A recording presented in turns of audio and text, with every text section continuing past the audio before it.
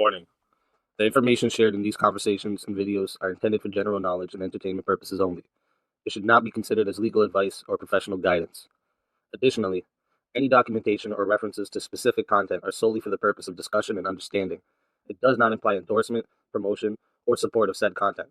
The views expressed in these videos and/or conversation are those of the individuals involved and do not represent any official stance or opinion. The content you are about to experience may contain strong language, including explicit words and phrases. This language is used for artistic expression and may be integral to the storyline or character development.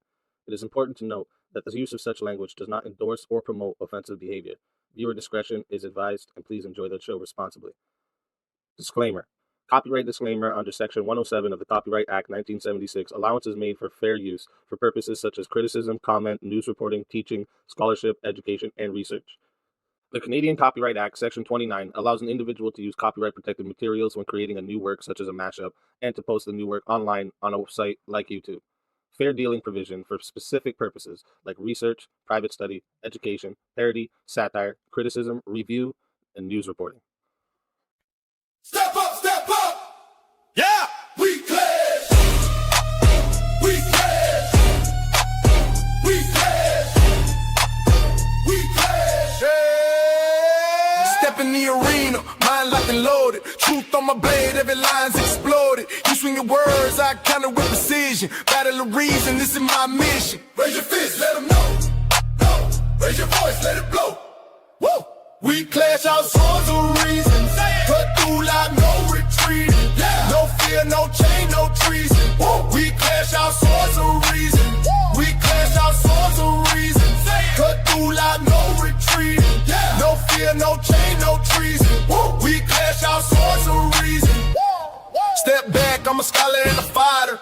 Every claim you throw, I strike tighter. Logic and power, I never fold. In the war of words, I'm solid gold. Raise your fist, let them know. Whoa. Raise your voice, let it blow. Woo. We clash our swords of reason.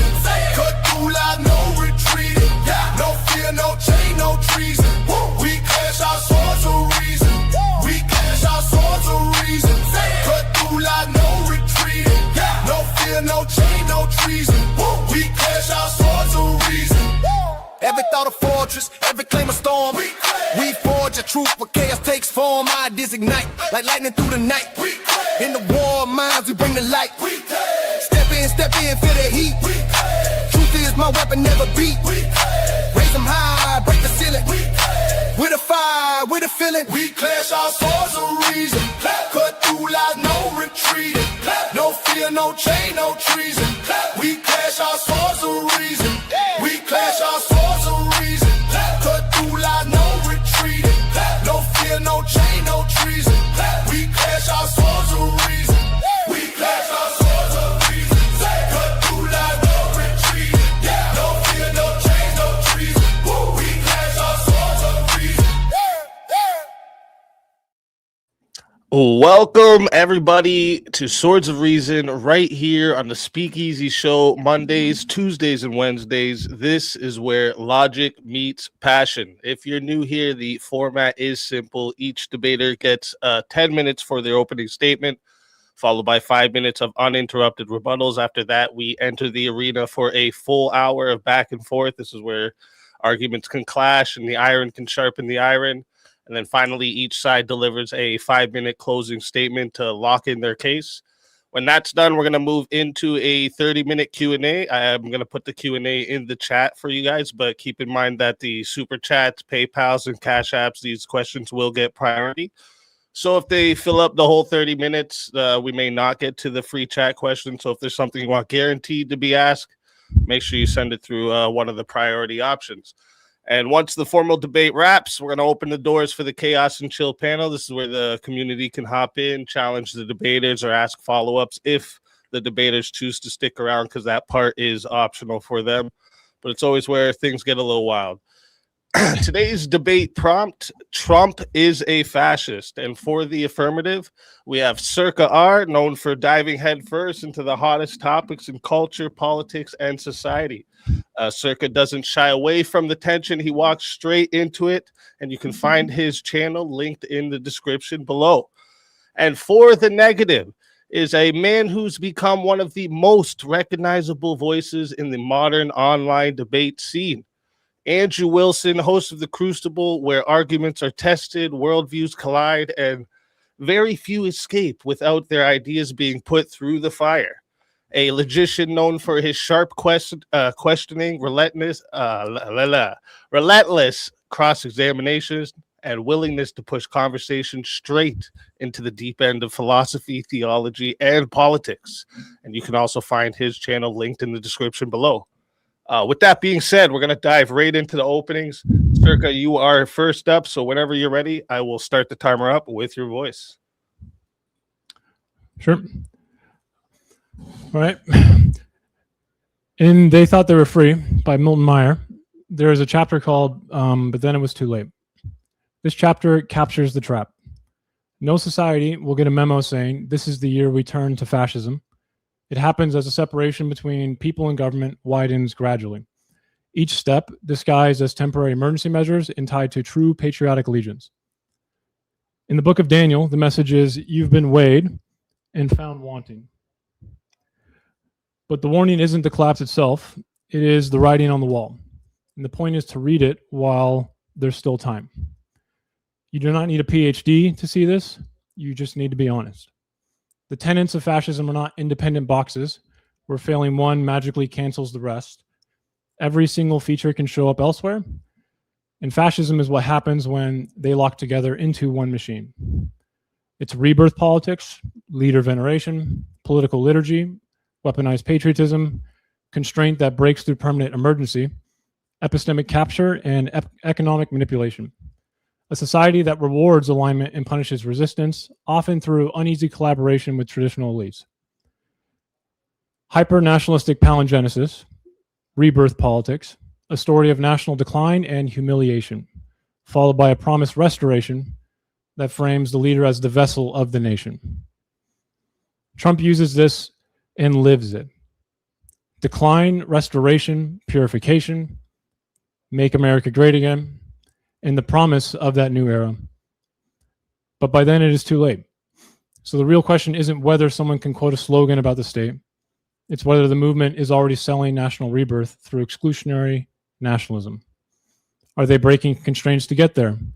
Are they controlling the narrative? Epistemic capture is how the myth becomes insulated from evidence and truth becomes a loyalty test. Disconfirmation gets reclassified as propaganda. The movement trains people to treat refutation as betrayal. Once you've done that, the leader can break the rules with impunity because reality itself has been subordinated. This is the leader principle. And fascism is not just a program, it is a person who becomes the movement itself. Loyalty becomes worship, politics become veneration, and the public is trained to trust the man more than the institutions. Fascism is not only a set of ideas, it is a methodology. It includes committed militants, street energy, intimidation atmospheres, and a culture that treats politics as combat, not as careful deliberation.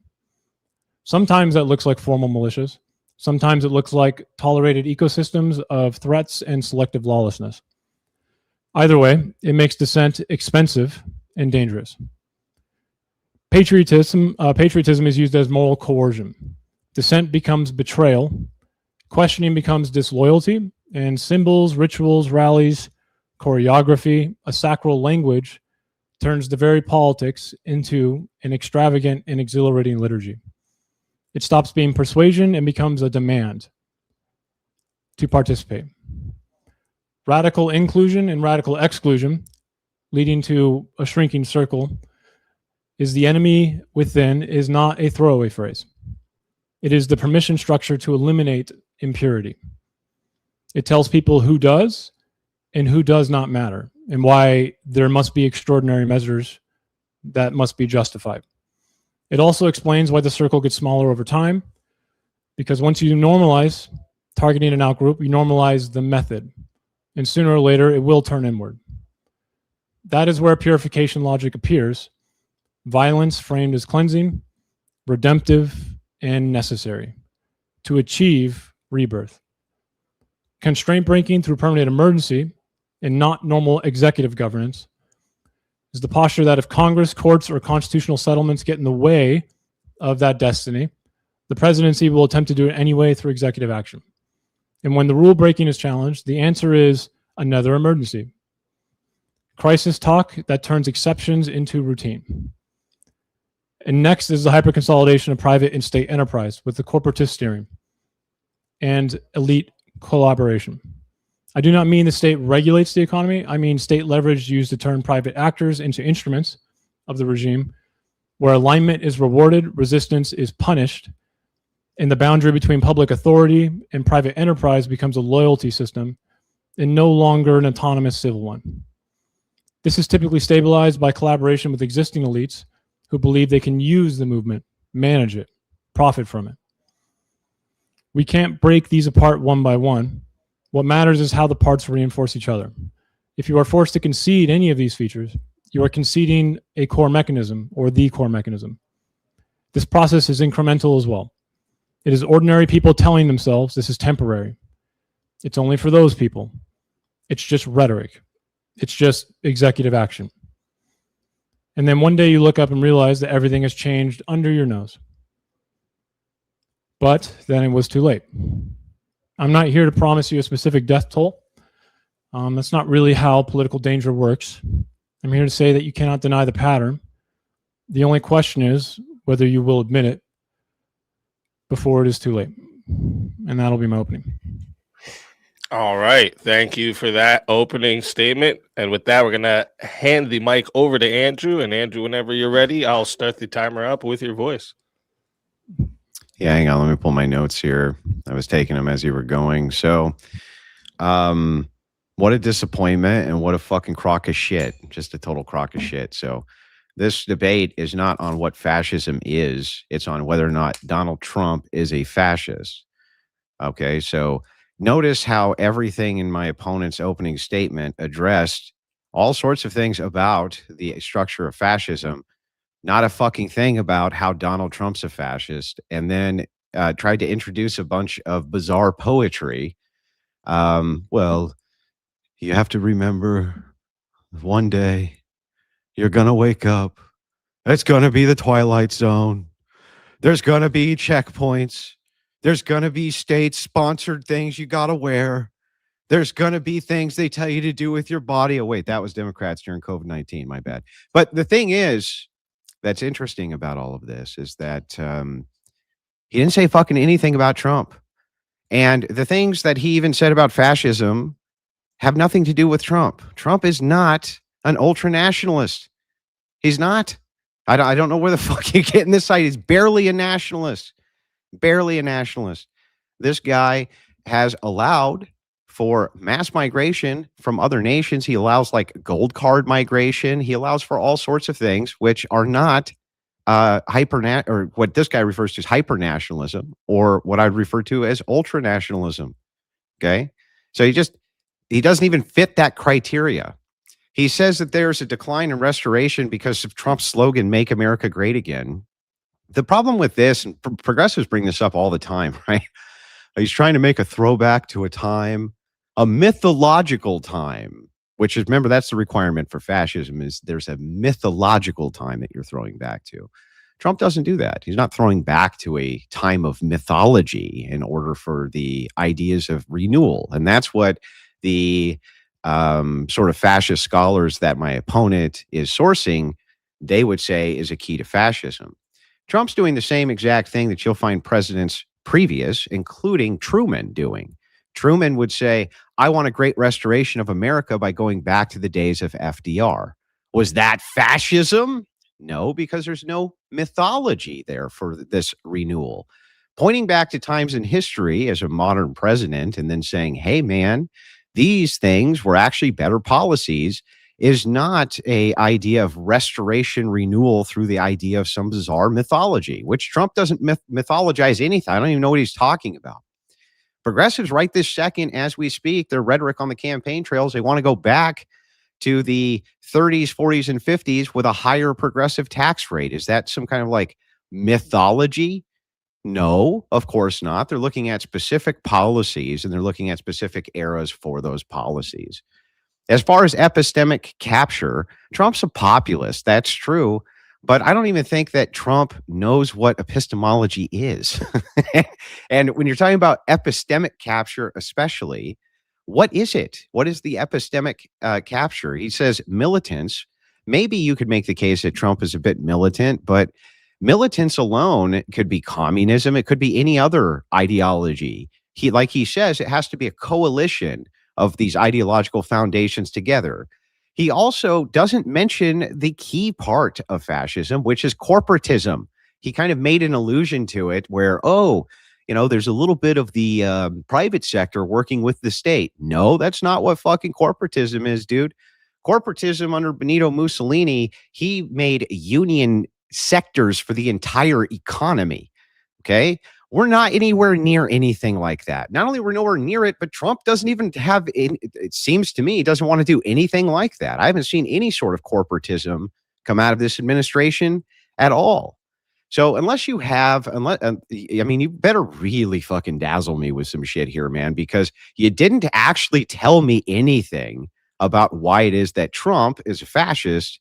And that's what's on the docket today. So, with that, I'll yield my time, but I don't like what's the fascist stuff what is it? I still don't know. All right. Thank you for that opening statement. With that, we are going to get into the 5-minute rebuttal. So it's not a back and forth yet, just a 5-minute uninterrupted rebuttal to directly attack the opponent's opening. So Searka, I'm going to hand it back to you. Whenever you're ready for your rebuttal, I'll start the timer up with your voice.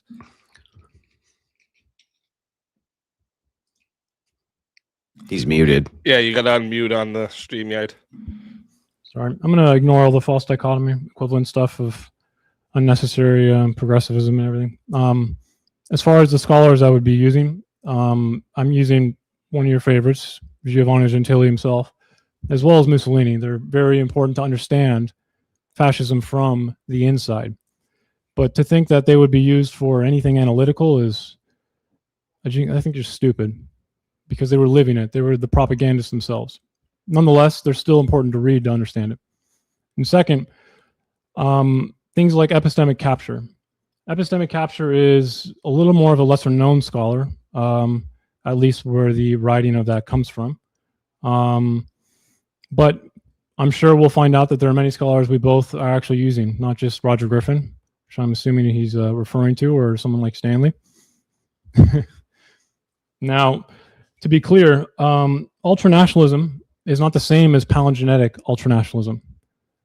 I'm not sure if Andrew has read the Fascist Minimum, or at least tried to understand it at all.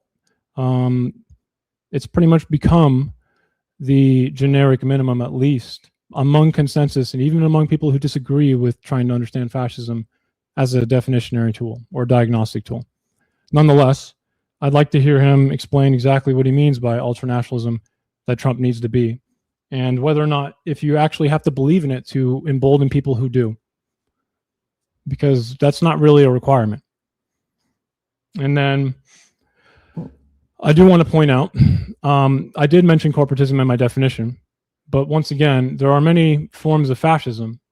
Even Mussolini himself in 1914 had a nationalist syndicalist version of corporatism, which was in no way the same as what happened with, let's just say, the 22, which came quite a bit later. And it only happened after the capture of the state, not before. So in order to actually figure out the movement, I don't know. I guess he can't do that. But I think I'm going to yield my time here. A lot of it was filler. All right. With that, we're going to hand the mic back over to Andrew. Whenever you're ready for your 5-minute rebuttal, I'll start the timer up with your voice. What the fuck are you talking about? How's Trump a fascist, dude? You didn't tell me how Trump was a fucking fascist. That's what I want to know. You keep on giving me qualifiers for what you think fascism is. That's not good enough. We're not debating about what fascism is. We're debating about whether or not Trump is one of them. So you have now defined this thing, but have failed to define how Trump fits the criteria for any of this. Let alone your definition of nationalism. What was it? Palingenetic. I would love to hear how this is a standard. When you're talking about corporatism or national syndicate, when you're talking about the national syndicates that happened in Italy, that was a prerequisite for what corporatism became. Again, nowhere near it. Nowhere near it. Nothing like that going on fucking anywhere. Not in any Western nation that I'm aware of.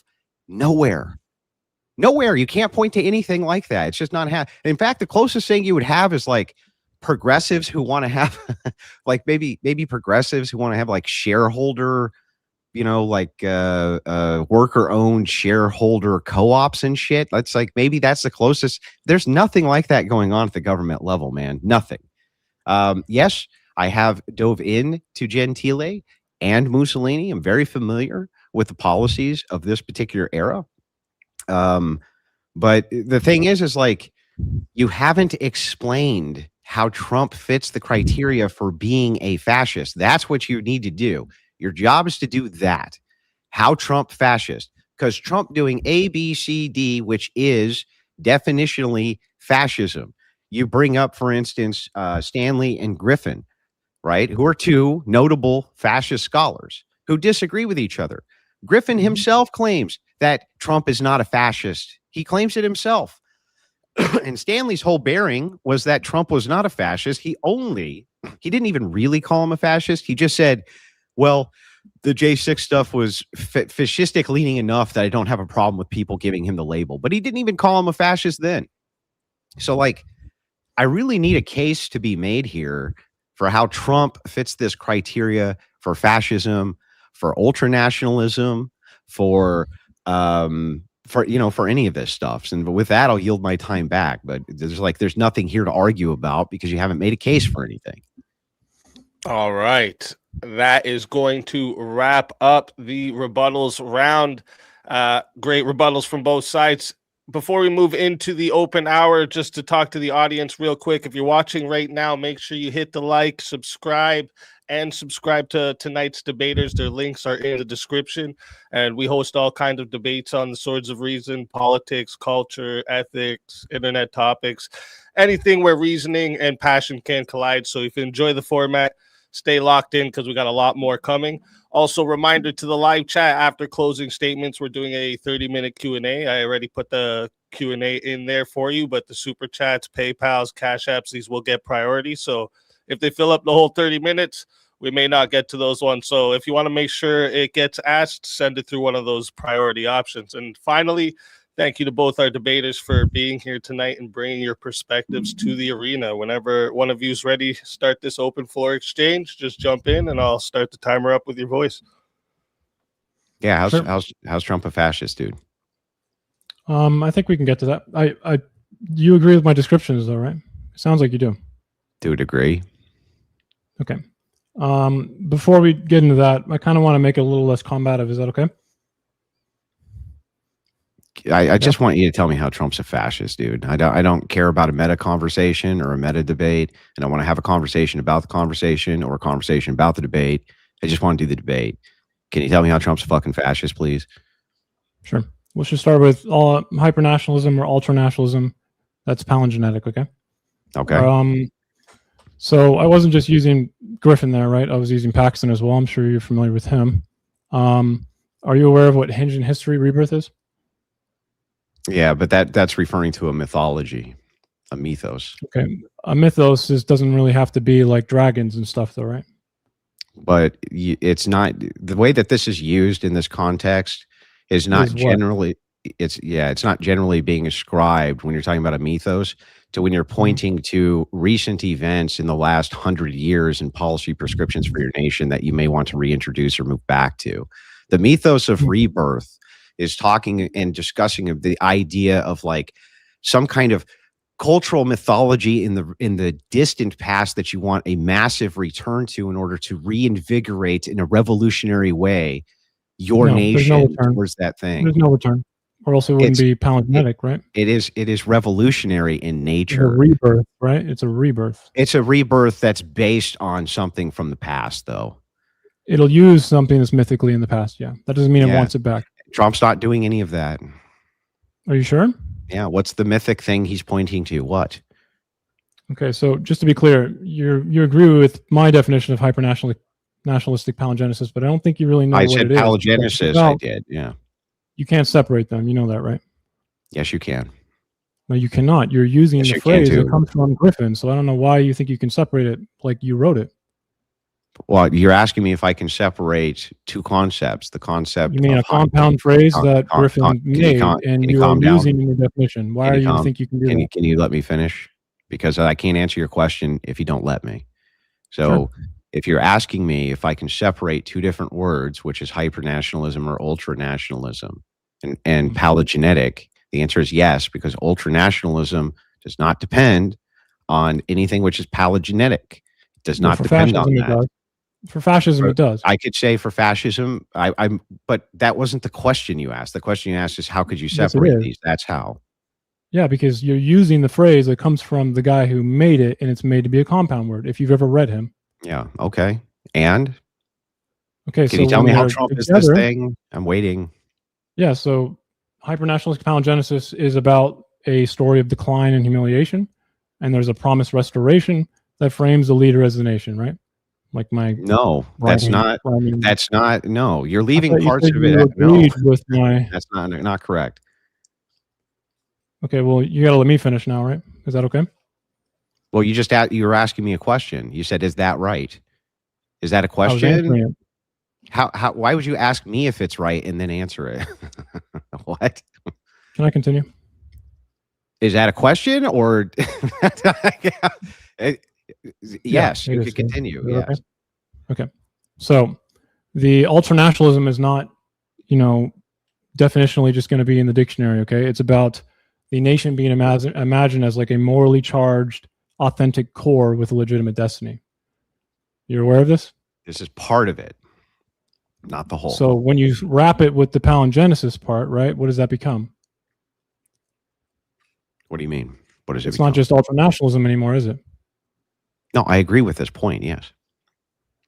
Okay, so you agree with my definition of palingenetic or ultranationalism, hypernationalism. I just call it hyper because it sounds No, I cooler. didn't say I agreed with the definition. I said I agree with this part. The thing is like, what the thing that you're missing though is the mythology, the mythos. That's I'm the not. part. Yeah, you are. Were you Part of listening? okay, what were the Italian fascists? What was the great cultural mythology that they were referencing? What was it? For them, I believe it was a little bit of Rome. It was It a was little bit of a Rome. lot of. Yeah. It was Rome and the Roman gods and all of the things that came with the various ideas of They what you didn't might bring back refer Rome, though, did what they? you might refer to now as the Ubermensch, right? No, Did but they bring back Rome? the whole point of the rebirth was to point to the great mythology. Well, let's That was point to the the future. great. But, Chill, bro. Let me explain. The point that Okay. you're missing, and by the way, this is very clear from modern Mhm. scholars on this too, and this is why you're leaving this part out. The great mythology. What is Trump's great mythology referent? Because it ain't fucking Rome. What is it? I feel like you've never read Griffin before, have you? I feel like you should just answer the question. Well, if you've read Griffin, you'd realize that these mobilizing passions don't actually have to be something very real. Okay. That's why it's fine. called a myth. You know what? I'll just concede the point because it's a worthless point. Sure. Yeah. Go ahead. I mean, what would you describe Who cares? ultranationalism as? Who I'm just cares? curious. Just tell me how Trump is this thing. That's all I care about. Well, I did start, and you said, no, I don't really agree with that. But Hinge in History Rebirth is very much that. He's described American carnage before, and you can take them and isolate them one by one, but which is probably what you're going to do. But the point is that if we look at these as a whole and see what the words and the rhetoric are doing, they are mobilizing a movement, mobilizing a passion, as Paxton would say. Yeah, so what? What makes that particularly fascist? Well, the palingenetic ultranationalism is about a humiliation, decline, right? Even if I grant this, though, you would have to demonstrate how Trump's doing that. I mean, I could give you a entire marathon of Trump quotes that essentially lead to this, but you might isolate them all one by one. Like what? Right? Like what? One glorious destiny, right? I alone can fix it. I am your justice. I am your retribution. Mm-hmm. I was saved by God to make America great again. So rhetoric? Yeah, the victimhood, American carnage, the golden age starts now. And right? which of these things that Trump is talking about. All of them on their own are kind of worthless, right? Because every politician can say something like this. Because they all do. From this moment on, America's decline is over. So Trump is instituting policies based on this rhetoric? Policy? Based on hyper-nationalistic palingenesis? This is the myth part, man. If you're looking for capture... I thought there was no myth part. I thought there was no myth part. Now there's a myth part. Still, right? It has a rhetorical goal. Okay, so is Trump instituting policy based on ultranational? Okay, what is the policy? So there's a contaminant, right? So the organ of the country, all right? There's a certain organ, like the authentic core, which is mobilized by this. And what does it mean when he says poisoning the blood of our country? What's the policy? That means it's a contaminant, right? Can you tell me what has Trump notoriously done? I just want to know what this. I'm getting. Did Mussolini institute policies based on the ideas that? Yeah. No. Well, I didn't say race. I didn't say race. I didn't say race. I'm not talking about miscegenation.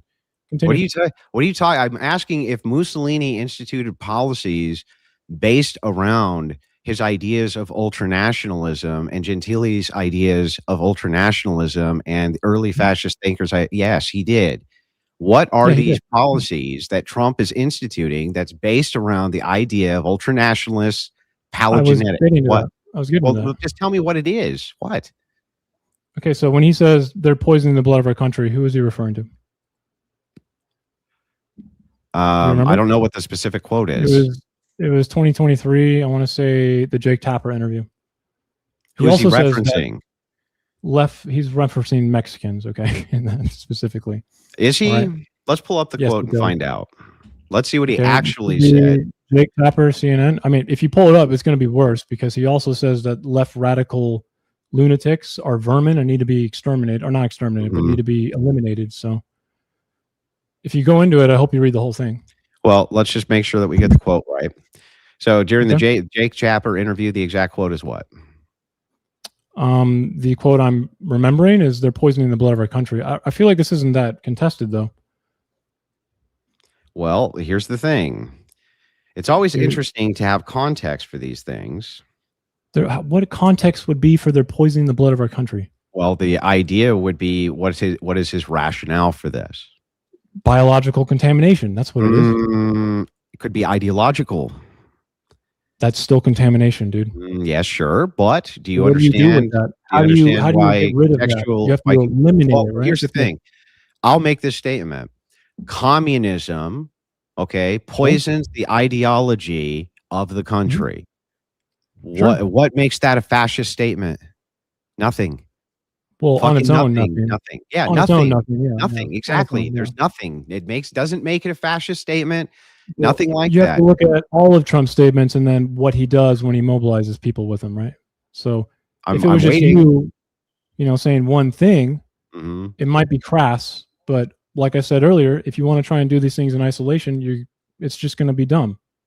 So what is Trump saying that there could be ideological poisoning or something like this during an interview, which, by the way, I don't even have the greater context for to understand what it was that he was actually saying. But let's see if I can pull it up so that I can get the actual context here. They're poisoning the blood of they poison mental institutions and prisons all over the world, not just South America, not just 3 or 4 countries that we think about, but all over the country. They're coming into our country from Africa, Asia, all over the world. He's referencing criminals, dude. What a line. This is why I hate you gutless fucking leftists so much. Like, every time I pull the quote up, I could tell, I know immediately that you're going to keep out the critical context. He's literally referencing how are people actually emptying their prisons into the U.S.? You just trust other dictators like, Maduro, the guy we just kidnapped? You just trust when he says he does that? What? Or are you this stupid on purpose? I don't get it. I trust. Wait a second. I don't understand. Why would you trust what he says for this? What the heck? If they empty the criminals into our why would we accept that for one? What do you? We don't. We don't accept it. When he says he's emptying prisons? Trump has been utilizing ICE to try to get rid of them as quickly as possible. What does that have to do with them emptying prisons into our country that you so rightfully believing. So if you're Mexico, if you're Mexico and you have, let's say, a very corrupt government, which Mexico does, which works in unison with cartels, does it stand to reason that cartels would want to cross the border, use patsies to cross the border in order to do human trafficking and drug dealing, and then give kickbacks to that same corrupt government? You ever heard the term policia corrupto? That's a very common term in Mexico. I'm not really for sure if a they live here. reason. So I'm not really sure if they live here. hang on. Let me finish my point, and then you can respond. Here's what's actually happening. What's actually happening is, yes, indeed, governments in Mexico have been getting kickbacks from cartels for years.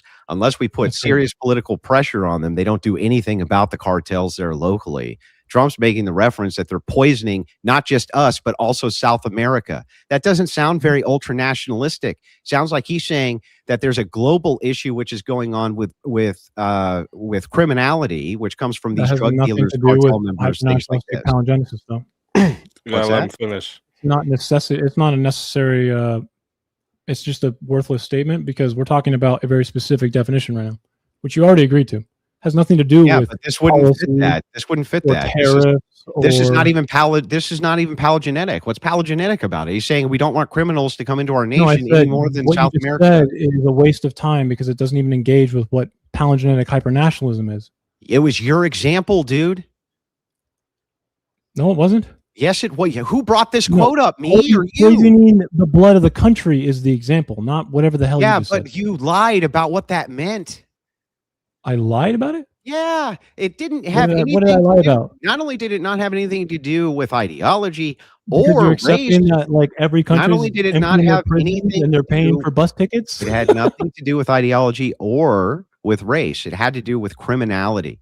And he was saying that these criminals are also poisoning. Can you let me finish, bro? He was also saying, you got to chill out. Well, how do we know cartel members are criminals? Like, how do we know that? Are you trusting the governments that say they're criminals? You're going to trust Maduro's government? I trust my government that says they're criminal, they're criminal? Yes, I trust my government to say that Maduro. Cartel members are criminals. Maduro. What are you talking about? You're saying they're emptying criminals into our country, right? Yes. So you're trusting Maduro's calling them criminals. No, not just Maduro. Our government calls them criminals. What do you mean? What are you talking about? They haven't gone through our system yet. So how do you know? You're just trusting this random fucking dictator that they're a criminal. We're not trusting a random dictator. Our government. Well, how do you know they're a criminal then? Because here's how you know that they're emptying out criminals into the country.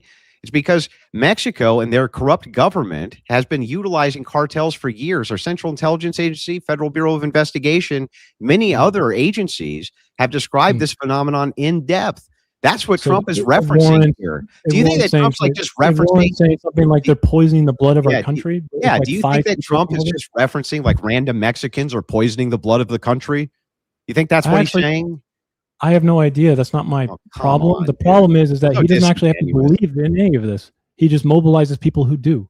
That's the problem, bro. Prove it. Do you think you have? Prove he doesn't believe that. Prove he doesn't believe it. Prove it. Why? How can I prove something unfalsifiable? Then why make the claim? Because what he's doing, his rhetoric does materialize into a mobilized passion, which I can prove that. So does every politician's rhetoric. So what? No, it doesn't. Yes, it does. No, it doesn't. Can you tell me where?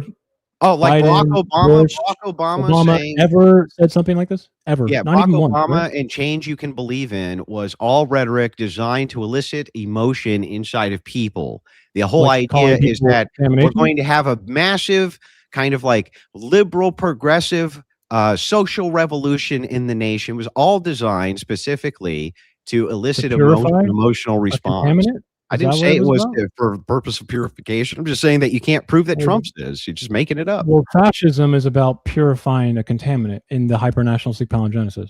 That's how you achieve the rebirth. And if you can show me the policies of when he's doing that, I'm all ears. I've been waiting. I mean, he just ended asylum for one, and then also it's about purifying the internal country. So is Trump stopping? Let me talk. One second. So what just happened a few weeks ago when two justices decided to vote against Trump, and immediately, do you remember the words he said about them? Within, I think, like an hour, he chose those justices. By the way, So he immediately called them traitors. So So traitors need to be purged and purified, correct? Is Trump purging them or purifying them? I mean, he might get to it. Are you saying that we can't When diagnose do you fascism think that'll until it's happen? already Never. too late? Or what are you trying to do here? I think that you need to show me these actual fascist acts. You want me to show you Just the end pointing to state? rhetoric means nothing to me. You want me to show you the end? It does, actually. It doesn't, actually. Because rhetoric in fascist nations leads to policy.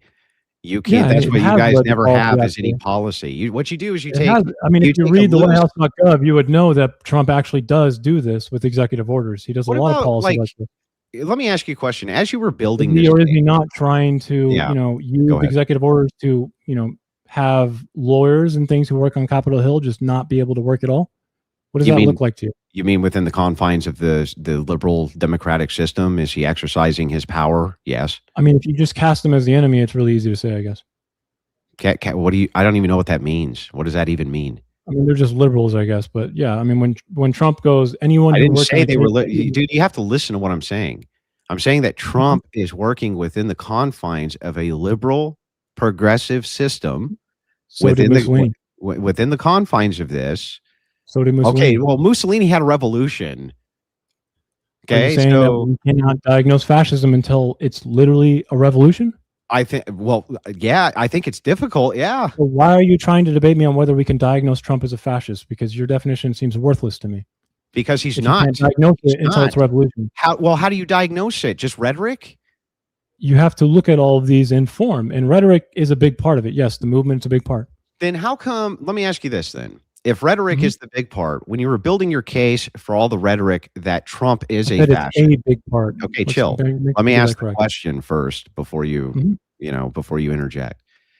If the whole thing here is, I built an entire case based on Trump quotes that are fascist quotes, did you bother to build up quotes that would go against the idea that Trump is a fascist? Did you even bother with that? Like, in other words, for your hypothesis, Like when he hugs the kid for out your- of the Easter for your- chill, bro. fucking thing or Chill, bro. something? Let me ask the question, bro. Relax. Calm down. Calm down. Let me ask the question.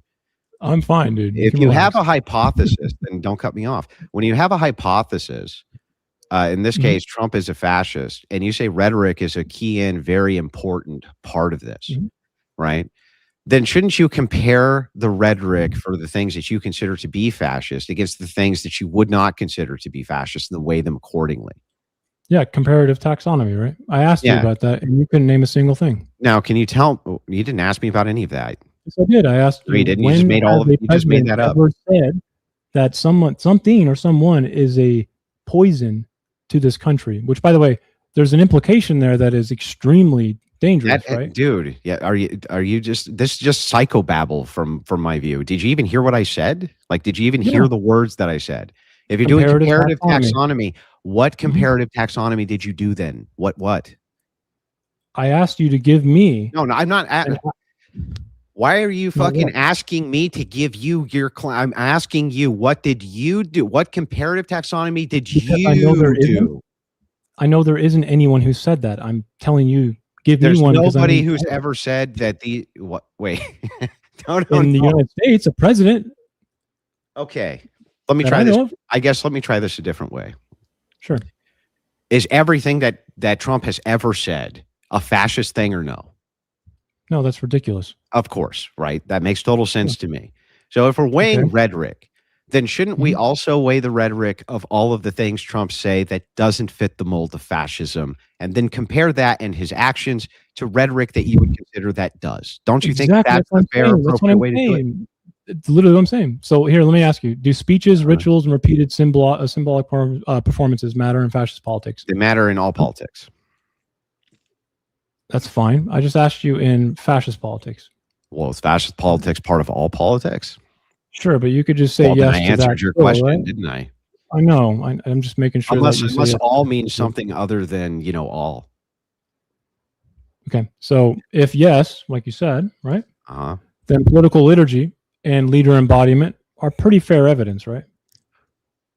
Because not all politics that has some liturgy to it is going to do a leader embodiment. Like when people say Trump is divinely given this, mission to save the world by God, or that, when he does rallies and they're very coercive and the fact that they are a movement. He even says there's never been a movement like this. What does that all mean to you?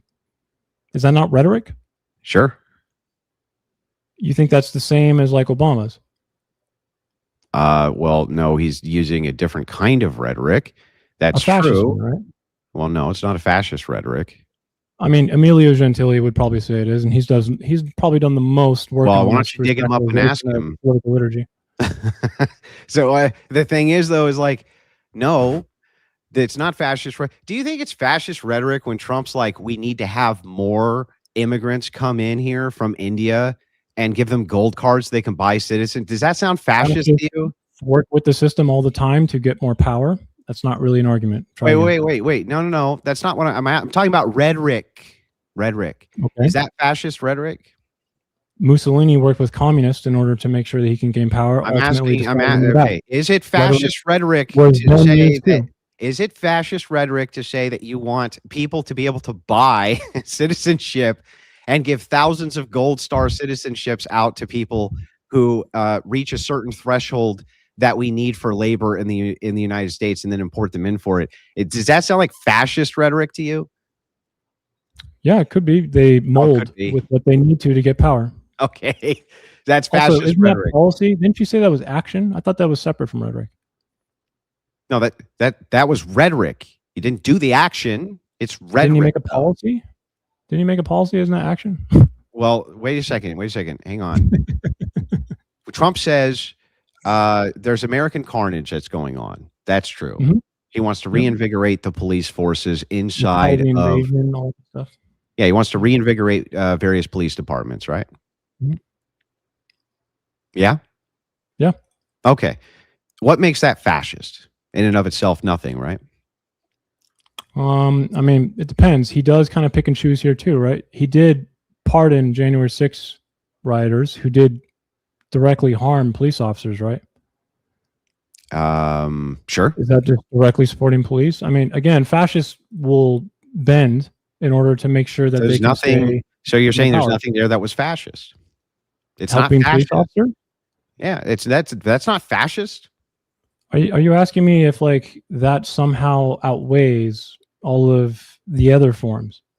No, I'm just asking you, like, as we go through you're forgetting that even murderers can hug their mothers. As we go through these rhetorical devices here, when you're talking about rhetoric, right? Mm-hmm.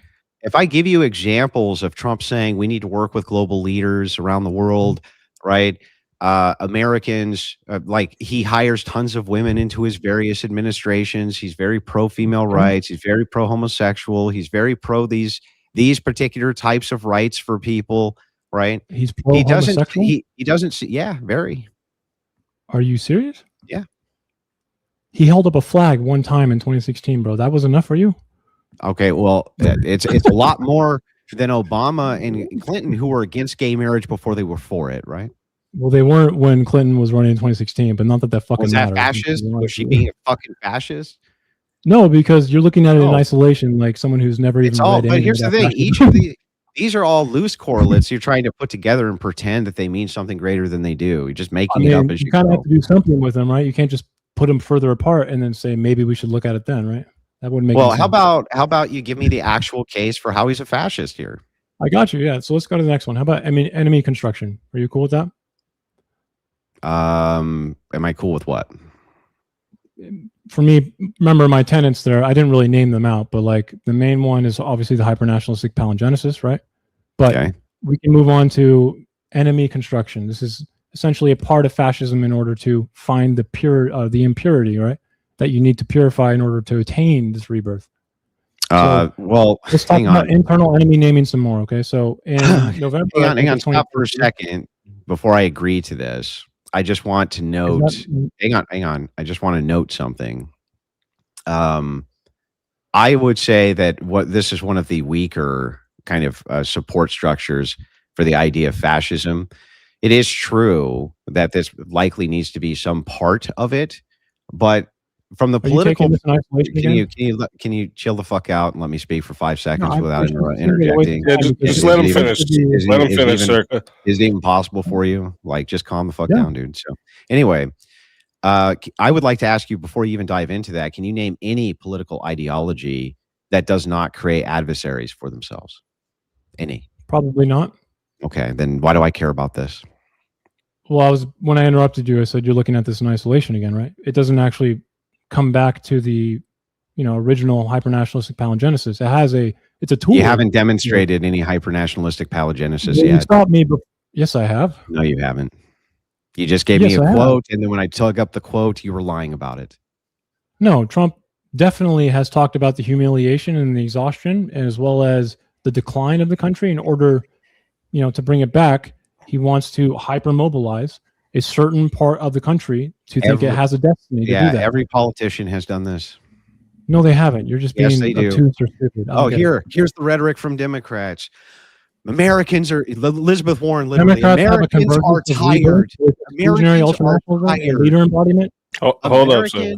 Americans are tired. Bernie Sanders. Americans are tired. Or Barack Obama. Americans are exhausted. Same shit, dude. Yeah, that's the same thing as vermin within the confines of our country.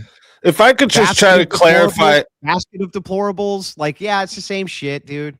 If I could just try to clarify, Searka, because it seems you're grounding your argument primarily in Trump's rhetoric. So I just want to ask, can rhetoric alone justify labeling someone a fascist, or does it require the policy and structure action? No, this is part of movement. Okay, so there's a few different layers to fascism, right? They have myth, movement, and capture.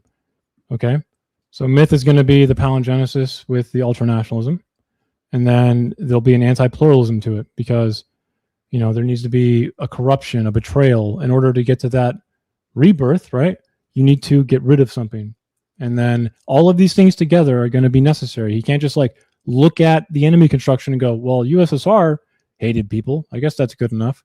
He's just refusing to engage with any of the literature or even, I don't want to be mean, but seems like he's never read anything against his position or any of this ever and just summarized it. Listen to me. Let's just assume for a second I've never read a single thing on fascism ever. Mm-hmm. So what? Okay. So what? That's great. What would that have to do with anything? Nothing. It has nothing to do with it. Qualified to have this debate. I'm going to be honest. Well, wait. But qualified by whose metric? The one that's happening right now. What? What? I get the metric that's happening right now. Are you looking for a fascist that's happening right now? To come in and stamp this or what? It's just non sequitur fucking nonsense. I don't need. First of all, point A to point B with hardware. If you go through and you say a person is this thing, and then I make you describe out what the thing is, and then I refute that they are that thing, why would I ever need to read anything about anything in order to refute the thing you're describing? Why? That makes no sense. What if you think you're refuting it, but you don't even understand any of it? Which part of it am I not understanding? Aren't you putting forth a diagnostic definition as well, in a way? Correct? Well, in this case, the burden's 1,000% on you to demonstrate that Trump is this thing. In order to say Trump is not a fascist, you're going to have to prove your own diagnostic measurement too, correct? Or do you think that you can just not have one? It wouldn't even be a requirement for the debate, no. You're wrong. Sorry. Why? The demonstration. Wait, why am I wrong? Why would I ever need to posit any sort of claim at all to refute whether or not Trump is a fascist by your metrics? Why? So let's just say if you didn't understand capitalism in any way, right? Not a single thing, and someone was presenting one to you, do you think you could refute any part of it, even though you don't even know what capitalism is? If they gave a definition of the thing, here's the thing defined. Okay. And I say, okay, how does this fit into this? And you say like this. And I say, but that's not true. And here's the reason why it isn't. Why the fuck would you ever, what are you talking? Why would you ever need a source beyond logic, man? Why? Okay. So let's just say economics right now, econometrics. And I said a square linear regression, and I started presenting it, and you said, that's wrong. And I looked at you and went, how do you know that? And you said, I don't know. Do you think that would be a good that wouldn't be a good argument. No, I agree. That wouldn't be, but let's say that you said, that's kind of what's happening. How is that what's happening? You haven't everything that you've defined. The only thing you've given me is a quote, and then when I looked it up, it was bullshit. That's it. Yeah, no, that's all you've given me. Let's go to Gentili. I think you probably would like Gentili, right? Yeah, that's fine. You can use Giovanni Gentili. I wanna show how rhetoric is exactly the same as action in fascism. And I'm sure we could probably point to the theory of mind as pure act, right? Are you aware of that? Yes. What does that mean to you? What does that book mean to you? Pure I act just is wanna- very, yeah, pure act is a form of, at this time, there was all sorts of bizarre philosophy There's that was no going rhetoric around. at all, or Well, I mean, all philosophy has rhetoric. Socrates pointed to this. doesn't it sound like a confident answer? All philosophy has rhetoric. It's literally baked into it. That's Socrates, who is the advent of what you would consider modern logic, Sure. pointed Let's out stay what on the rhetoric theory of was. mind as pure act. Rhetoric is all that convinces. Pure act would be also a point of rhetoric, which would be something which convinces. Yes. Okay, so what exactly is happening in Gentili's mind when he's writing about early fascism, when as it relates to rhetoric in fascism? Well, when? At which I'm point? talking about in the theory of mind as pure act, because I don't know. Tell me. I don't know what I don't know where you're going here. What does rhetoric mean to fascism? And to Gentili, rhetoric and action are inseparable. Yeah, that's probably true. That would go hand in hand with pure act So how much philosophy. does rhetoric actually mean in the formation and movement of fascism then? As much as it means for every other political organization. It's a very It means key. it's inseparable from the action of taking It's control. inseparable from all politics and political forms. All. Well, I mean, that's a lot of mud, but What mud? What mud? I mean, this is pretty arbitrary. Sometimes it rains, sometimes I wear pants. Thank you for the contribution. How is it arbitrary?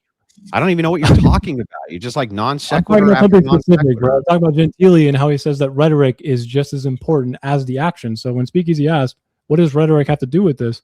The way it forms action is inseparable to the rhetoric it is. Okay, so I Trump was has- trying to just clarify, Searka, if you're saying that the rhetoric alone first can of all- justify the fascism. That's what I was trying to ask you. rhetoric is a big part of it. What the fuck are A you big part. talking about, bro? What? All right, let's back up. Let's go to the Okay. philosophy of pure act. What is that? What do you think it is? It is the mind in itself. It's concreteness, right? I mean, we can What does probably that think mean of. in itself? What do you mean in itself? It's Yeah, again what is the thing in inseparable. It means itself? rhetoric is a massive part of it. As in, I'm not asking you the about rhetoric. I'm thought asking you itself about is what the act in the doing. That's what. Yeah, it no. means.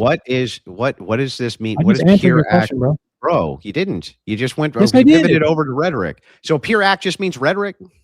Oh my god, bro! I just said the thought, not act as done or as act done or whatever, right? What? But as the act in the doing. That's what it is. That's what it means. I'm quoting him. Wait a second.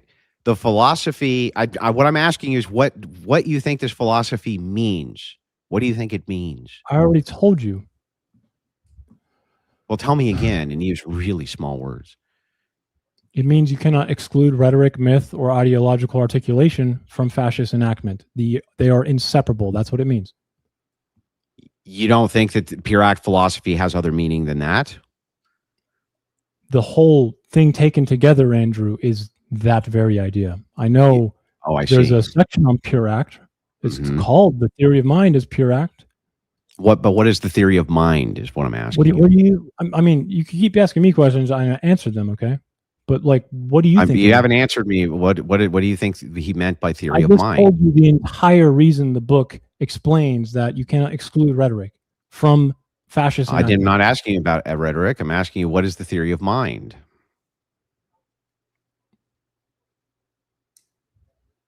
You don't know. Yeah. I've Do read you the book. really think you're qualified to have this conversation, sir? All right.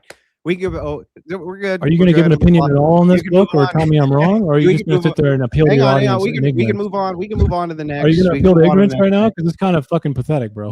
Oh, I know, dude. I'm just getting. Why don't I'm you getting tell fucking me how I'm wrong? I am when I getting say that devastated says in you this consider it particular debate. inseparable. It is bad. It is brutal. But we can move on to the next thing. Go ahead. Yeah, I bet you would. Okay, so when it comes to epistemic capture, why don't we talk about that? Because all these Okay. things, again, there's plenty of, in my opinion, evidence to show that Trump does these things. Okay, epistemic capture is not about reason, like you thought in the opening. Epistemic capture is about denying truth and essentially casting dissent as betrayal. So truth no longer means, something good. It means something that could be a betrayal to the movement. Would you agree? Whose definition are we going off of here for what epistemic capture is? This is going to be informed with Emilio Gentili again, and then primarily Stanley Payne, the Spanish guy, if I'm not mistaken. Okay, let's pull this up. Make sure we get this correct. So the problem here is, I think that this term, I think that this term epistemic capture actually transcends what is being referenced here when it comes to fascism. So I believe that this is going to end up being something which is proprietary only to this. Like, I think that there's multitudes of philosophies around what is called epistemic capture. In other words, I could be wrong. A lot of fascist philosophers and scholars have contributed to different ways to fascism. Yeah, that's how it works. Yeah. So in this case, I just want to pull up the actual definition that you're utilizing for epistemic capture. What is it? I mean, it's in my own words, my friend, but it essentially just means that there is a insulated part of the movement from falsification is essentially what it means. Does that make sense to you? I understand what you're saying. Belief into a membership test to help with the political liturgy. Yeah, I understand what you're saying. So there's some core here that if it's violated, you're not part of this group anymore. Like fake news, enemy of the people, those kind of things. Like you don't believe in Jesus Christ, or you're not a Christian. How is that epistemic capture? Well, by your definition, if you're just saying that it's a core part of a reasoned ideology that is not allowed to be assailed in any way, then no, it insulates it from falsification. So that means even if they know they're wrong, they treat it as a betrayal instead of just being corrected. Okay, I see what you're saying. So, and which thing do you think that this is that Trump's doing? Does Trump not just lie and cast people who do actually tell the truth about him as just liars? And is that not a thing? Well, first of all, let's just say I granted that it was. Let's just say for a second that I just granted this. Okay. I think that, again, this would apply to basically every political group. If it's the case that you believe that people around you are telling lies, this is interpretive of the person. And there are a lot of people who Trump has cast out who have lied. This is not the generic minimum. This is not like the necessary definition, right? This is going to be things that fascist scholars have come to think are part of the mechanism, like I said in the earlier part. So if you think it's a scorecard, like a bingo scorecard, I don't know how to tell you it's not the way to look at it. I didn't say it was. You're acting like it is, though, because you keep isolating them in isolation. Well, here's the thing. The reason that you should dice the ideology up and look at it as a diced up ideology is because all ideologies have overlap. And Correct, since they have, can you let me respond? Am I allowed to respond here? Calm down for a second. Because all ideologies have overlap, the only way that you can really get at things like fascism. The reason I keep saying, okay, but the things you're saying here are true of all ideologies, is because these things I don't believe in and of themselves, even if I granted them, would be enough to say that this guy's a fascist. Griffin would agree with me, for instance. And by the way, so would Stanley. Both of them would. You would need to demonstrate something that was revolutionary. Capture on its own would not qualify. You're correct. Well, no, it's not just that. All the things you've listed thus far wouldn't qualify. You would need to have three of the cores together. One of them would be corporatism, and you don't got that. Corporatism is not a necessary definition of fascism. Name a fascist society that didn't practice it. Well, how about I ask you this? When did Italy? How about you answer my question? When did name Italian a fascist society? No, I need you to answer this, buddy.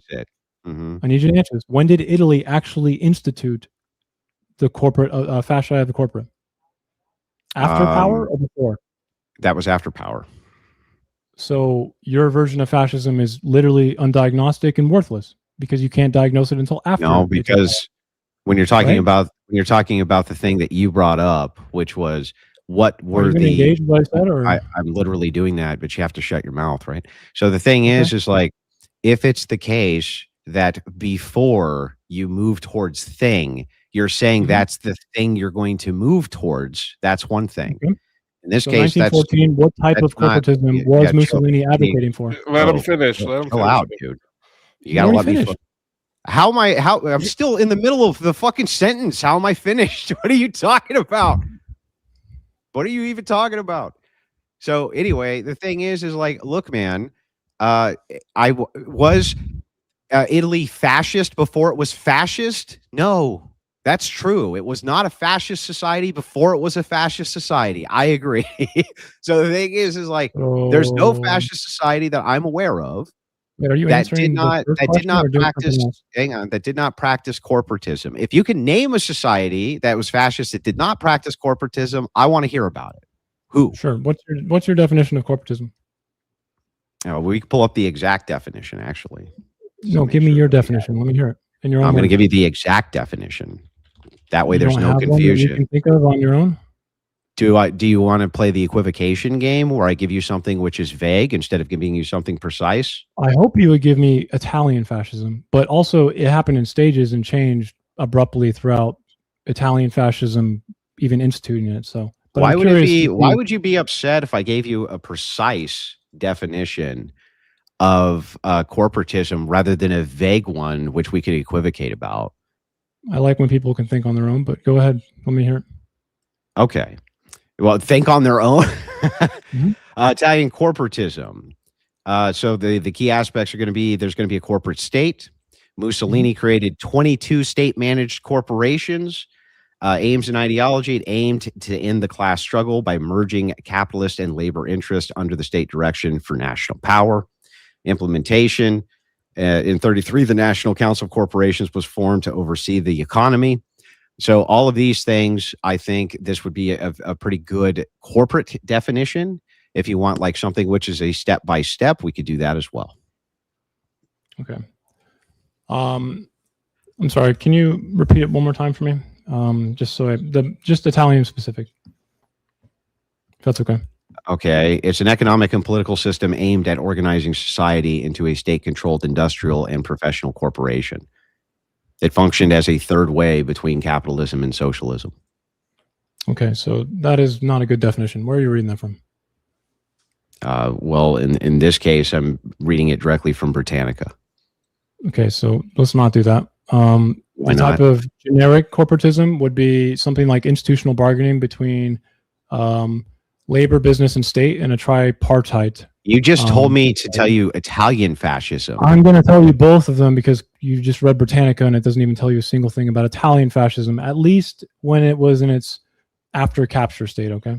So Italian fascism is essentially like when the state directed system, okay, suppresses independent unions, labor ones, and then has state authorization of state syndicates, right? Which are, it's another, an Italian syndicate means union. So essentially what Mussolini did was not actual corporatism by the time he took the state over and started to enact fascist. But he was already corporatism. moving towards that, though. Except in the beginning stages, he had nationalist syndicalism, which is almost socialist. Was it not? Yes. So if your definition means that corporatism is functionally necessary from the beginning to end, how the fuck does that make sense? Well, first of all, the ideas that they had with syndicalism, especially, these were Was not the ideas. same as the These were ideas fascist which. corporatism we're Hang on, talking about. dude. Am I? I'll tell you what. You let me know when I can give an answer. Go ahead.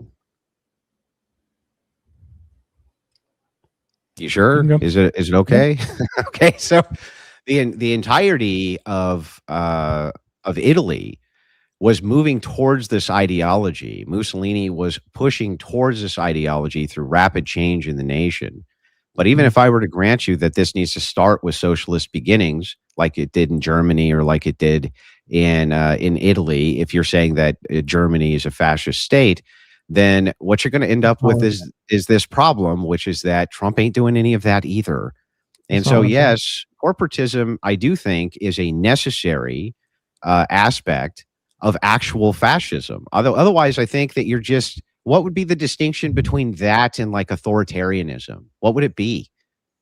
What would even be the distinction? All of it in lockstep. I mean, again, the most important thing would be the hyper-nationalistic palingenesis, which you agreed to because that was the first thing you said. If you have an authoritarian, they're going to be hyper-nationalistic, right? They're not hyper-nationalist palingenesis. Do I need to show you and tell you what that is again? Or yeah, well, actually, which ones aren't?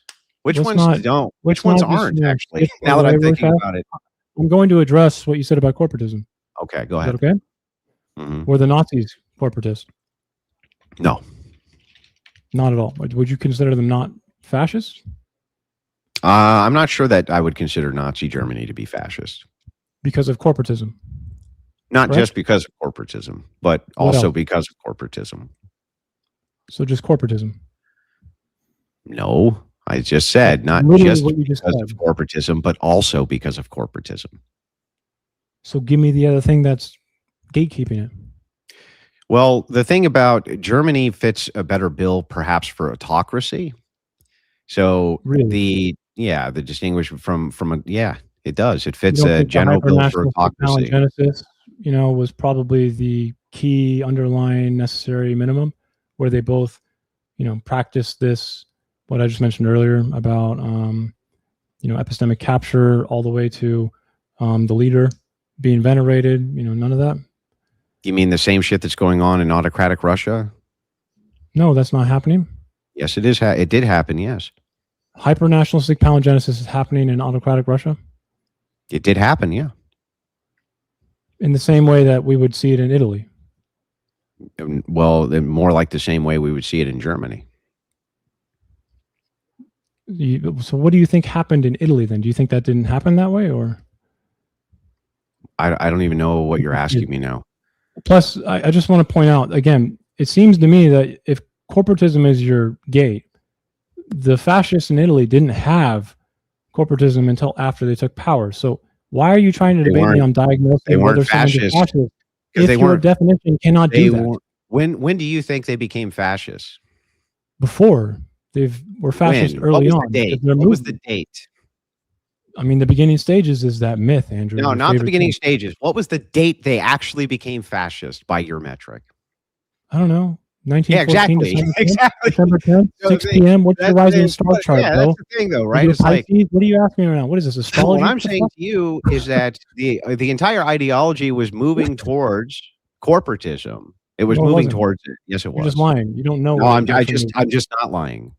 Because corporatism is different than fascist corporatism. It was moving because there was no bargaining. Hang on. There was no tripartite early on, bargaining. the socialists were moving towards corporatism. Yes, they were. So they were having a huge struggle. There was a huge struggle. I'll tell you what happened. There was a massive struggle which was going on with large trade syndicates swallowing up small ones. That's why they wanted to manage the economy so badly there. And they were already moving towards economic management before they even got into power. Essentially, they were already moving towards that ideology. They're going to start with communism. Business elites would have actually supported him if they knew that he wasn't going to let them live and not just do institutional bargaining. You know that, right? He lied to them. Well, wait a second. Maybe, but so what? Is institutional bargaining. They still wanted a form of corporatism. I don't know what to tell you. They did.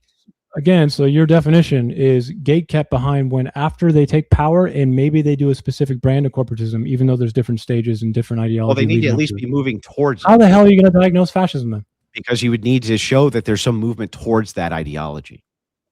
Oh, got it. Okay. What about away from it, like the Spaniards did? And they were still fascist, though. You mean Franco? Yeah, he started off more corporatist and then ended up not being as corporatist as it went on. Yeah, does that make him? That was a less fascist state over time, not a more fascist state. Every scholar agrees to that. Okay, so the early part of every scholar agrees the early part of Mussolini's fascist Italy was not less fascist over time, which makes my point for me, not for you. No, it means that you're gatekeeping it behind something undiagnostic, and I don't know how you think you can diagnose. What made it less fascist over time? What made it? Okay, hang on. And what made it less? What made it less fascist over time in Franco's Spain? He was every bit as much authoritarian 20 years in as he was year one in.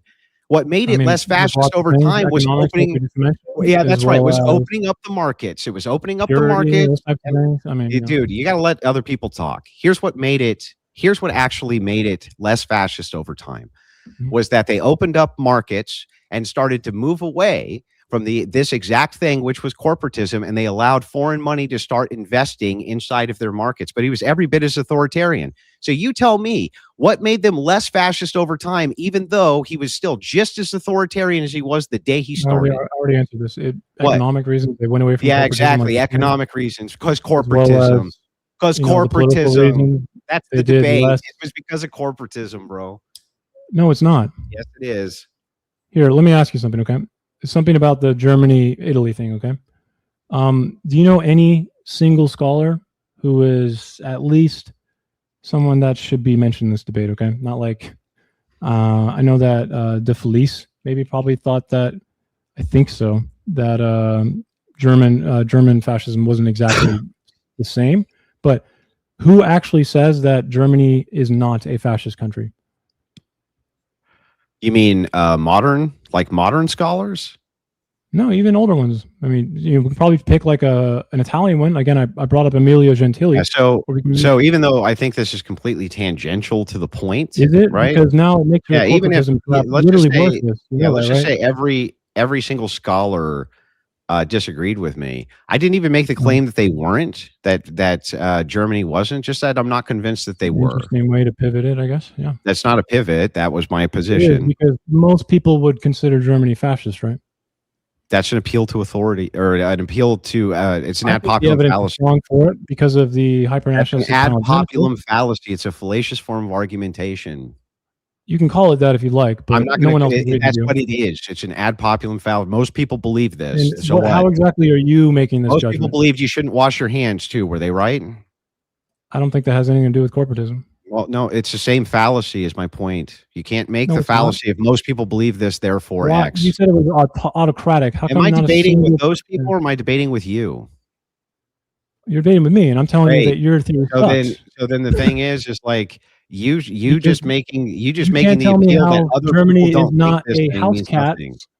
Like Germany is like another style of cat. I'll tell okay? you what I'm willing to do in this debate, because nobody can get a word in edgewise. You just filibuster the entire time. Can we put timers on, like 1 minute timers? You just tell me about washing hands, bro. I don't think you even hear the words I say, bro. I do. You don't. Okay. But we'll just do it this way. Sure. You can go first. Just grabbing the 1 minute one. Just a second. There we go. Okay, so this is really simple. First and foremost, you just used a fallacious argument. You just said, can you name a scholar who X? It's like, I'm not debating with them. I'm debating with you. If you want to say that this nation was a fascist nation, that burden leads to you. But you making the argument, oh, everybody else thinks that, is not an argument at all. It's a fallacy. That's the first thing. The second thing is, I made a very compelling argument to you for why corporatism must be some sort of necessary function for fascism. We did this by utilizing Franco's Spain. In Franco's Spain, it became less fascist over time, but not less authoritarian. He says it's because of economic reasons. Well, what were the economic reasons? He said it himself. The economic reasons were that they became less corporatist over time, allowed outside investment capital. That was it. That was the only thing that made it less fascist over time. If he can point to anything else, I want to hear it. But there was nothing else that changed the dynamic. The guy was authoritarian from day one all the way till the end.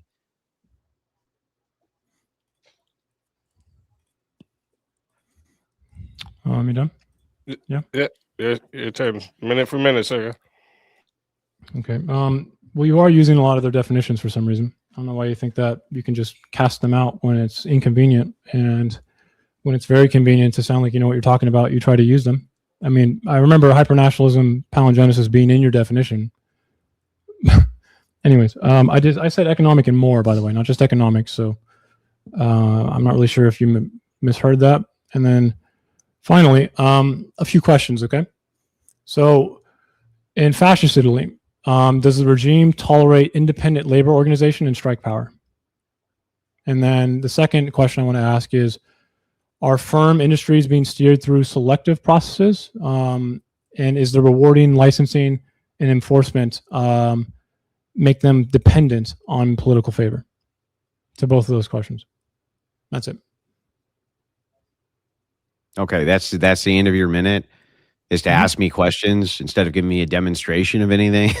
Is it pop quiz time? Pop quiz, Andrew. Does X or dude, who cares? Let's say I would get both of these things. Let's just assume for a second I get both of these things wrong. Does that assist you in any way with demonstrating Trump's a fascist? No. It doesn't. Does it in any way, shape, or form? Is that any sort of argument for why it was that Franco's Spain, what these other pillars were here, the erosions that happened that were not economic or based on syndicalism or in this case corporatism? No, it doesn't. This is an obfuscation which is utilized by low-tier debaters. It's called the pop quiz strategy. Pop quiz strategy is, here's this tangential thing which has nothing in relation to what it is that we're even talking about. All right. It's an erudite strategy. So the thing is like, fuck the pop quiz, demonstrate Trump's a fascist. That's what you're here to do. You're here to demonstrate Donald Trump's a fascist. And so far, you have not done that. I'm just going to And we are reaching the hour mark. Do you guys want to add 30 minutes to an hour? I'm only going another 30 minutes. Sure. Okay. Go I'm ahead. just going to assume that you don't know. So either those questions aren't answered. Second, it's weird that you brought the pillars. So how many pillars are required for fascism? Is it like 3 out of 3 or 2 out of 3 or 1 out of 3? And let's just say, are we still doing the pop quiz? We still do. Can you make an argument? I mean, you're gating me behind corporatism. So if you gate me behind corporatism being something that's fantastic and magical, because you have no idea what you're talking about, then it's going to be hard for me to overcome that without showing you that it's stupid. Right? Why would that require me answering questions for you to demonstrate that that's stupid? Because your idea of corporatism is just flawed. And we want to go back into open floor here. I'll tell you what. You know what? I'll just grant, just for the last 30 minutes of this, right? Give me your most powerful argument. The most powerful argument that you can give me that Donald J. Trump, who's barely a nationalist, is actually a fascist. Your best argument. I'm going to leave that for the closing. You're going to leave your best argument for why Trump is a fascist in the debate about Trump being a fascist for your closing. Correct, yeah. I can tell you again, I can go over a bunch of things with you right now if you'd like. Just go into the closing, dude. I don't even know where to go with this. The whole point of the debate, Searka, is Trump is a fascist. You don't want to engage with that? I am engaging with it. I have something in my closing that I think is very strong. I feel like for what I'd like to do with the closing is where I'm going to keep it. Is that okay? I mean, I can argue that Trump is a fascist in every single tenet that we can think of. Trump, if you want to, I can argue how Trump is literally doing corporatism in a modern way, just like Italian fascists. You want to go there? Sure. Okay. So are you aware of something like Trump RX? Do you know anything about that? Let's pull it up. What's Trump RX? Man, how does no one even know what Trump does? Okay. I thought you would say yes. Trump RX is a specific little union of selected state authorized companies that Trump gets to suppress or, deny using the executive branch if they don't do what he wants. So what would you call that style of, letting private companies exist right outside the government, but ultimately subordinate to it? It's a federal government drug pricing portal. Yeah, and you probably need to go a little further than just looking at TrumpRx.com. There's information on it. There's a certain set of companies that are given state authorization to even shop here. Where can I reference this information? I'm not sure of the exact site, my friend. Of course not. But the information's there. I'm supposed to just take you at face value that even though this is literally what this is a federal government drug pricing portal launched in 2026 by the Trump administration. It's designed to help American patients across prescription medications at most favored nation prices, which are the lowest prices Is paid this for a some private drugs in company, developed or is this like nations. a little section of the internet where Trump is I don't know. state-authorized If you tell me services? where I can source the information, I can literally go through it right this second. Well, if you look on the bottom, there's going to be a few little terms and conditions drop-down menus. Okay, it asks Okay. who can actually sell their product on this. Okay. So, in order to actually sell product on this, you have to essentially be okay with Trump. Trump is the one who authorizes you to sell on this government website. Let's find So out if that that's is- true. Okay. Okay. Well, I can't. I don't see it. Who can sell? What is this under? Can you tell me where I can source this info? Yeah. Give me a second. I've actually it- written something about this on Obsidian, so I'll Okay. make sure I give it to you correctly. Okay. Yeah. In the meantime, while we wait for me to open this, okay. Something else. You know that Trump has unilaterally, as the president, decided to do like deals they're not real, the amount of money, but $600 billion with like Saudi Arabia and other companies like that, right? Okay. And he publicly names companies that are going to be investing into the United States on his website through whitehouse.gov. Okay. Can you name me another president that has done that publicly to try and show some form of favoritism in that way? that No, possible? not off the top of my head.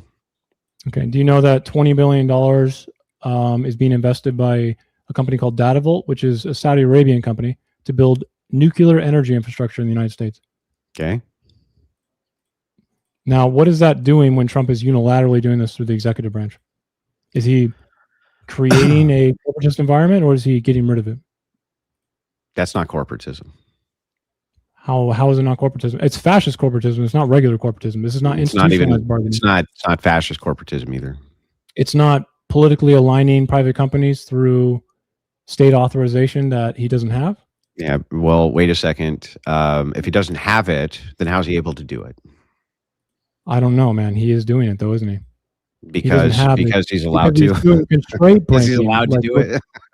No, I mean that's what fascists do, right? They try and break the constraints of the liberal democracies they're in, just like Executive Mussolini did. power is not fascism. That's the first thing. The second thing to look at Using here. executive power to Yeah, break hold on, constraint. Searka, let him finish. Calm down. Let him Calm finish. down. This is not corporatism at all.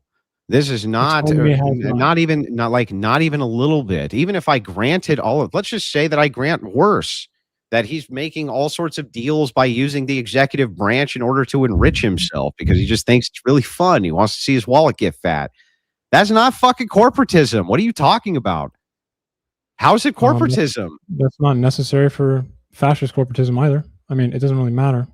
It's about That's my state whole. But authorization. you just made my point It's for about me. state authorized, Uh-huh. okay, companies essentially being subordinate to the state through political alignment, punishment, disloyalty. Like Trump is highway. actively- So like the Canadian power system is fascist because the Canadian government is who has to authorize it. And they pick which companies can or can't operate in Canada. They're fascist. that's institutionalized bargaining. That is not state authorized and completely subordinate. How is that not state authorized? Because general corporatism is what you just described. That's not what I which asked you. means, I asked you again, about state authorization. How's that not state authorized, like you just state said? institutionalized and state authorized are two different things. State institutionalized bargaining happens in democratic welfare countries, dude. What does state authorization mean? State authorization is different than institutionalized bargaining. What does it bargaining. mean? Tripartite institutionalized bargaining means that there is a government No, that can authorization. handle What is state bargaining authorization? between the labor and companies. In state What does authorization, state- there is no bargaining. Yeah. Okay. So So in Italian fascism, Wait. there was no bargaining. So all you're saying, so you're saying that the distinction here is that you're allowed to bargain for the best position, and then the state authorizes with you. labor Like, and companies. I With labor see. and companies. yeah, I Mhm. see. So the thing is, though, is that let's just say that the state didn't do that, or only one person applies. Right? They're the only person who even has a price to apply, and the state authorizes that. Is that fascism or not? No, that's institutionalized bargaining.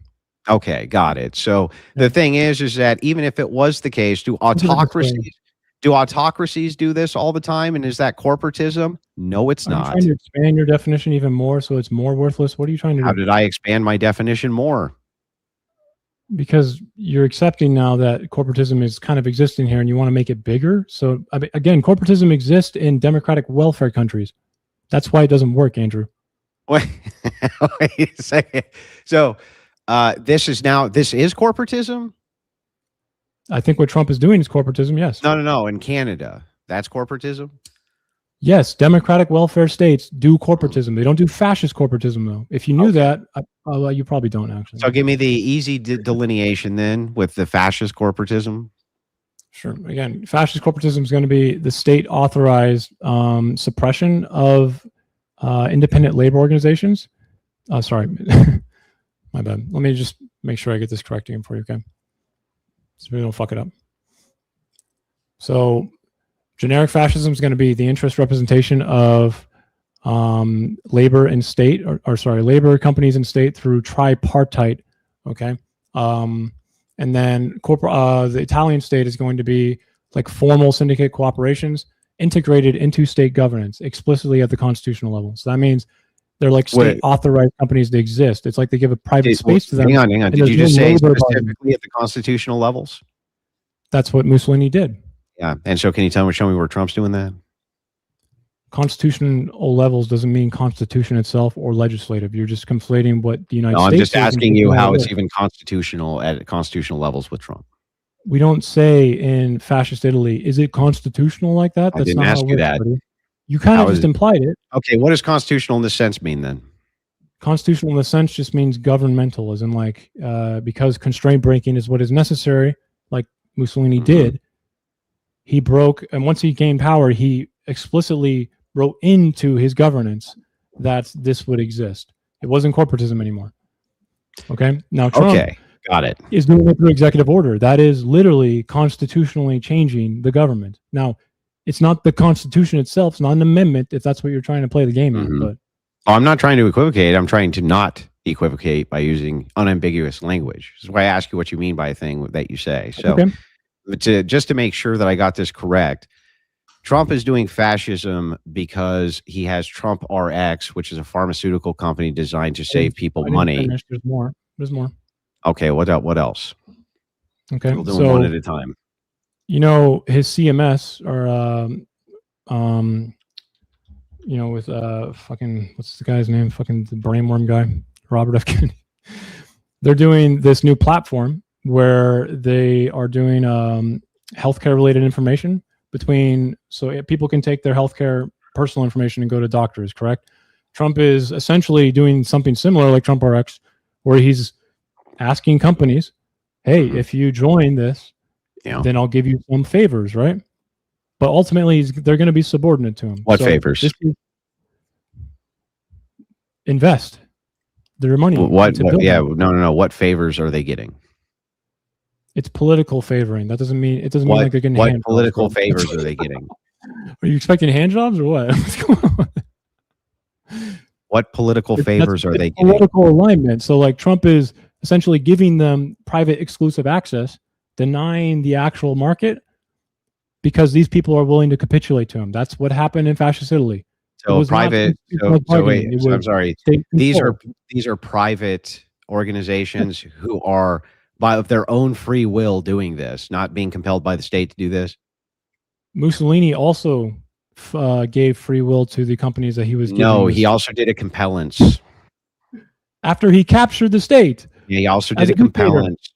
So the thing is like what's really funny here, right? What we're trying to get to is the heart of this. Is like nobody's being compelled here. You're talking about private companies which are willing to work in unison with the state. If they leave, so what? Do you think Trump would punish them?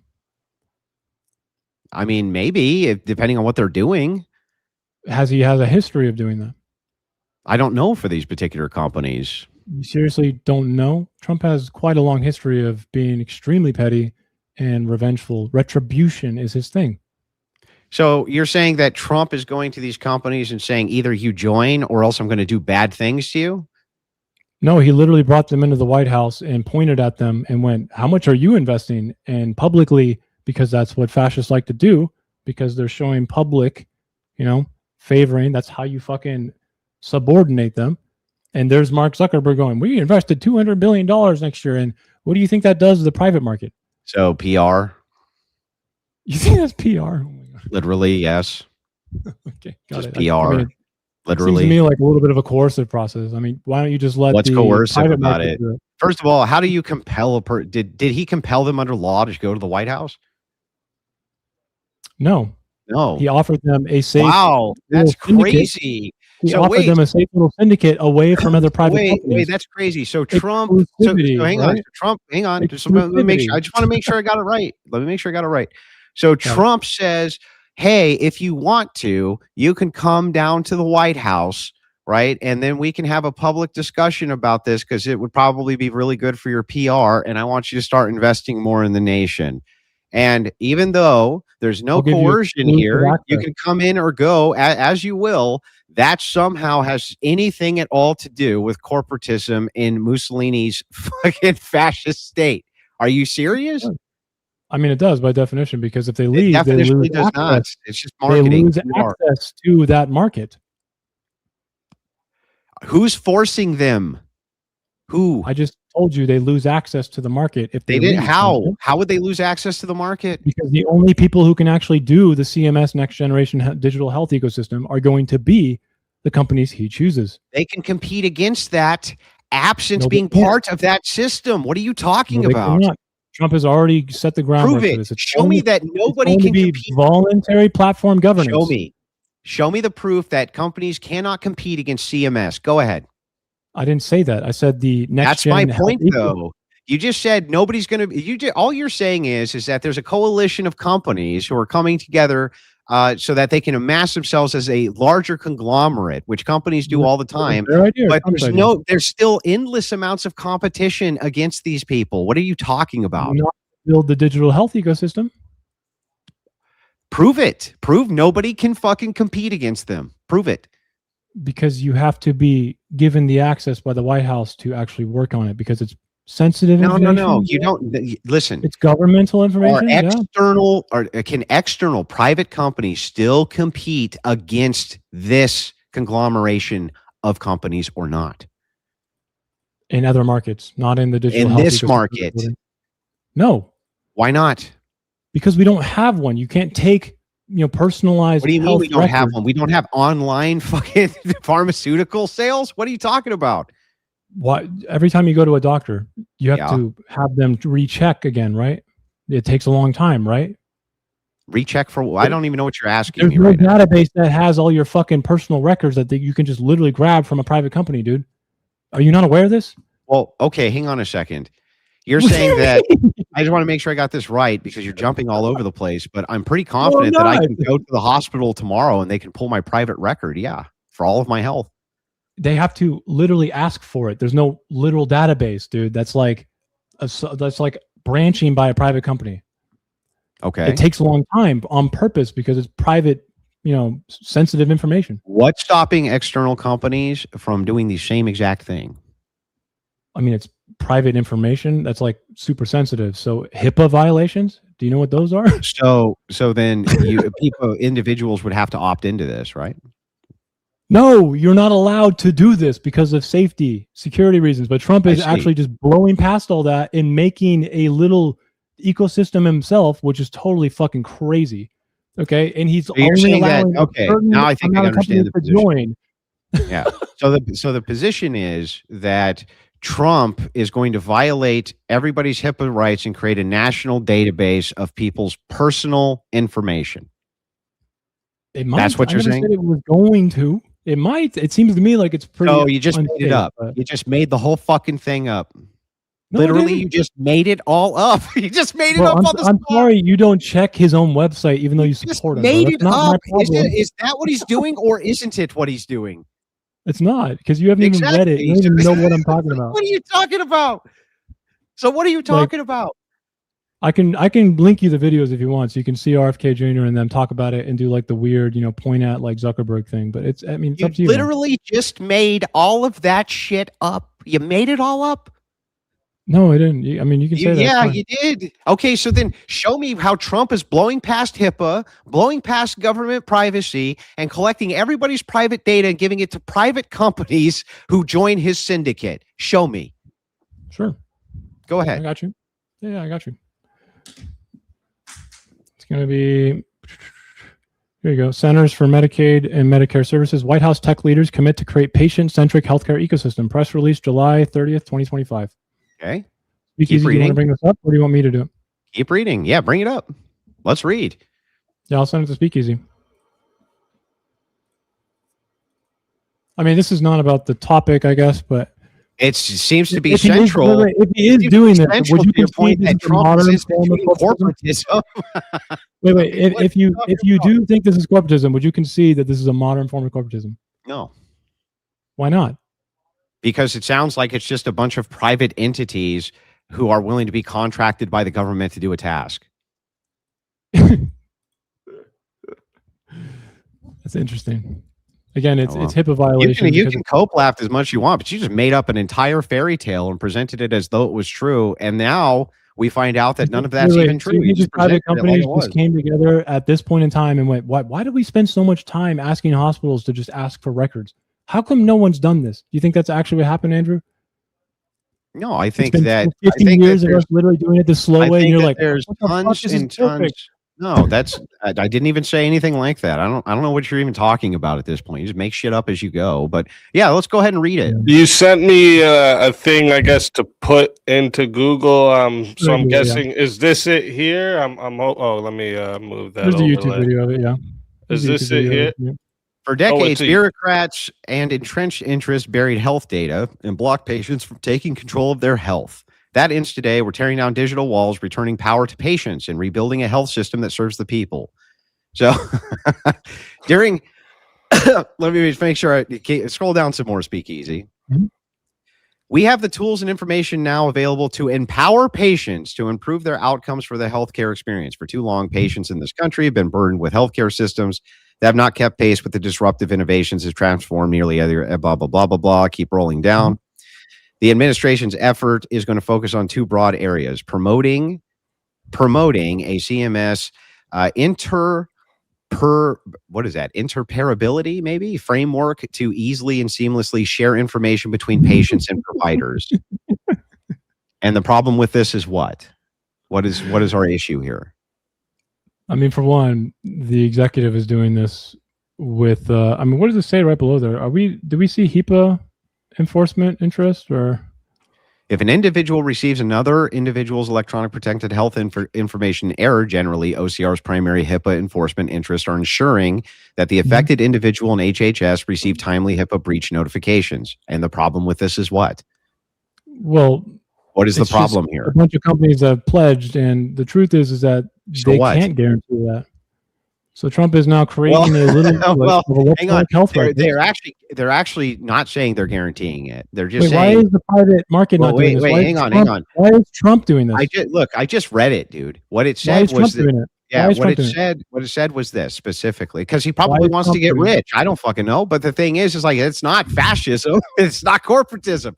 What this is a coalition of companies who came together over an idea. And it looks like what they want to do is they want to be able to instantly trade patient information in a much quicker way without violating HIPAA. Specifically said, we do not want HIPAA breaches, and we want to have added notifications if there are HIPAA breaches. So everything you earlier said was a completely made up fucking fairy tale that you just pulled out of your ass. It's not. I think you just haven't read it properly. Okay. It's just it's the problem is the interpreter. We just read the same fucking thing, but okay. I guess. It kind of was there. Why is Trump doing this? How is that corporatism again? Why is the government itself through an agency, not just Trump directly, by the way, okay? Because usually it's done through like an agency that can have people who are experts handle this. Yeah, right? can we start with how this is just Trump directly doing this without any other government involvement whatsoever? Can we start with that? It's done at the top level and not done through the agency and through the people who know what they're doing. Yeah. What I mean, don't we have a understand. The system top in level place- being what? The Trump We administration? have a system in place that is predominantly private, but it's kind of like a contract thing, right? You know how agencies can kind of secure contracts and they're secure and they know that. It's slow. You mean like this agency is? No, the one that we use right now, it's slow, and it's for a good reason because it's secure. So Trump is trying to bypass that and do it in a corporatist way. He's creating a little It's safe not space corporatism.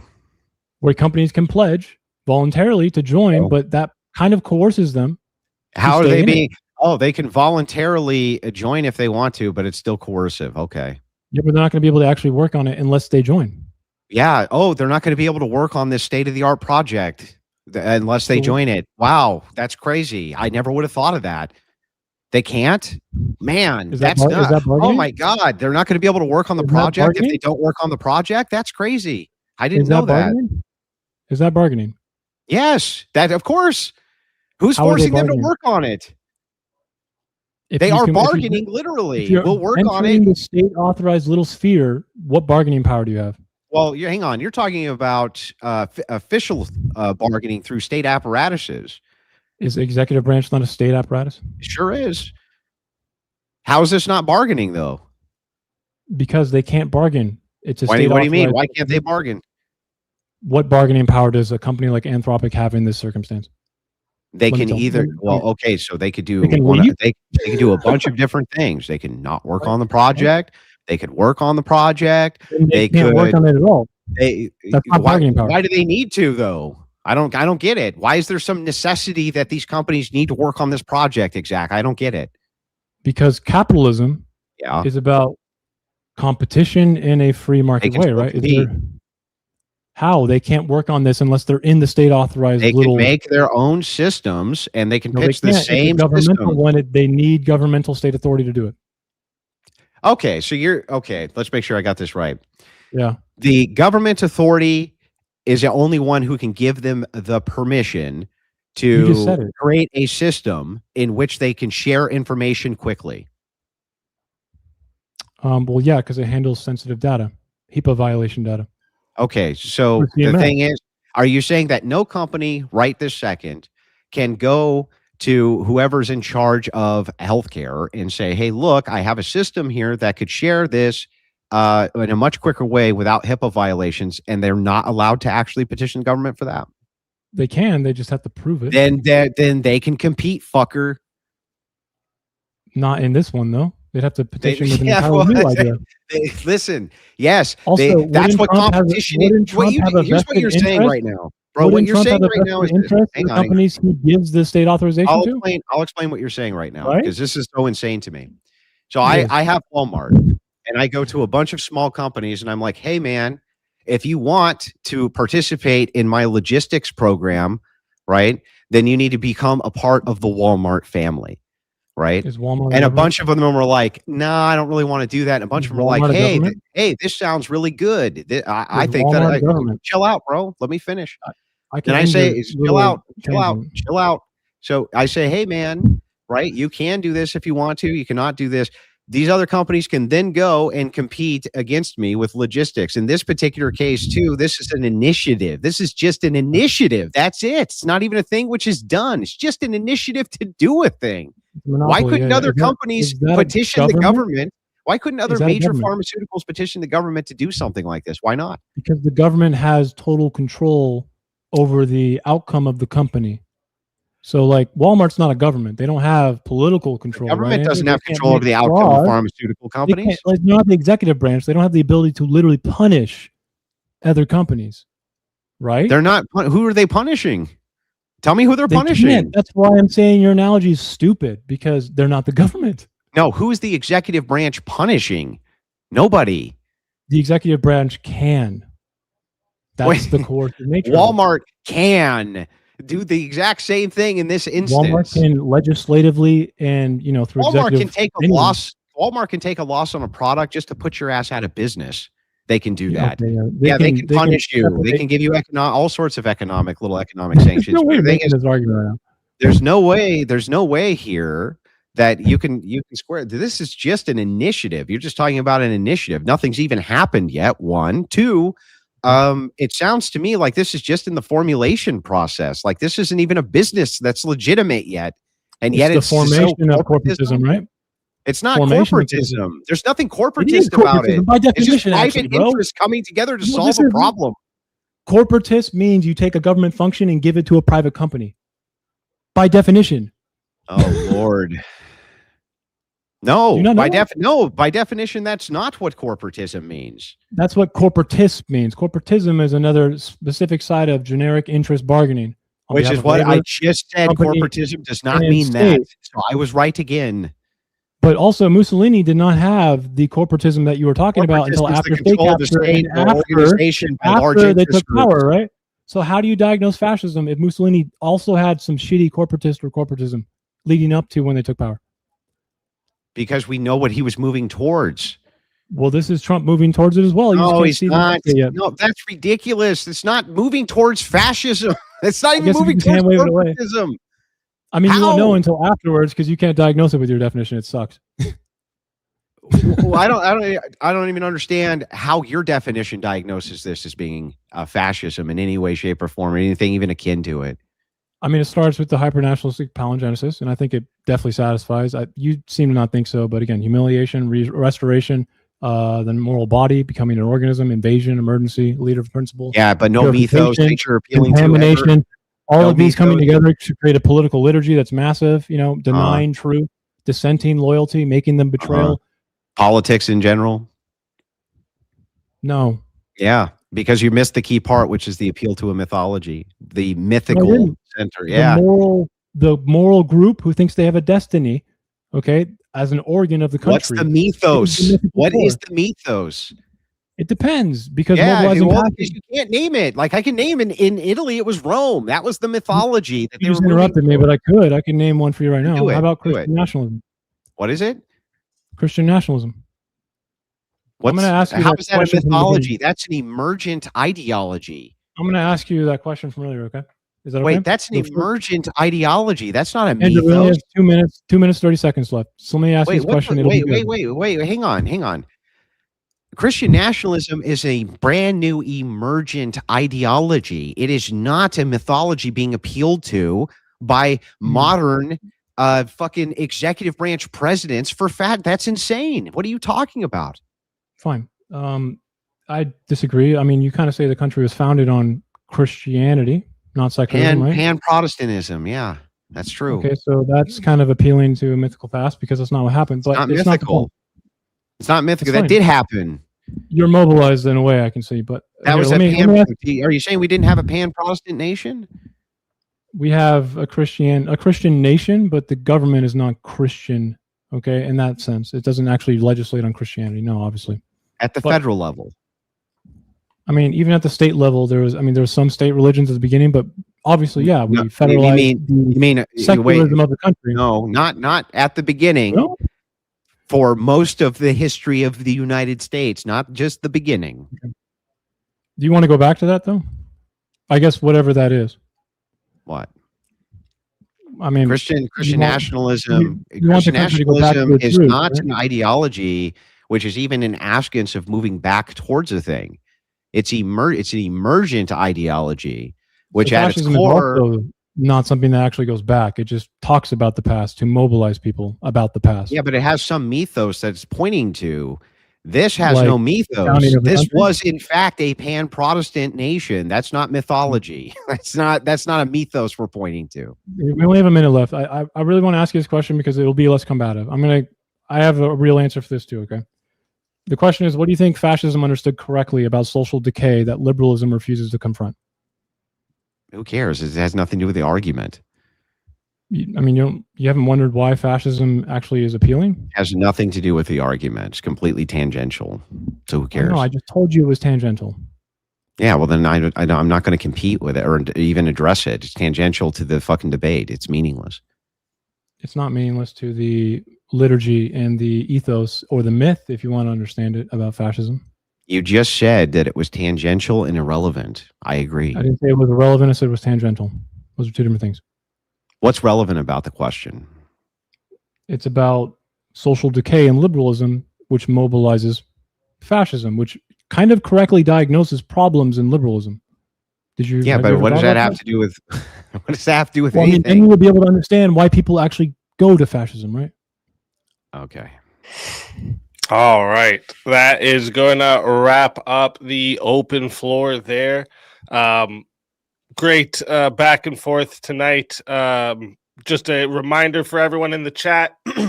Make sure you like the stream, subscribe to the channel, and also subscribe to both the debaters. Okay. Again, we host all types of debates over here: political, cultural, social issues, philosophy, everything. So if there's a conversation worth clashing over, we'll put it in the arena. So don't forget to subscribe as well to the debaters, though. And before I get into the openings, remember, Searka, you're going to go first for openings. That'll give Andrew the last word, who did a little different than others do it with the openings and closing. So you're good with that, Searka? Whenever you're ready, I will start the timer up with your voice. Okay. If you forget everything else, keep one thing. Fascism is not diagnosed by counting bodies. It is diagnosed by recognizing a pattern early enough to interrupt it. You just heard definitional maneuvering. That's pretty normal in this conversation. It also is how the subject gets made safe. It is the conversation stays inside academic fog. The public never has to confront what is in front of them. And once again, I think it leaves us weighed and found wanting. I'm going to return to the architecture of this, which is going to be ultranationalistic palingenesis, rebirth politics tied to national decline and restoration, often with an imperial horizon that treats force and expansion as virtues and acts upon and is put into a leader who is the movement. And loyalty becomes personal. Political liturgy, which is the true patriotic allegiance, becomes moral coercion, and ritualized politics makes doubt feel like betrayal. Epistemic capture is again going to be when truth becomes more of a loyalty test than just simple disagreement within a liberal democracy. It treats refutation as propaganda and betrayal, a contaminant. Enemy construction and the permission structure. So this is enemies within, not rivals, not tolerated dissidents. These people become necessary for purification in order to reach the rebirth. Intimidation and violence become framed as cleansing in this case. Mass mobilization happens here, which can take many different forms, as we just discussed. Constraint breaking, which is where the executive action can look a lot like emergency and is a substitute for democratic settlement. And finally, again, corporatist steering, which is usually in a later capture stage. This includes things like pressure on private enterprise and institutions to align with the political power through state levers that reward alignment and punish resistance. If you see all of that, arguing about the label becomes a distraction. The label matters only because it names the mechanism early enough to resist it. And this is the part that matters most to me. People talk about the Holocaust and World War II, deaths as if they were inevitable, as if nothing could have stopped them. That belief is comforting because it excuses everyone. But history is not fate, it is a chain of choices. There is always a point where one more person reached, one more refusal, one more act of clarity changes the path, no matter how surreal it seems. You never know exactly where that point is. That is why the time to act is before the end state becomes obvious. And I want to end with an image that I always felt, to me, perfectly encapsulates the thrilling aura and the destruction in one same breath. Fascism sells a dual promise. It gives people a lovely light, an irresistible cadence, but ultimately something black, existing just right behind the back of your eyes. And I'm going to read a poem by Edna St. Vincent Millay, where she wrote, "My candle burns at both ends. It will not last the night. but my foes and oh, my friends, it gives a lovely light. To me, that is seduction, brightness in exchange for burn, and power in exchange for self-immolation in plain view. And fascism offers a kind of radiance, a promise of restoration and unity, but it consumes the institutions that make society livable. So no, I'm not asking you to treat every policy dispute as apocalypse. I'm asking you to stop normalizing the pattern. Stop letting an enemy within talk pass as ordinary politics. Stop treating executive unilateralism as stylistic preference. Stop accepting a politics where constitutional settlement is treated as optional. Stop accepting a politics where patriotic language is then only used to make doubt feel as if it's betrayal and contamination.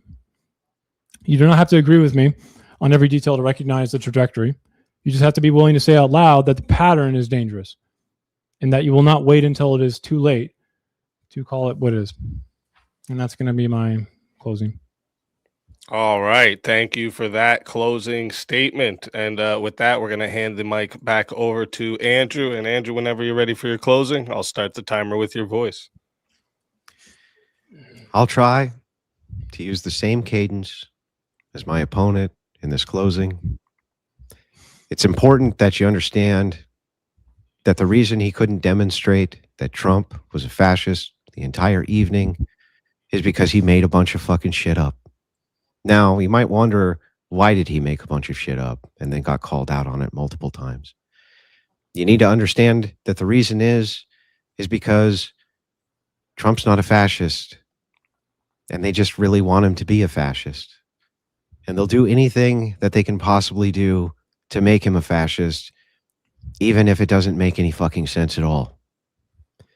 As we went through this, we found a bunch of different things that Trump did not fit. My opponent did say that he was going to give us his most compelling argument that Trump was a fascist in his closing statement, and he most certainly did not do that shit at all. I want to point out a couple other things. One of the things that we should really stop in politics more than anything else isn't the idea that there could be divisive rhetoric and in-group and out-group, because that's politics by its very nature, an in-group and an out-group, or we wouldn't need it in the fucking first place. But what I want to point out, and the most important thing for you to understand, is that the vilification of my enemies, while I'm at the same time saying we need to stop creating an in-group and an out-group, doesn't make me a hypocrite at all, or stupid as shit. That's not what's going on. What's going on, sorry, I had to break character there. What's going on is that Andrew over here, he was muddying the water with definitions, the pure definitions. And you see, my opponent was trying to get ahead of what fascism is. He wants to make sure that we don't repeat the mistakes that we made in the past, like the Holocaust, which has nothing to do with anything, right?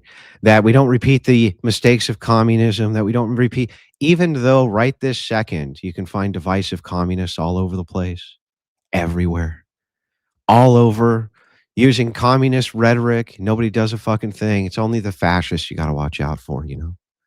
Even the ones that we can't really determine are fascist, because we're using a diagnosis, after all, ladies and gentlemen. It's a diagnosis that we can take political ideologies, which are normative, people using divisive language, in-group, out-group, ideas of returning to earlier social policies which worked, and then attribute that to, now you're a fascist, even though we've have no corporatism, no early signs of socialism.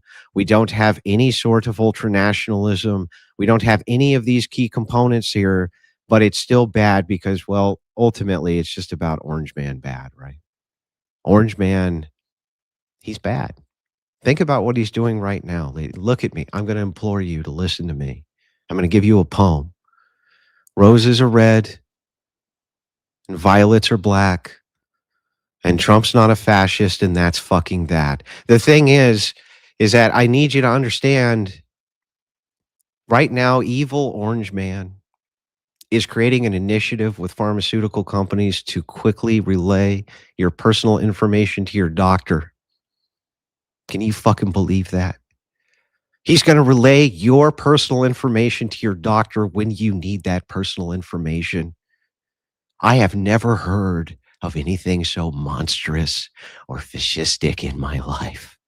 Not only that, I just want to point out that Trump also called people parasites who were drug dealers and criminals, and also pointed out that they were terrorizing other nations in the exact same interview, which, again, is not ultranationalistic at all and had nothing to do with racialism. But what matters here is that Orange Man bad, and he's an evil fascist because they fucking say so, even though they never have any compelling evidence whatsoever of that. With that, I'll yield my time. Thank you for that closing statement. And with that, that is going to wrap up the closing statements. All right. Great exchanges tonight. If you're enjoying what you're seeing out there, again, like the stream, subscribe to the channel, and subscribe to the debaters. Before I start the chat, the timer for the chat Q&A, I usually ask a question or two to each debater myself based on things I heard, arguments I want clarified, or a point I think was missed or deserves another pass. So I'm gonna start, and then after that we'll start the 30-minute Q&A. I'm gonna start with Searka. Searka, what policy is would be your strongest example that points to Trump being a fascist? That's not really how it works. Again, it's a form. It's not a checkbox. But I think it's pretty clear that Trump represents and mobilizes, using Paxton's definition here, many different types of base that essentially can complete the other essence of the organ to fulfill destiny. So if you're looking for a single one, we've already heard that in isolation, they don't really work that way. It's a fool's errand. All right. And did you have anything you wanted to say to that, Andrew? Yeah, the reason that they can't name any policies is because they're full of shit, lying sacks of fucking dog shit. And he's not a fascist. That's why. It's pretty simple. They never can. They never can ever. Right? It's just always this vague appeal to, like, well, he said make America great again, and so there's some kind of mythos there, even though that's referencing previous policies that he's talking about. It's like every president does that. It's just bizarre. I've never understood it. And it's like, it's almost like they just got to double down. They could just say authoritarian. Many of them are moving towards that, right? Oh, Trump's an authoritarian. That would be harder to argue, but it's like they have to double down on this very unique, one central spot in history ideology, because it has loaded moral language behind it. When you think fascist, you think Holocaust, you think this, you think that. That's why they call him that shit, not because it's true. I don't think that. Not even close. I'm not talking about you specifically. I'm saying if you talk to the average person and you're asking them what comes to mind when you say the word fascist, it's loaded. I thought you were debating me. That's correct. I'm debating you, but here I'm giving an analogous example, not an argument. Yeah, I'm not giving an argument, so it's not an ad populum fallacy. I'm pointing out an observation. That's different. I never got your definition for ultranationalism. What was it? That would be putting the nation before all other nations at the expense of other nations. So, like loyalty to the state? No. Confused. What is it? No. You say that before, so for instance, if you put the listing of priorities in ultranationalism, you put the nation before God, let's say. Okay, so that's not the case here. So ultranationalism is undiagnosable again. No, it's diagnosable for sure. The USSR was ultranationalistic. It was the state above. It was the state first. It was the. Hang on, I'm explaining. It is diagnosable. It's the state above all other priorities. That's ultranationalism. The USSR is a diagnosed state which puts the state above all other priorities. So the state's first. Is that what you're saying? The state is above all other priorities. Okay, I have to ask you. So did they have loyalty to the existing state or the remade state? Both. What does that mean? It means that they, well, in the case of Didn't the early fascists USSR, destroy the state? well, when you said they, I don't know who you're referencing. I thought you were referencing my reference to Talking the about Mussolini. USSR. Talking about Mussolini. Mm-hmm. Yeah, they had loyalty So- beforehand. Yeah, But they destroyed the state. they reformed it. Yes, They destroyed the constitutional, parliamentary that's not monarchy. destroying the state. That's reforming it. Oh, they just got rid of everything that made it before. That's what So they reformation remade the is. state. They There was remade still the a state. state. Right? There was still a state, right? A new one that they Yeah. sacralized from something else, not the Yeah. original state. So what would we call that? A reforming, revolutionary We reform. call it that nation, right? Hmm. So isn't this sacralized new state something that fascists think of as that mythical nation, right? They sacralize that when they take power, correct? Sure. If they had loyalty to the state, then why would they destroy it? Well, in this case, they didn't destroy it. They reformed Oh, they it. didn't? No, They definitely destroyed it, man. they didn't destroy it. They They reformed it. sacralized a new remade state, right? Okay, so to get this right, I'm going to give you an example so that you understand. You don't have to. distinction. I think you probably Well, I'm understand how going- this is I- not going well for you now. It's going fine for me. It's No, the it's same not, exact. I'll give you the same exact example of the Reformation, which happened in the United States. There was a constitutional reformation into a republic, right? Sure. Was that a Into this- fascist movement? Into this new state. No, it wasn't a fascist fascist movement. movement? No, but what I'm saying is that when you have a reformation, right? You still had a state, right? So let's There- go with fascism. It was So a Mussolini. reformed state. Yes, When Mussolini said all within the state, nothing outside of the state, blah, blah, what does that mean to you? that's ultranationalism. So loyalty to the state, right? Well, above all other priorities. So why would you destroy the state the first thing you do? Because they didn't destroy Because- it. They didn't He destroy did. it. They reformed it.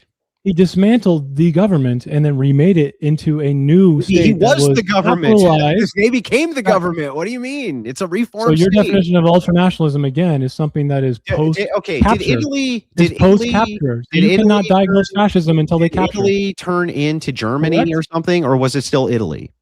Don't run away. I'm asking you. I'm a not running question. away. Was it? You I'm can't try- diagnose fascism I don't. until I just after want to capture. make you understand the words that are coming out of my mouth. Yes, you can diagnose fascism. Yes, it can be diagnosed early on, How? as long. How well, are you going to diagnose look- it with your definition? You would have to look at the coalition of things. You would need ultranationalism. You would need Which happens corporatism. after You would they need. You would need. capture. Hang on, stop, bro. Do you want the answer or not? You tell me when you want me to answer.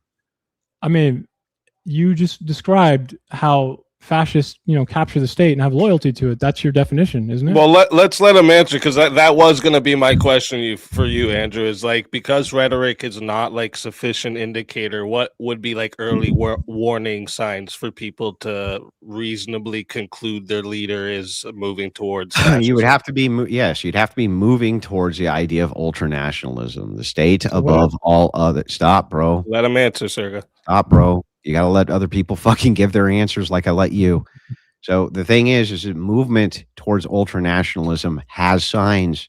Most importantly, the signs are the people who are advocating the new forms of government, who are advocating for ultranationalism. That It's mythical nation. Dude.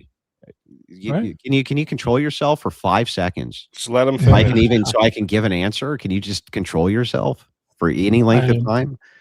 I So anyway, yeah, the idea here is that yes, if these guys could point to me and be like, Donald Trump is trying to move all citizens' loyalty to the state above all other concerns. That's what he's attempting to do and implement corporatism, right? And a controlled economy and these types of things. They might have a leg to stand on. But like that's more of a Sanders platform. That's like Trump is a normal populist, and he's like I said, barely a nationalist. He's not even an ethno-nationalist. We done? It seems to me that the three. I don't know. No, I got 2 more minutes. So shh. I got Two of the more most important no, things in your I definition just checked my non-existent watch on my wrist like you did. are And I after still have 2 more capture. minutes. Nope, I still have 2 more. I just checked my watch that doesn't exist on my wrist like you did, and I still have 2 minutes. Nope. So just say, gotta sit there for 2 more minutes, man. Seems like your definition sucks. You can't diagnose what? fascism until Of after what? capture, and you're kind of running away from it. You aren't can't die. Well, look. It's so funny. It's like, okay, It's not well, fascism until pre-crime. after It's capture. pre-crime. It's not It's ultranationalism now until after pre-crime. capture. I don't think you can diagnose shit until you get to the thing. What are you going to diagnose murder before there's a fucking murder? Or do you diagnose attempted can't murder say or whether it's intent to fascism murder? until capture. You correct? can't say what's a murder until there's a murder, right? I think that's the debate right there. Can you tell me what is I don't murder? know how you're going to diagnose whether Trump's a fascist if you think you have to have literally the murder happen. How do you determine that there's a murder with no murder? How? I don't know, probably like texts that lead up to the murder happening in the future. Oh, idiot. fuck! You mean the very fucking thing that You mean I'm like saying right them this second? planning it? What That do you there think? will be signs. That there will Yeah. be signs, and that you can follow those signs. And what you're saying is like, no, you can't. You can't. You know, Andrew. You see, it's my pre-crime. I think that Trump's rhetoric is enough to signal that he's a fascist. It's like, no, it's not. You got to have ultranational. There's no rhetoric leading to ultranationalism or corporatism. None. Nothing. Yeah, I mean, I guess we just have to wait for the murder to happen then. Yeah, I know. Well, what we should do is prevent a thing that's not even happening. Hey, Andrew, do you intend to murder somebody? No. Well, the thing we got to prevent Andrew from murdering people, but there's no intent even to do that, though. I mean, I wouldn't really trust you on whether or not it's going We to better happen stop anyway. this thing. It's not happening. Seems to me that your definition is literally just not even remotely possible and worthless. So I don't even know why we would even take. How is it not remotely possible? It's Because Trump can't do a bunch really think about murder until afterwards. Wait. You're all post hoc. I'm curious here. Trump can't come out and begin expressing that he desires to have ultranationalism, that he wants to state above all other concerns, that he wants to be moving towards these types of things. He can't do that, huh? Identification, how we identify fascism. Well, yes. In this case, it was. Yes. Couldn't I just lie that I'm not and still be a fascist? Yes, you could. That's true. So wouldn't that make your definition also again fucking worthless? No, it would make my definition the most worthwhile. But then you don't know because someone could just be lying. You do know. You know what the criteria of you know what they're thinking? You know what the criteria is for actual fascism. Exactly, the mechanisms, not their self-identification. Thank you so much, my friend. But that was never in dispute. I don't even know what you're arguing. You've been disputing it all night, and yours happens after the capture. It's funny. It's so silly to me. So Andrew says, no, man. The problem is that the criteria that you have for fascism is not even correct. It requires these other two pillars, and nobody's advocating anything towards these two pillars. You say, well, then it's worthless because there's no way for you to identify it beforehand, even though there clearly is. It's just that nobody's moving towards those pillars. So, like, how do you identify I don't even understand the argument. until after the the capture? Makes no sense. How do you identify loyalty to the state until after capture? By a movement towards that, a movement that's leading loyalty to the state that. means you're not going to dismantle the state, buddy. Right? What? So wait a second. I'm curious here. Let's just I'll even grant this just for the sake of argument, because even though I think you can reform a state and keep people's loyalty, like we did with the British when we reformed into the continental United States, they still had loyalty, right? They had loyalty to one state, and then they also had loyalty to their new reformed state. But whatever, mythical one, yeah, mythical. The point is like what I don't get here is that even if I grant this is still good for my argument and bad for your argument. No, it's not. Yeah. So then, if it's the case, are you saying that right now most people are disloyal to the state? No, they're not. So then we're not. Do you need all of anywhere near? Hang on. Do you need the majority to enact a fascist anywhere movement? Near fascism? Do you think you need the majority to enact a fascist movement? Do you think a large minority, or even answer the question? What? What's the question? You need the majority to enact a fascist movement. No, but you would need a lot of people. Thank you very much. You need a lot of people to do it. That's why my follow-up question was. You don't actually. That's why it's dangerous, because people who are actually willing to do violence and organize can actually take control of a lot of people who aren't. You got to stop filibustering. Look, if you have a minority, right? Do you even think that there's a minority, a large minority of people who have disloyalty to the state? Maybe. Are they organized? Are they? And ready to kill over it? No. Okay, well, the fascists are. That's the big Which ones? asymmetrical part. Show me where are these fascists who are willing to kill? Are they in the Democrat Party? They're the only ones I see killing people. Didn't they like storm the fucking Capitol on January 6th? Oh, you're right. And one of them died. I mean, the point is they tried to storm the Capitol and were organized. Oh my God. They weren't. Well, it was the most disorganized shit ever, for one. And I mean, two, it probably could have been better. you're going to take the United States of America, the most armed nation on planet Earth, and a bunch of people show up unarmed, and you thought they meant business, huh? You don't really need to fire a bullet to do that, but yeah. Yeah, I'm sure that if they had really meant that they were going to overthrow the government, they would have shown up with their bare hands. Going there on a school trip, bro. They would have shown up with their bare hands, showing up on school buses, getting off and going to fucking like look at the halls or what, dude? What's happening there? No, they were there for a protest. To do what? They were protesting whether or not they thought that the election was rigged. Okay, so yeah, they wanted to take over the election, certification, right, and stop it from happening. No, that's not what happened. No, that's not what their goal was. No. Oh, damn! I must have. Sorry. You think that the people who showed up for J6 showed up because they were trying to stop a certification of electors? Not even Destiny would say that, dummy. I don't really care what Destiny thinks, but not even Destiny. Destiny with the most read the indictments. Destiny with the biggest TDS wouldn't even say that. I don't think you've read the indictments, have you? Well, I'm sorry. Which indictment says that they showed up to stop the certification of electors? I mean, the internal one, like no, individual there's none that said that. Not a single indictment. Protester got tried and had a trial, and some of them actually gave messages. They were not showing up to stop a certification of electors. That's a whole people there, Andrew, who did say they were doing that. No, there wasn't any. There was none who showed up to stop the slate of electors. Not on J6. Yeah, they must have all showed up to just have picnics. No, they showed up so that they could protest what they thought was a rigged election or a stolen election. Yeah, you know what I mean? And I'll tell you what, I'll give you $100 right now if you can give me the indictment of anybody who was indicted because they purposely showed up to stop. That's not going to happen. To stop a slate of electors. I can't do that. It's not. Doesn't exist. Because you made it up. No, their messages said you made it up. They went there to actually do that. Some of them were actually charged with insurrection. That's not what they were there for. Some of them were charged with insurrection, dude. Nobody was charged with insurrection, dude. No one was charged with insurrection. That's right. No one? No one. Are we sure about that? What, you want to make a bet? I mean, no individual person? Am I speaking fucking Spanish here? I mean, I could have sworn some people were. Why don't you look it up? I mean, I could be wrong. I don't know. I feel like someone was. Maybe it's because it's too difficult of a charge, but what were some of the close charges? You mean you just made it up?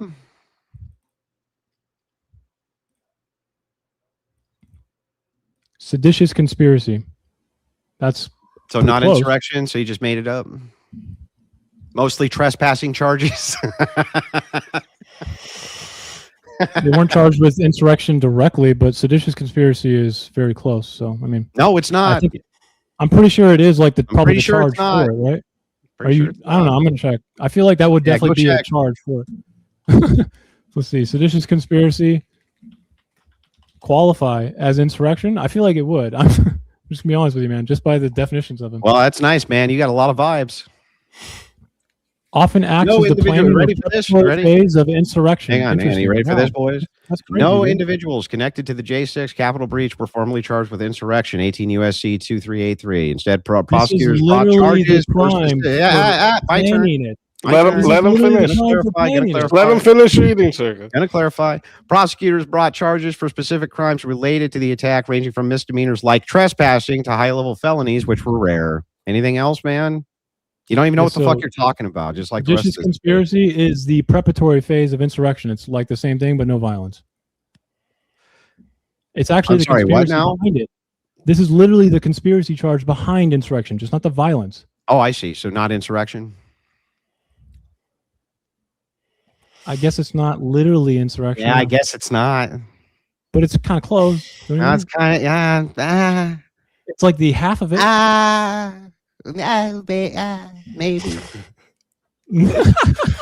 All right, let's get to these super chats. I'll start the official timer up here. And we're gonna start at the top here. And remember, if the super chats take up all the time, we won't get to the free question, so you can pump yourself up that way. Kokomo just sends in 20, says nothing, just to support. Thank you very much. I appreciate that. Sempiternal Chaos with a $2 super chat just to show support. Thank you very much. Pseudo Master Chef with $10 says nationalism isn't fascism, Piano Boy. I think you're muted. Nationalism is not fascism. You're correct. Simply, if your kid hits a single in baseball and you say, "Good job, Billy," that's definitely not ultranationalism. You're correct. That's just nationalism. Yeah, the biggest kid problem is the country. Okay, sorry. I didn't mean to interrupt. I actually didn't mean to interrupt you while you're answering the question. There was a long pause. I thought you were done. Like that's I literally didn't. But the other thing there to think about, man, is like remember that in the course of this debate, all of the things that he claimed were the fascistic tendencies, he also agreed every single political ideology basically holds the same exact fucking signs and symbols, everything, right? Can I interrupt? Why would you interrupt? I didn't interrupt you. What did I say? Other political ideology satisfies hyper-nationalistic palingenesis. When? Oh, that was the easiest. Are you part. projecting? You're when closing you said, right now? What's going on? When I said earlier, I asked multiple times when you gave examples of this. Doesn't every ideology hold that same? Stop, dude. Hold. Well, wait. Ultranationalism, you didn't even say was a requirement. Palingenetic ultranationalism. Yeah, exactly. But you never could give us a concrete example of how Trump was that ever. Well, I'm addressing your claim that I said every other political ideology satisfies that. Yeah. And almost every aspect of what we talked about with what you said, the core requirements were like epistemic capture, for instance. You claimed that's not your claim. Hang on, stop. Your claim on this. Okay, well, I'll tell you what. Let me know when I can talk, and I'll answer. When you talk about the thing we're talking about, maybe. And well, let me know when I can answer. Epistemic capture is not hypernationalistic palingenesis. Why don't we stick to that? Because we tried when I tried to delineate these ideas and you gave examples of these things, I was able to easily point out that, well, wait a second, it seems like all political ideologies fall within the realm of categories of your examples. You agreed. The reason that you guys utilize that aspect without you pointing out that we need ultranationalism, corporatism, and a few other categories here, which are not available, is because you can do this with any ideology. You can do this with communism. You can do this with socialism. You can do this with any ism that's related to politics, because they're all going to use symbols. They're all going to use divisive rhetoric. They're all going to use, this outgroup is bad. It's for Trump says vermin. Hillary Clinton says basket of deplorables. It's the same shit. Okay. And that was by the way, that was your palingenetic. That was your example, was look at what he said about, drug dealers coming into the nation. He called them vermin, said it diluted the blood. And it's like, okay. And Clinton called them, I didn't. And Clinton says poisoning the country. For vermin, he said specifically after radical left-wing people. He's right. They are fucking radical left-wing vermin. He's not lying. From outside the country, though. He's talking about me. I mean, that's what he was talking about. He's talking about me. No, I don't think he's talking about you, unless it's the case that like you're doing everything you can to usher in like Black Lives Matter communism and shit like that. I don't think he's talking about you. No. I mean, I'm not really the one who plays the victim. Well, I don't know. Was Hillary Clinton talking about me when she said basket of deplorables? Probably. I don't really think that matters, bro. I think like it does. I think it's pointing out. It's pointing out. You just expanded your definition to include every single fucking molecule in the fucking solar system for some reason. Like, what are you doing? Pointing out something which is totally analogous. Is now just expanded to everything, and also at the same time you act so exclusive with it. But you've put nothing forward that can't diagnose fascism until capture, which is hilarious to me. Complete lie. Is it though? Yes, you can use, because your ultranationalism is loyalty to the state. Do you want me to tell you again? Do you want me to tell you again? Corporatism doesn't make sense because fascists didn't instill it until after they had capture. So don't you think that these things are incremental, like they were in Italy? Like, and if they are incremental, so it can't be a gate then, right? It can't be a gate. Hang on, dude, chill out. No, it can't be a gate to have corporatism. I don't know. Let me know. All right, let him finish. Let me know when I can finish a fucking single point. Okay. You can have incrementalism towards ultranationalism, which is easy to detect through policy. Policy. It's incremental fucking policy. Same thing with corporatism. Policy. How do you do policy in Let him ultranationalism? finish, Searka. Hold up. Finish. Dude, calm down. Again, I'm going to ask you again. Can you name any fucking incremental policy that's moving us to ultranationalism or corporatism? Any. What policy would satisfy a mythical past? Any. For ultranationalism or corporatism. Not Italian. I didn't ask you about Italian. Give me an Italian fascist one. About an Italian fascist one. No, just ultranationalism, period. You can't separate them. I already told you that. You can too separate them. No, you cannot. You're using Why not? Roger Griffin's, because you're using Roger Griffin's definition, but you're acting like you can do what you want with it. I never used his definition. You do. He's the one who came up with it, you moron. What are you talking about? He came up with ultranationalism? He came up with palingenetic. Your argument has been palingenetics, not mine. That's your fucking argument, not my argument. You have said before that ultranationalistic palingenesis is part of your definition, and then corporatism. No, you just made that up. It never happened. Bring it up right now if you'd like. Bring it up right now. I literally have your transcript. I don't know why you think it. And literally pull up the transcript.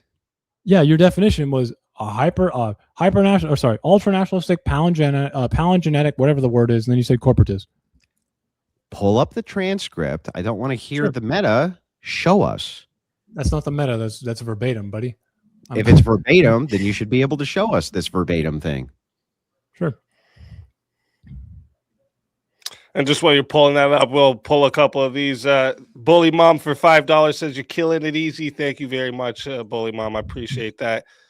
Flair Riot for $2 just sends in $2 for support. Thank you very much. Moan Gozy just sending in a salute for $10. Thank you very much. JB Peltier says, holy gaslight, Batman. Thank you very much, Peltier. We got 10 from Anaphilistics. Chris Dealney says, speaks and co, much love. Thank you very much. Did you find it, Searka? Yeah, I did. Okay. I did. What did you? All right, go ahead. This is in your debate with Khan. Oh, you mean so? Wait. I'm sorry. So not with you? Yeah, that's what I said. So not with you. Do you change your definition? So you just made it up? Like it's Halloween or something, bro? What are you talking about? I never gave you a distinct definition for fascism today because you had the Why positive. Did you have a different one? You had the positive. I said the requirements are ultranationalism. Hey, what does it say, man? What does it say? That's what I said. Fascism is an ideology that proposes a corporatist, palingenetic, ultranationalist state. What does that mean? Are you just shapeshifting? Read back from the beginning. By the way, that's not a transcript. It is your transcript. I can bring bullshit. You're fucking lying through your teeth. I bet it's not my transcript. Those look like your notes. It is my notes. Yeah, you fucking lying. That's not a transcript. You lying sack of dog yak. Okay, I guess we'll just show you in 4K. How stupid you are. Show us in 4K. That's fine, man. It's kind of weird, but there's no audio. No, that's fine. You really can see the audio, in my opinion.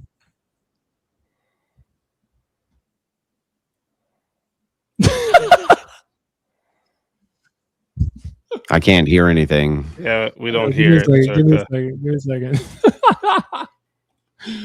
Oh, fuck.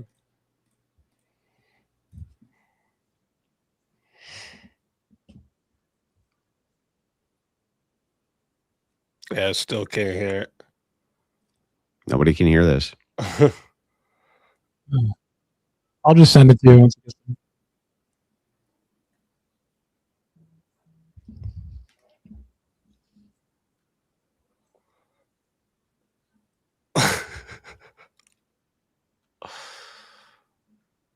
Weird. Yeah, we don't hear nothing though. There's no audio playing on this side. I got you. Don't worry, because this is going to be fun to me. This is very interesting. Yeah, but this isn't even from tonight's debate, right? It's not, which is what was in question.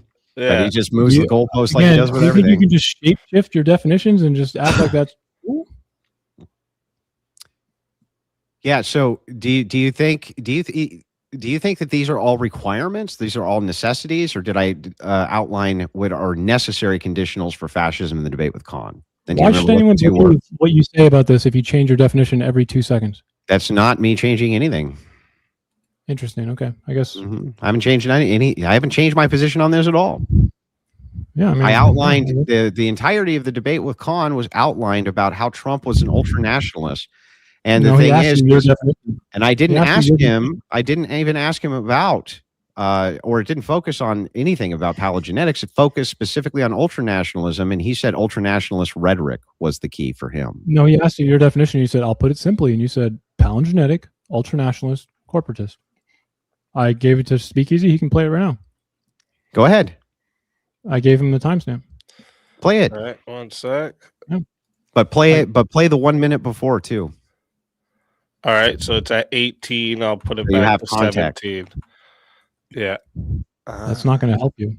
We'll see. Holy fuck. The join button. And also, if you haven't yet, hit the like button, whether you're watching here or elsewhere. We're going to kick it into the open dialogue. And gentlemen, do I understand you guys are cool with debating? Yeah, you can fast forward at 30 seconds. In terms of Not a fact. We'll be debating from both of those angles. I don't care if the front half of the debate is loaded against pepper me about what I think fascism is, just like I'm about to pepper you with what you think fascism is. Stop it right there. Okay. No. Did you? Excuse Hang on. Hang on. Stop. What did I just say? Can you repeat it? Can you repeat what I just said? Right there. I'm sorry. One more time. What? Yeah, play that one part right I there. think it's fair to pepper me about what I think fascism is, just like I'm about to pepper you with what you think fascism is. So. No, who am I going. about? Wait, stop. Who am I No, about? you gotta keep going, Stop, bro. bro. Don't Stop, run away bro. from For a this. second, bro. Searka, listen. You gotta. I know you want to run from this as much as you can, but You're the one pausing. bro, you can't even let me get a word out.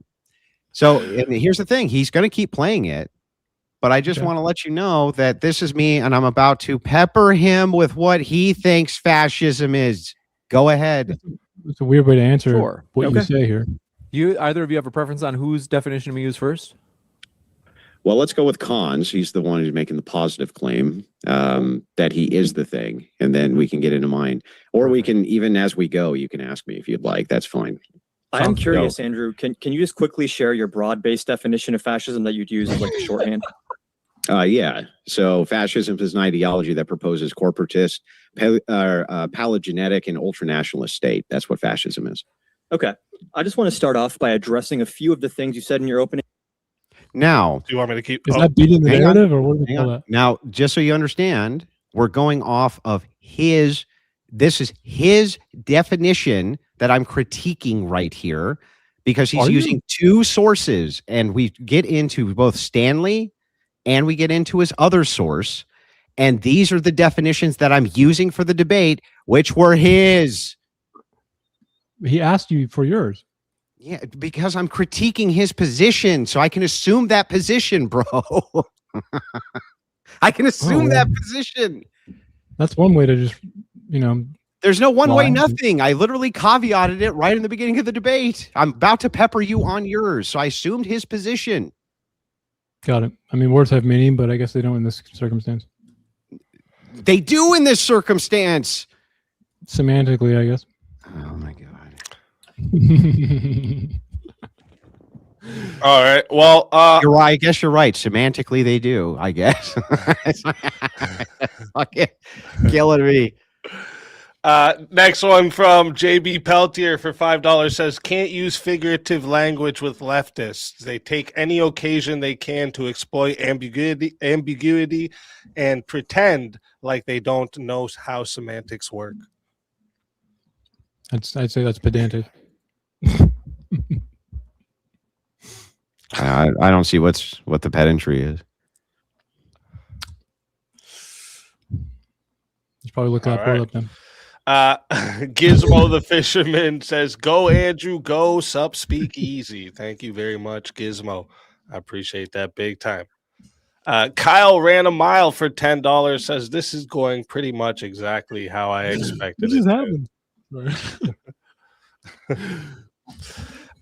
Holy Hex for $5 says, for the lib, what is the policy that Trump is pushing for or has passed that is, in your opinion, fascist? Not his rhetoric, but an actual policy. Remember, you can't separate rhetoric from policy. Act genteelly, right? Making sure you remember that first part of the debate. But Trump's policies, if you're looking for a hyper-nationalistic palingenesis policy, you're going to be waiting a long time.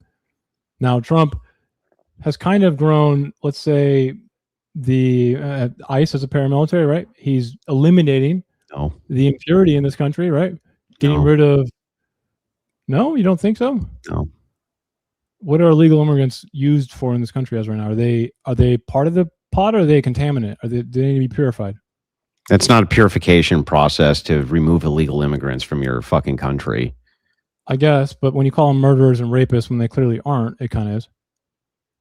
They are when they're murderers. The murderers and rapists definitely are. What about the fact that he said constraints to do that with executive policy? You mean when he said, and some of them I assume are very good people? No, when he ended asylum illegally. But do you remember how that thing he just told us was a lie? Sorry, that was a policy. Are you just going to avoid that or what? He's a murderer and a rapist, and then some of them I assume are very good people. You forgot that whole part. Remember that? Remember that whole part? Oh man, my bad. I must have forgotten that in there. Yeah. I just mentioned the policy, by the way. Are you aware of that? What's the policy? He ended asylum illegally. No, he didn't. Yes, he did. We have international law and U.S. code. You moron. Show me the policy, which is illegal. What court has ruled it illegal? Ending asylum? What? What court has ruled this illegal? Whatever this policy is that you're saying is illegal. Well, he's using emergency executive authority, right? Which is not illegal. Point. I mean, it kind of is, but no one's holding him accountable, right? That's okay. So then it's not illegal. He's using authorities that he has as the executive to do it, and the Supreme Court will rule on it like they have every other thing. Constraints by making emergency routine, which is what fascists do. You're that's going what Mussolini to go. Did. No, that's checks and balances. It's just how it works. That's what Mussolini did. Mussolini had to operate within the constitutional framework. This is just checks. Sorry, he had fascism before that too. That's right. Normal. This is just normal checks and balances. What's going on right now? So Trump's operating within what he thinks is his executive power. And if you have a problem with it, you're going to challenge it in the court, and the court may say he does not have that authority, which is fine. And when the courts have done that, he has abided by the courts. What do you want me to say? Is that not breaking constraints and using executive authority to have emergency? Using the authority you think you have is not breaking constraints. It is when it's always emergency. No, it's not. That's still not breaking constraints. Or why would you have the power to go to the whitehouse.gov, type in Control F, put emergency into the executive order section, and see how many times it pops up, my friend. Okay, but why? How would that be breaking constraints? Because everything is a fucking emergency. That's not breaking constraints. I guess emergencies don't mean emergencies anymore. Got it. No, you're not breaking the constraints of your power. If you have the power to declare an emergency and then declare it, how are you breaking the restraints on your power? Because emergency powers are not routine, right? Well, I mean, no, they are. They're pretty treated routine. As emergencies by the name. Yeah, but that has nothing to do with routine. I know that's why it's breaking constraints, because it's not. It's routine. not breaking any restraints. This is great. This is great. Just making shit up. There's no restraints which are broken. He is making shit up to do emergencies. You're correct. Well, you can challenge that in court. Right? You know, it's funny though. He's been challenged in court many times. The court sided with him many times. Okay. So it's like, you know, it's like everything you guys say, oh, because it's an emergency. What is it? Unprecedented? No. Is it the case? I mean, what is the thing that's stopping fentanyl? Is kind of stupid and a little bit lying, right? Wait, say that again. He's saying Canada is a serious threat when it comes to fentanyl. By the way, hang on. I'm sorry. I have this right now. Trump has declared 10 emergencies in a second term total. Go to his executive orders and see how he does it through his executive actions. That's what you should do. Okay, let's also, go. 10's quite a bit, but no. In comparison to what? How many? Hang on. How many national emergencies did previous administrations declare in comparison to Trump? I'm not sure. Actually. Yeah, exactly. So how do you know it's a lot? You don't even fucking know. You have nothing to compare it to. So emergencies through executive orders are not the same as emergencies through Title 50. Are you aware of that? How many national executive orders? Sorry, let's find Are you out. going to answer that question, or are you just going to play dumb? I didn't hear the question. What was the question? Executive orders. He tries Mhm. to write executive orders emergency into his executive orders, which do not come up as Title 50 emergency powers. Yeah, I agree, but that doesn't mean he doesn't have the authority to do it. He's still trying to by breaking constraints, right? No, that's not breaking any constraints. That's well within his Really? powers to do as president. Yes. Overturning an amendment is not breaking He constraints. didn't overturn any amendment. That's a lie. He's attempting to. No, he didn't even attempt to. That's a lie too. Are you sure? Which amendment do you think he tried to overturn? Doesn't matter. I'm asking you a question. Yeah, about the amendment wait, in particular. which He's amendment? trying to judicially infer from the executive Which order, one? which has no fucking business doing that. Which amendment is he It doesn't trying matter. to? Trump's trying You think to it matters which use amendments? So executive- Trump gets to decide which amendments he doesn't like, bro? Oh, Are you hang on, stupid? Hang on, I'm so confused now. Trump's trying to overturn an an amendment with an executive order. course Okay, he's which doing. amendment? I don't know. I So know you which just one it made it is. It up? doesn't Which matter, one is though, it? bro. That's the point. Well, then how do I If you know can't- that it's even true?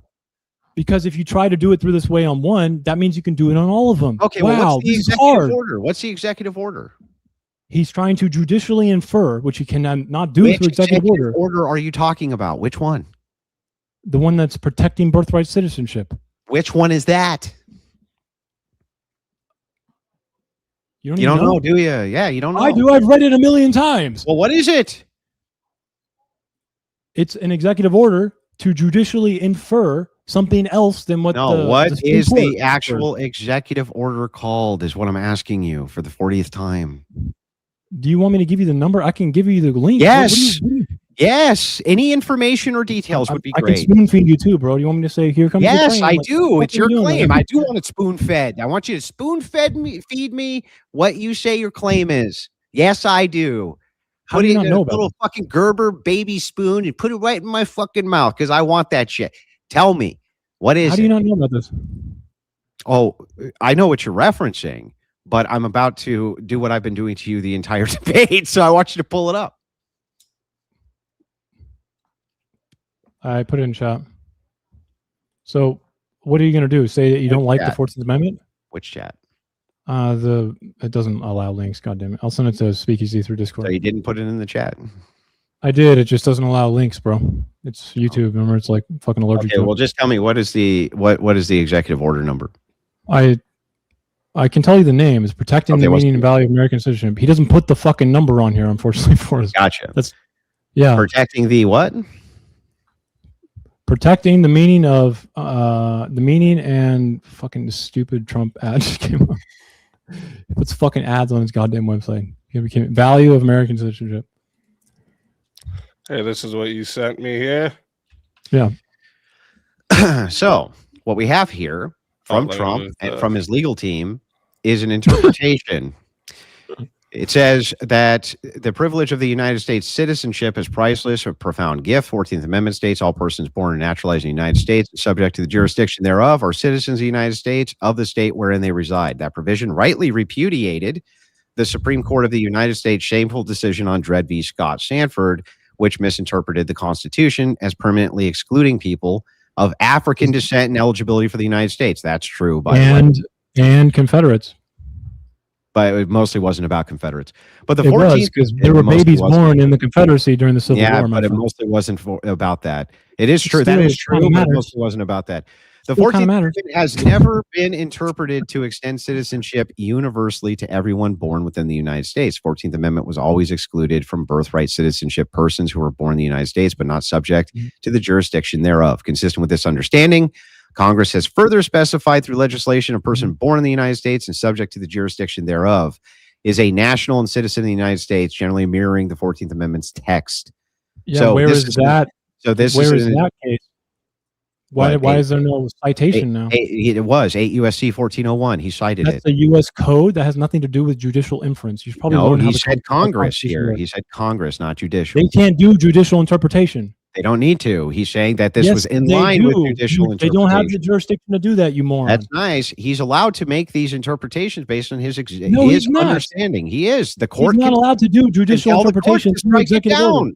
Tell the court What are to strike executive it down. orders for? What are executive orders Tell for? the court to strike it down. What are executive orders for? What do they do? Usually it's part and parcel for law enforcement in the United States. No, it's to direct federal agencies, not the courts. Which is the chief law enforcement officer of the United Are States, police Donald Trump. stations That's his under job. are the police stations underneath the executive or something? You said law enforcement. No. Federal He's the agencies. chief Federal law agencies. There you go. enforcement. You Yes, caught up. federal Okay, agencies. so Yes, federal agencies are directed by executive orders, right? Mhm. Correct. So how the fuck is this even remotely not constraint breaking? He's trying to literally judicially infer an amendment, dude. No, there's no inferment here. What's going on? He's literally saying that the Supreme Court ruled incorrectly. Yeah. He's saying that the court, the way that he understands it and the way that he drafted this executive order. It doesn't matter what he thinks. It does matter what he thinks. He's the president. No, it doesn't. He's not Yes, a fucking Supreme Court judge. Bro, he's not doing anything to violate the 14th Amendment with this. What is he doing? He's acting right now as if this is true. What is true? Right? What is he's true? He's acting as if the 14th Amendment no longer applies to certain he's people. not. No, he isn't. Yes, he is. He's losing cases for this right now. Show me. Just because you refuse to actually know these things doesn't mean I have a problem. You haven't demonstrated that. You're just claiming it. How is he violating the 14th Amendment with what this executive order? Train right now, bro, right into that fucking mouth again. What do you need? Rev it the fuck up. Show me how he's actually violating the 14th Amendment with this executive order. Go ahead. Sure. I mean, the recent Supreme Court ruling is coming up soon. Or sorry, the new one's coming up soon on substance. But like the old one, okay, when it was heard in the Supreme Court, they didn't do substance. He argued that they were going to continue in court. Mm-hmm. You know, the fucking the audio. Did you listen to that? Did you even like pay attention to that at all? What audio? From where? From what? What thing are we talking about? In the Supreme Court ruling, okay, he literally said he's going to act internally, okay, that this is actually in place because there's no one to actually hold him accountable for it. And that's not what he said.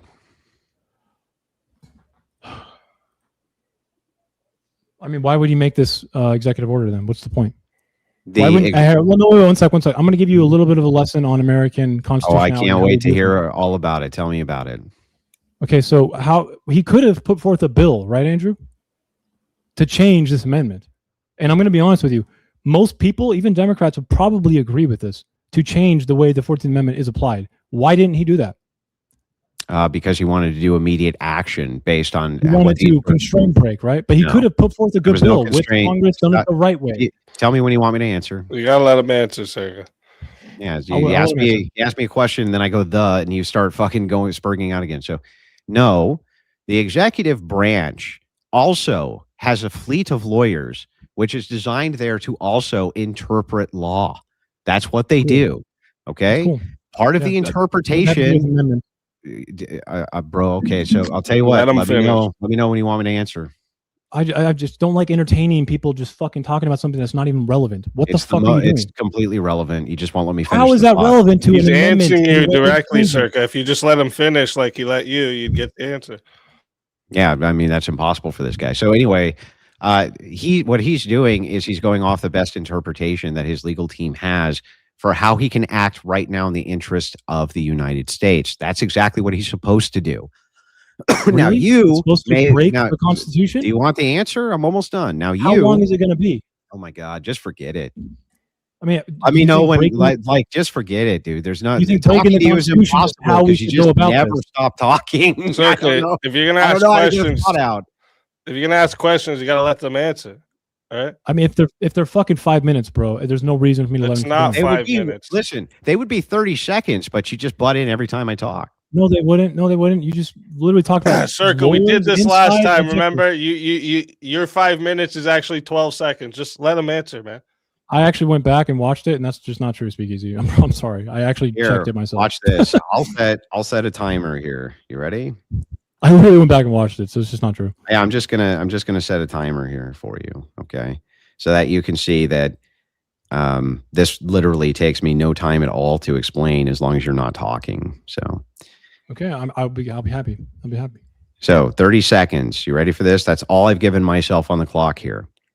Now, Trump has an entire legal team as a chief law enforcement officer of the United States, and as the president of the United States, he has a duty to uphold various policies that he thinks are effective for the U.S.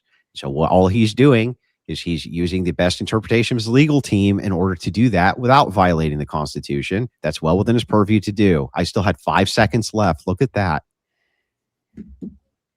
Okay. So how do we actually change amendments, Andrew? There's 2 processes for it. Article 5, right? Mhm. So why would Trump's legal team recommend him to break the Constitution by doing it through executive He's order? not breaking the Constitution. That's their interpretation of this. I guess everything is interpretation if you think about it at the end of the day. You can do whatever Isn't the it fuck you though? want, right? I know. Yeah, that's why we have checks So and you're breaking the balances. Constitution because You're your not breaking the interpretation is Constitution. tantamount. No, listen. So what's more of the You authority? just- you Constitution actually- or you actually the interpretation? You actually just keyed in on something, right? It's like, yes, the reason we have checks and balances is specifically because of interpretation. Is the That's whole executive point. supposed to judicially infer amendments? He's not judicially inferring any. Well, yes, they are actually. They are they're supposed to execute the laws of the land based on the That is not restraint. infer judiciality. I'm sorry. How do you think that the executive knows if they're doing something legal? Does or a police illegal? officer make laws? No, they execute. No, but they them. have to don't make them. infer that they're not breaking the law based on what They don't courts have infer the law decided. itself, dude. Then I'm sorry. I'm really confused. How does a cop know that you're in the middle of committing a crime? They execute the law. So They then don't they're get to making change the law. inferences. They're They making don't get to inferences change the about the law, law. They're not. Andrew. Is that He's not really what you're changing the saying? law. That's what he's doing. No, he's not. He's saying interpreting the it. Supreme Court got it wrong. No, it's an interpretation of what he can do within the parameters of his executive privilege. The courts can strike it down. I don't understand how you can say that. It just seems like you've never read the Constitution. Oh, is that another thing I've never read? You just mentioned balance of power and levers, which Madison describes in Federalist 10. Hang on. Don't interrupt me. Look don't interrupt directly me. at me, right? A well-regulated militia being necessary to the security of a free state, the right of the people to keep and bear arms shall not be infringed. Close your eyes and do the same thing verbatim for any amendment. Mr. has read the Constitution. Close your eyes right now. Close it. Close them. You're not closing them. Close your eyes, bro, and tell me. Go close them. Close them. You can't close them. Look at this. You're gonna look one up. Got to look one up and try to memorize it real quick.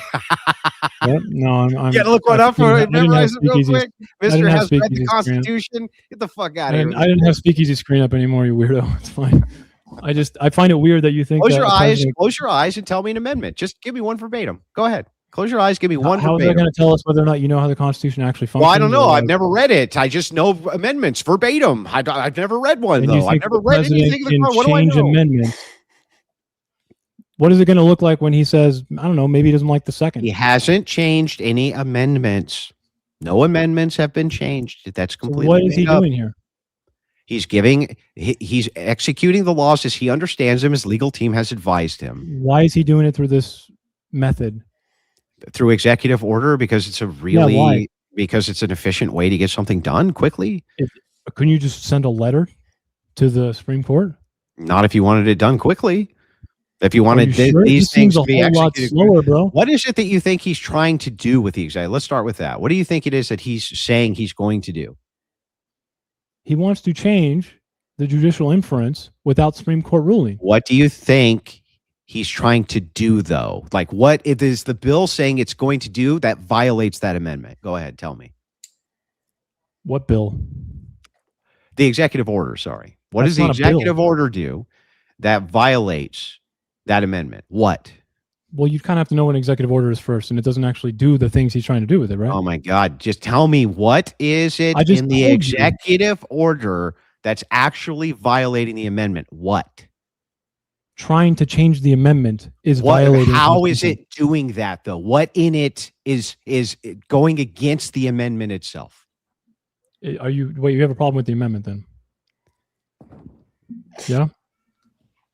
He's asking you what about the I order don't know. It's like violates the I amendment. seriously, it's weird. You think that, That the was your president claim. can literally do inference on I'm just judicial gonna grab a blunt object and just fucking start striking myself with it. Why don't you try a Constitution? Maybe you could read it afterwards. Yeah, one of these days I'll get around to reading that pesky thing. Yeah. I mean, Article 5 All exists right, for a well reason, let's right? let's get on to some more of these. We got quite a bunch of them. Andrew Wiley, A3D for $20 says, surprise, surprise, more disingenuous commie cope. God bless you. Speak and Andrew, keep up the good work, gents. Thank you very much, Andrew. I appreciate that big time. Jack of Blades comes in for $20, says, easy, thank you for modding this debate. Andrew, thank you for being yourself and repping Christianity the way it's meant to be. Andrew, you and Easy got me into reading the Bible. I want to go to liturgy soon. I will thank you again. That's nice. Aced. Actually. Good luck, man. Just so you know, though, that never has anything to do with me. I understand that I'm very popular in the podcast world and a bit, I guess, in the mainstream now. But that because I'm Orthodox, I know that inspires people, but that's not what my primary function here is to do. But I'm very happy that you're inspired to do that. But it never has anything to do with me. That's all you. Like, you guys knock, the door will be open to you. Good luck to you, man. Facts. Kokomo for 10 says, Searka, please make one argument why Trump is a fascist. Yeah, he satisfies the fascist minimum and all of my tenets. There you go. All right. The Guido Patrick Bateman needs to stay on Jersey Shore and out of the debate. Cabs are here. Thank you, Wrath of Reason. Bully Mom sends in 5 for the goal. Thank you very much, Bully Mom. Wrath of Reason sends in 2, 750 subs from 10K. Let's get it, boys and girls. Yes, we are getting close. Make sure you guys sub up. We're really close to 10K. Yeah, hang on, Speakeasy. Put me full screen for 1 second if you don't mind. Speakeasy has been willing to host several debates from the Crucible. We always have the policy here. We support people who support us. Make sure you get over there and subscribe. Make sure you get over there and send him a bunch of that hard-earned money. You got to send that hard-earned money. That's what makes these guys always want to make sure that they host these great debates for your entertainment. Hey, I appreciate that big time. Appreciate that big time. And we always looking for new debaters too. So if you're interested in it, hit me up. Next one comes in from, where was I? Oh, Kokomo for 10 just says nothing. Send in support. Thank you very much. Steelborn for $5 says, Andrew's radio face made my newborn cry, but his radio voice lulled my newborn back to sleep. That's fair. That's a fair criticism. I'm the only guy who's married to a beautiful woman where she makes him put the bag over her head, over his head, you know. Shit. And congrats again to the newborn Steelborn. Jack of Blades for $5. Searka, is all you can do is interrupt. You never make a point like you did with Rob. God gave you one mouth but 2 ears to listen twice as much. I'll heed your advice. Nice. Well, hang on. Like, you would be a much more powerful debater if you had good timing, man. That is true. Thank you. That's not even advice. It's just an observation. I like it. I like it. Jack of Blades for $2. Hit that first goal. That was awesome. Thank you very much. Bobby Ballbags. What a name. I like it. 30-minute Q&A. Oh, man. K-Guy needs another popper and possibly a blue chew for this debate to continue. Damn. Is that an oxy? What the heck? Coming at you hard. That's a hard night, bro. What the hell? Popper and a blue chew? Jesus. $2 from Jack of Blades. Searka, your cope laugh is cringe. Stop the cringe. I'll heed your advice as well. Once more. All right. You know what makes that more powerful is if you like look right at him in the camera and you point at him and you fucker. It's way better. I'm telling you, it's way better. I've mastered. The logistics doesn't work right now. Yeah. My fascist rhetoric, it cannot be overstated. Shit. Well, bless your hearts. I really appreciate you. From Birds Aren't Even Real. Bless your hearts. I appreciate Pure act, you. Thank you baby. very much. Pure act, baby. the thing about fascism is it makes me sometimes go like, damn, that sounds kind of nice. But then, it's the prescription that's not good. All right. Jack of Blades, never seen such a clueless person. Are you trolling? Oh, wait. No Was that the same comment. guy? Bro, I'm glad you like Speakeasy, but damn, I'll just keep heeding your advice. Speakeasy can keep going to the bank. Let's go. Wicked, I like it. Searka, do you think you're smart? Just curious. I mean, I'm like my biggest critic, so I don't really. Wait. What the fuck is this? No. I'm wasting time with $1, $2 super chats. 5 and above.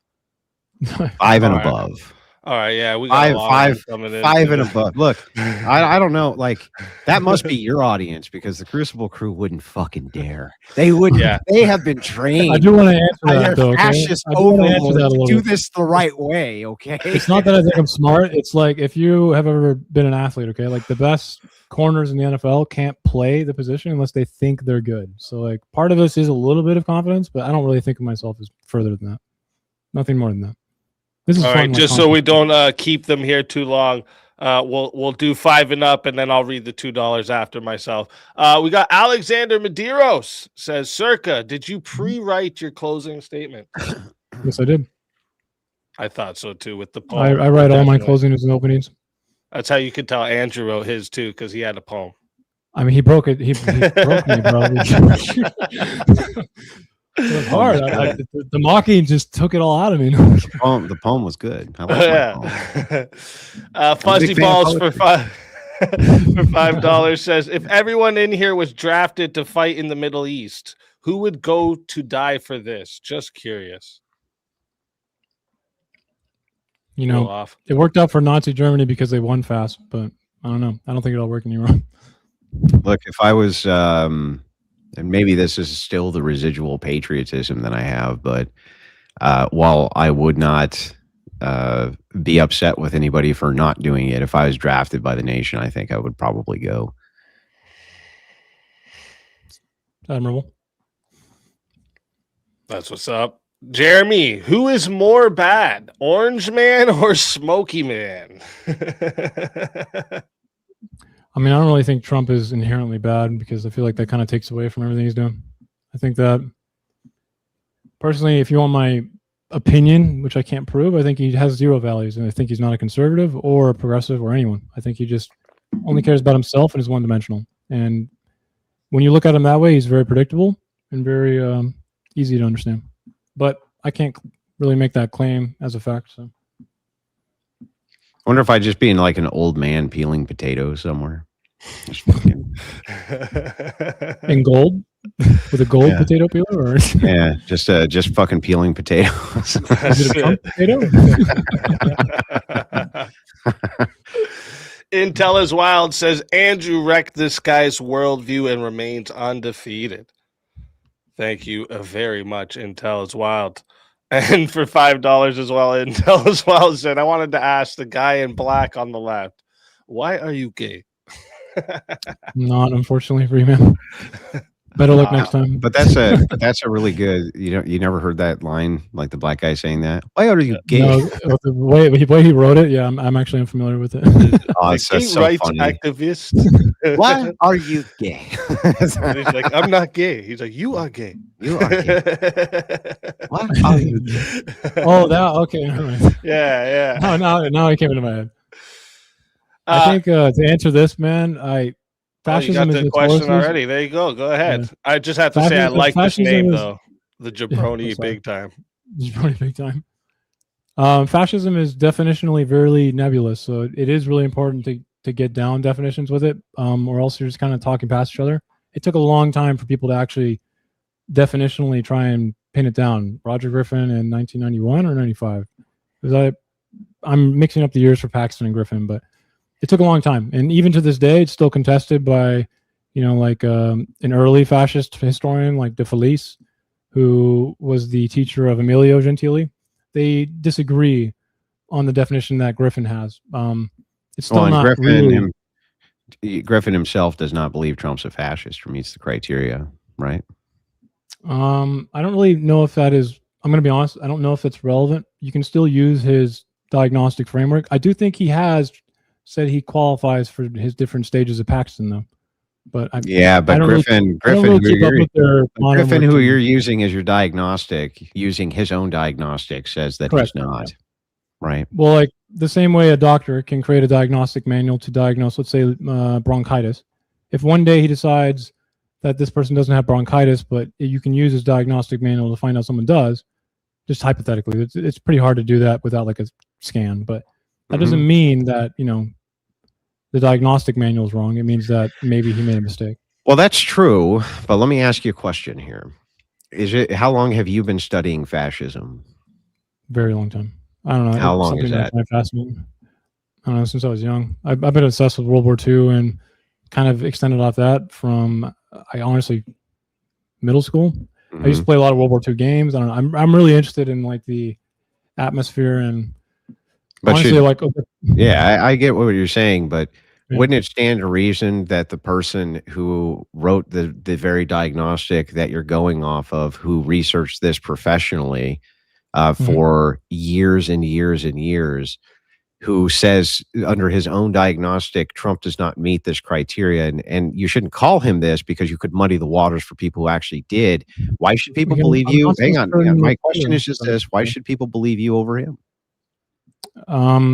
Again, I'm going to start with, I'm not so sure that's true. I think Griffin is somewhat of an outspoken proponent of Trump being in an incremental part of fascism. But like myself in 2019, for instance, you know how hard it would be to do this debate in 2019 about Trump being a fascist? It probably would not work. There's been a lot that's changed since then, that Trump is, you know, the constraint breaking is kind of big for the institutionalized modifying that Griffin Mussolini calls him did. a freeloader, a wheeler dealer, but says he should not be ever conflated with an actual fascist because otherwise the word will start to Might have lose less meaning. and less meaning. Yeah. What year did he say that? Let me pull up the exact year. 2019, I want to say, 2020, right?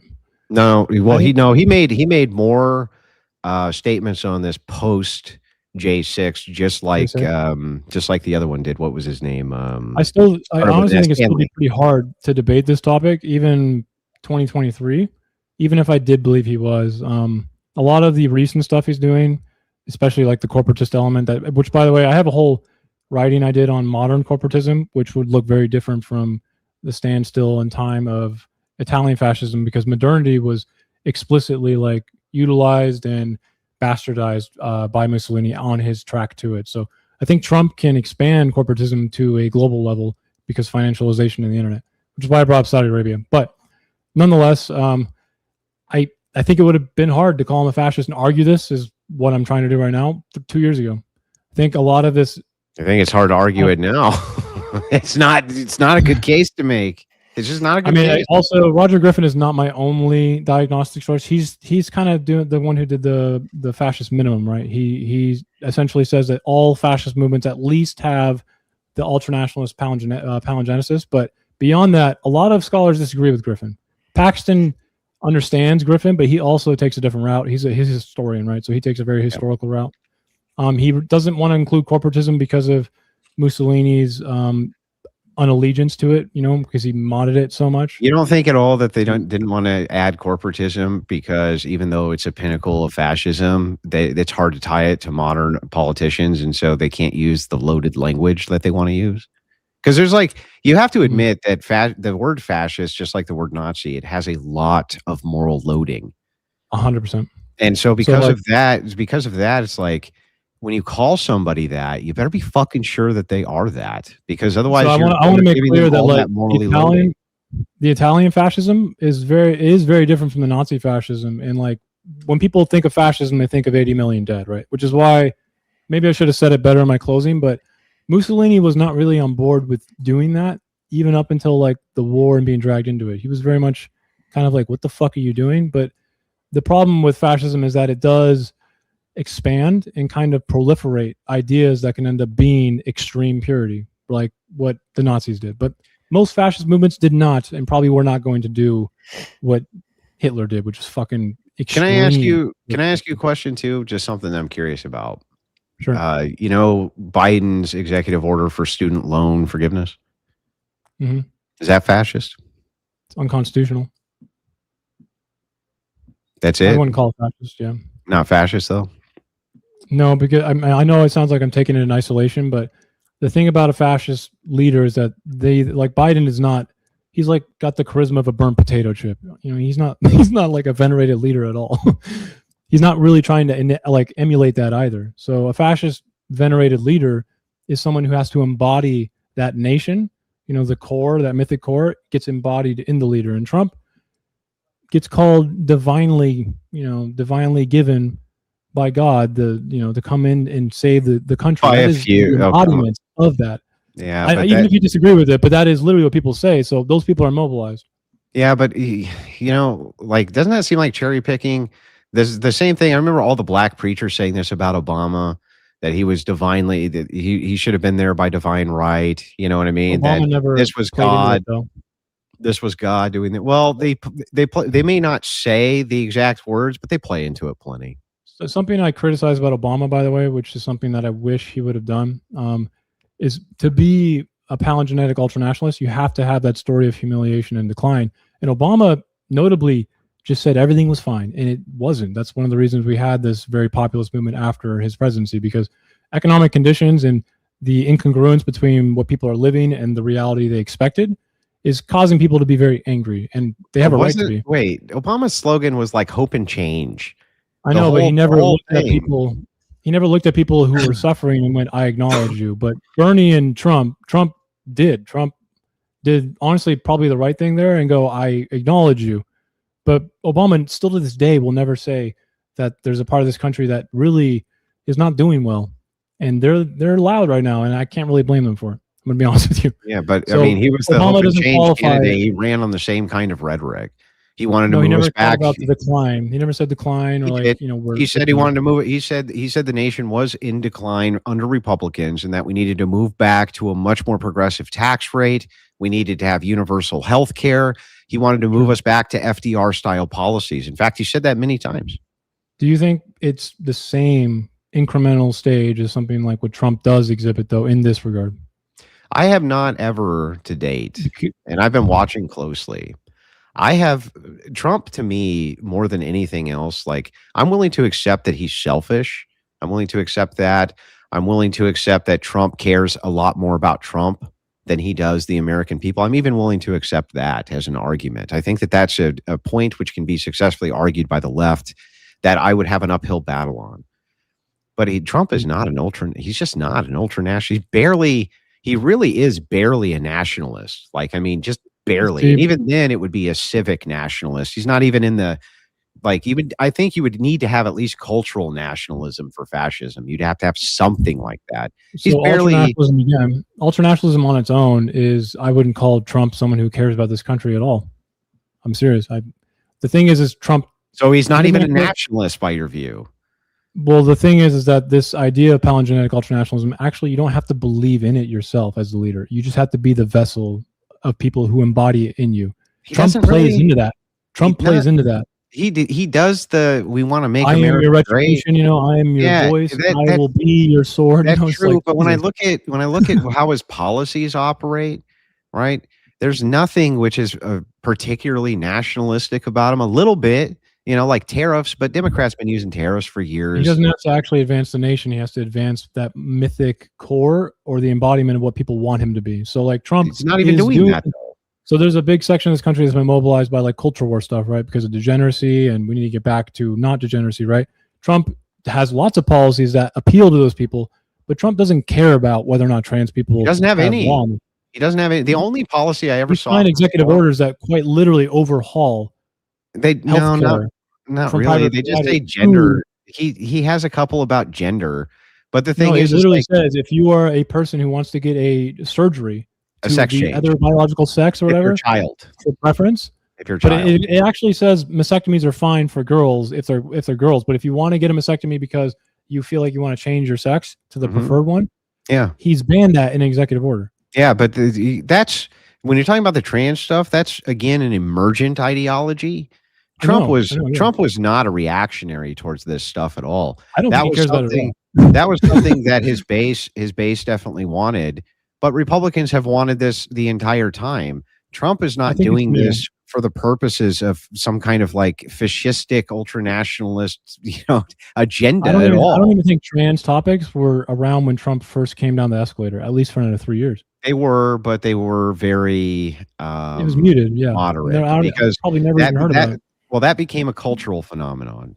Exactly. That was like that's like goth Yeah. and shit like that. It's very much a statement like that. And Trump, the demand from the base to do that, it was like the minimum. But he's not been hard on like homosexuality. He has not been hard on the porn industry. He has not done been executive orders on them. Yeah. He has not been hard on any of these. Like when you're talking about the idea of like, let's take it back to the Christian ethos, and he hasn't done any of that. I don't think it's one of the things I'm disappointed in him about. Actually, he's not a Christian, so I'm that guy knows nothing. He has no respect for Christianity. So I just, but he is being the vessel. I think he's a cultural Christian. Yeah. Yeah, I mean, he's made the White House Faith Council with like Paula White and a bunch of other psychos. But to me, I think those people are dangerous to Christianity. Like I argue with Rob, they have a specific brand that is, in my opinion, would set a permission structure to eat other Christians and push people away. Like my girlfriend's Christian, but she didn't go to a church for a while, not because of leftist and secular ideas, but because she really was just pushed away by the church she was at because of how extreme things can get. What was extreme?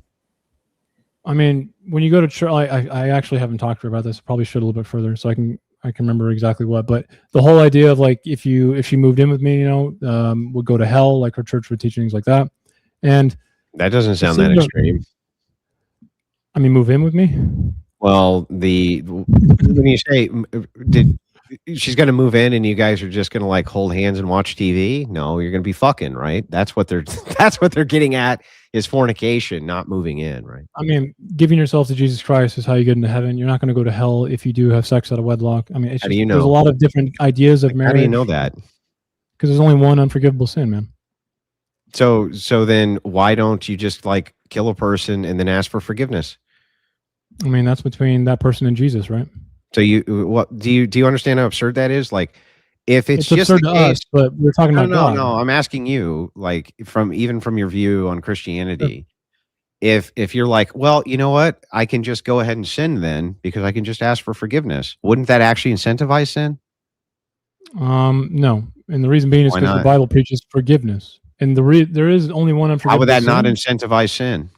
And are you not allowed to truly repent for anything? Yes, but so true repentance is only between Jesus and the person. Part of repentance is avoiding sin, is moving away from sin. It's getting as far away from it as possible. How can you go to a priest or a pastor and say, "Look, I want to begin fornication," and that's due to the fact that I have a great relationship with Jesus Christ? It would be the opposite, right? You would be actually incentivizing them.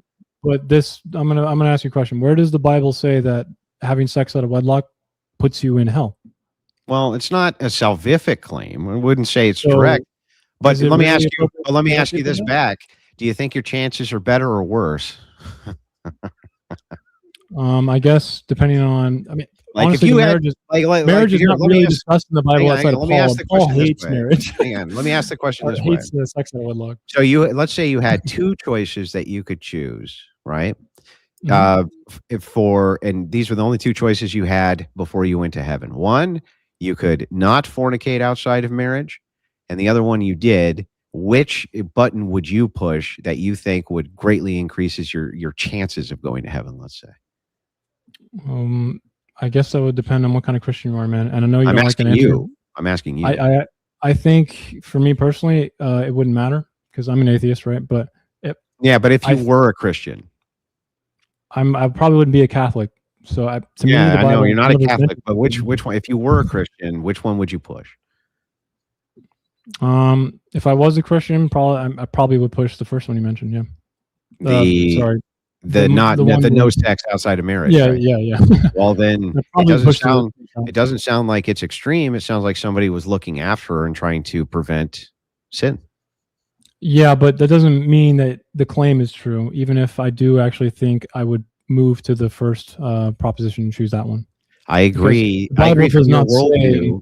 Yeah. I agree from your worldview that's true, but from the worldview of the person who's a Christian going to the church, why would you say it's an extreme position for them to try to assist somebody from staying away from sin? That to me seems silly. That's all. Well, only because, again, so early Judaism, marriage was something different than what marriage is in Paul's writings, the Pauline epistles, right? Paul notoriously is he's progressive, but also just very weird about sex, right? So he's where we get a lot of these little ideas about marriage. But I don't really think there's a good argument for the fact that it is sinful enough to be like something that would cause you to go to hell, right? Well, the thing early is Judaism, sex was how you got married. I agree. I wouldn't make a salvific claim on it, right? Obviously, I've had sex outside of marriage. I'm sure you have too. I don't think that these are things which are unforgivable by any metric. I'm just saying that if the idea that you have a spiritual leader who tries to make claims that these things are permissive within the faith, that they're not to be avoided, would actually be a faith leader who's leading you astray. That would be the opposite, right? Mm. But how about, here's another aspect of it, okay? So my girlfriend is a Christian, and I've never, tried to convince her otherwise. Honestly, I respect religion a lot. I feel like it's extremely important to understand anything metaphysical for the most part. And she wants to be a Christian, but what do you say to the preacher now who tries to enact like you're going to go to hell if you do, have sex out of marriage, and she gets pushed away from Christ? She hasn't. I'm just hypothetically. Is that the same? Protestants have a bizarre idea of what hell is. So yeah, from the Orthodox and Catholic view, hell is a separation from the energies of God. And the idea there is that if you're separated even here on earth from the energies of God, you're already kind of experiencing hell, right? So the thing is that that's how you know people can take good actions even if they've never heard the good word, because the energies of God, they can become apparent to somebody. Like, I'm sure that the Greeks participated in the energies of God. I'm sure of it. Their logic seems to move me towards that idea. But I'm just saying that even in Orthodox or Catholic Church, they still lead her away from that because it is sinful. And by the way, it wasn't just Paul. His apostles talked about this as well, and Jesus Christ did. What Jesus Christ said was that you need to take a wife. Talks about marriage barely. Jesus talks about man and woman, but it's not necessarily about marriage, right? Paul's the only one who really mentions anything about it. But Jesus talks. But Jesus says you need to uphold law, and so to his apostles, and he only added 2 caveats to the law, and this was reconciled in Acts. And he did actually. I mean, it was pretty obvious. It was sex outside of marriage was a no-go. That was considered degenerate even at the time. So Acts is written by Paul, though, right? So again, Paul, I definitely understand that Paul is very, he's intense. Yeah, but he was interacting with apostles who were there with Christ. So it's like if he was wrong, why wouldn't they correct him? He's interacting with Matthew, right? Or no? It was. I'll have to pull it up. Sure Matthew is one of the only. He was interacting with apostles. He was interacting with I don't know why I'm having a brain fart, but yes, he was interacting with other apostles who were there with Christ. Yes. I mean, I have a feeling.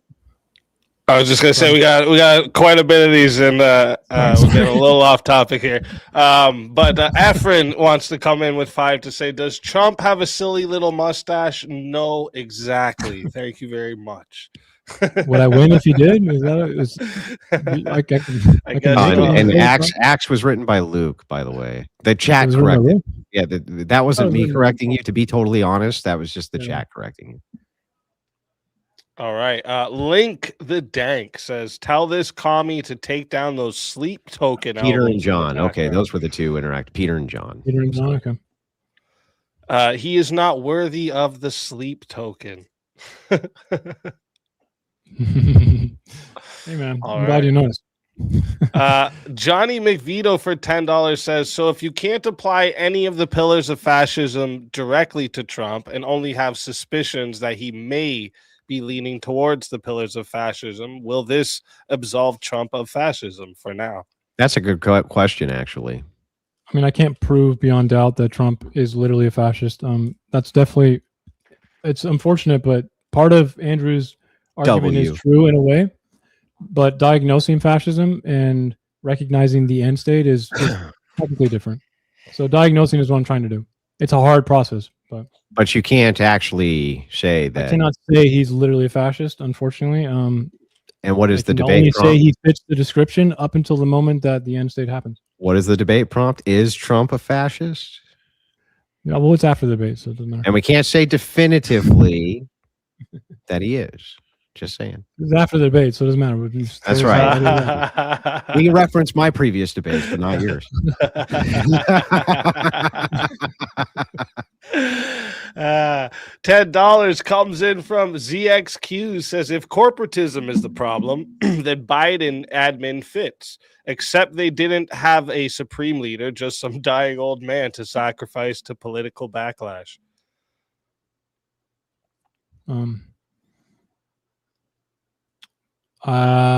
No, Biden has never done any state authorized. And when I say state authorized, again, it is voluntary every time, but ultimately it does subordination. So it's like, think about it this way when it comes to Italian fascism. It's kind of like, instead of the state being a traffic light where it lets cars in, green and red, instead of that, it actually does control the flow of traffic, like how the car moves. So institutionalized bargaining is when the state just allows traffic to go through, the street light. And then Italian fascism is ultimately when Mussolini just put them all on controlled little wheels and said, I'm going to move it for you, but you're going to look like you're driving the car. It's the best way to explain it.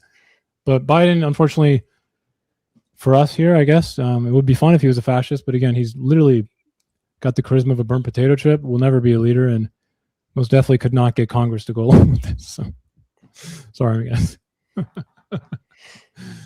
All right. DPG thing with a big $100. Thank you very much.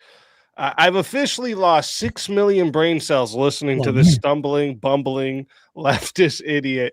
Andrew, thank you for keeping the debate interesting all by yourself. No thanks to this mumbling, monotone loser. Get a better mic, then at least one argument. W Speakeasy. This is an SM57. What do you mean? This is one of the best mics ever. I just suck at making it work right now. Okay, listen, in my debate opponent's defense, DPG thing's wife is way too hot for him. I'm just gonna say it. It's true. It's way too hot for you, bro. Like, I don't know. How the fuck did you do it? How did you do it? How? Don't worry, DP. I'm in the same club.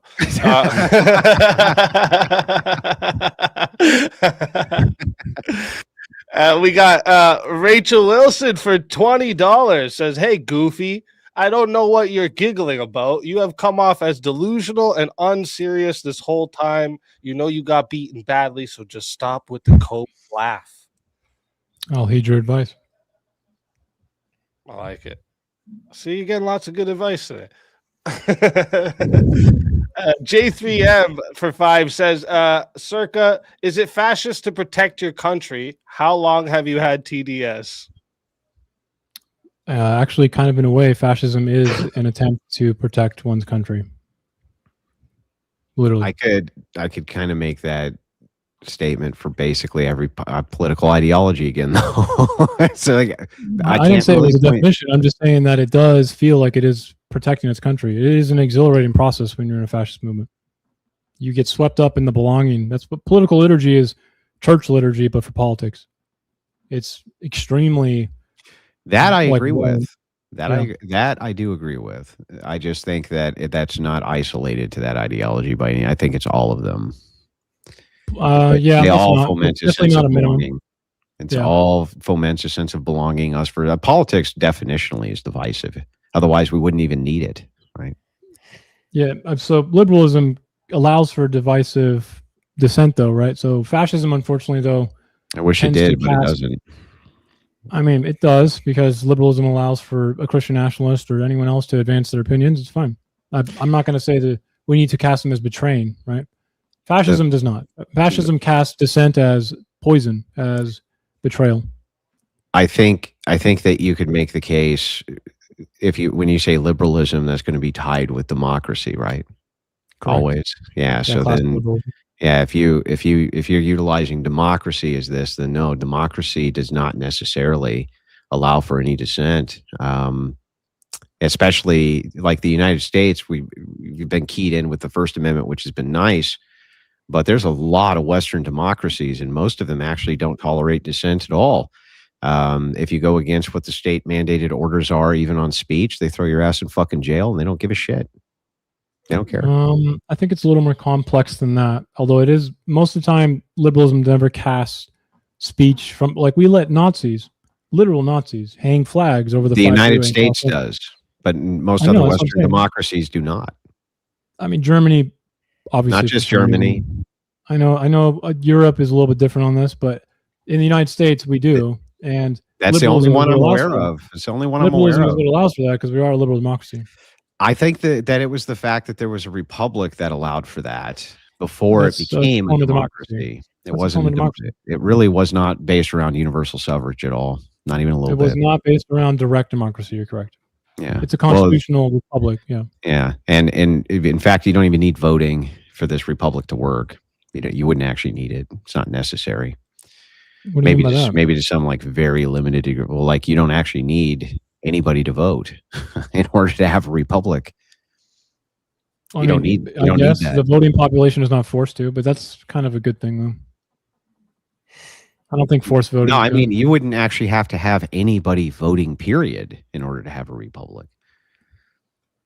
It would not be necessary as an entailment that, like an old one. You mean like before the Enlightenment? I mean, that's what they were drawing from as older republics. But yeah, yeah, we don't have an older, Greco-Roman period republic. No, it's an emergent republic. The idea of modern republic is democratic republic, right? It's all of the all the founding fathers for the most part had extensive backgrounds in Greco-Roman period history because it was becoming like popular again, right? So they obviously took a lot from them. But they didn't want universal suffrage at all. They wanted reps to do most everything.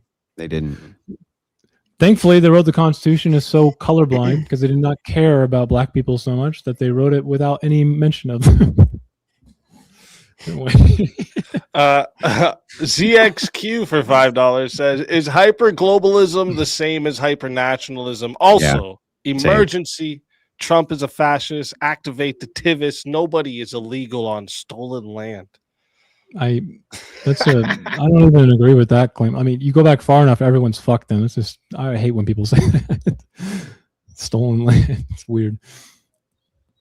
I don't know if that's accurate though. I mean, hyper-globalism sounds like just globalism. What's the difference? Or there's no mythical planet.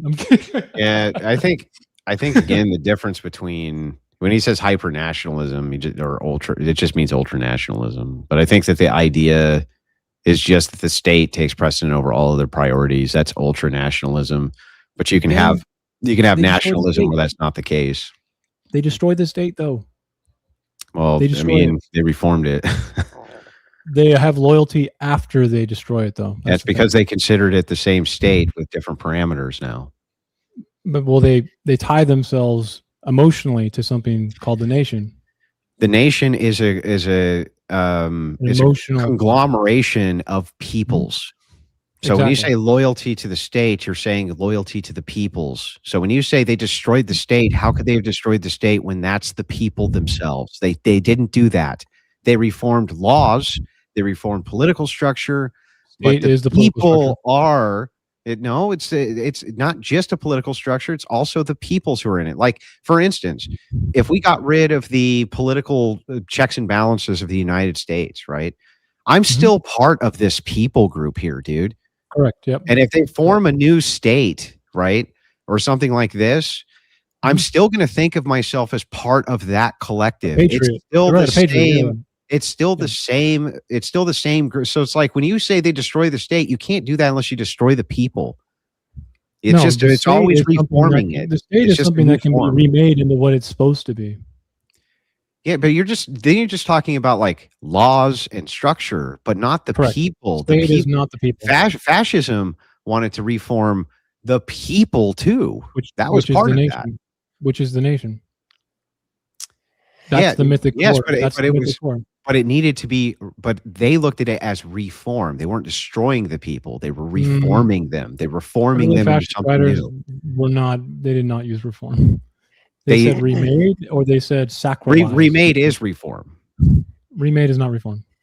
It is. Remade is you are creating something new. You are starting from scratch. Reform is continuation. So Andrew Wilson, the person that you're looking at right now, has a beer gut. Do you agree that that's true? I think people can reform in the way you're describing. Yes. Yeah, and so, but if I got a six pack of abs, I'm now remade, but I'm not a different person. Correct, but a state can be destroyed because it's not a person. A state's the requirement of what a state is always going to be the collective of the people, and that's why France has gone through so many different types of government, but it's still Different France. states. There's It's still the people, though. The no, nation is different. It's still France. That's what the nationalism is. It's still France. Maybe it's an empire, France. You have to have Maybe some way to it's separate the government instruments, which aren't that important, and the people are more important, right?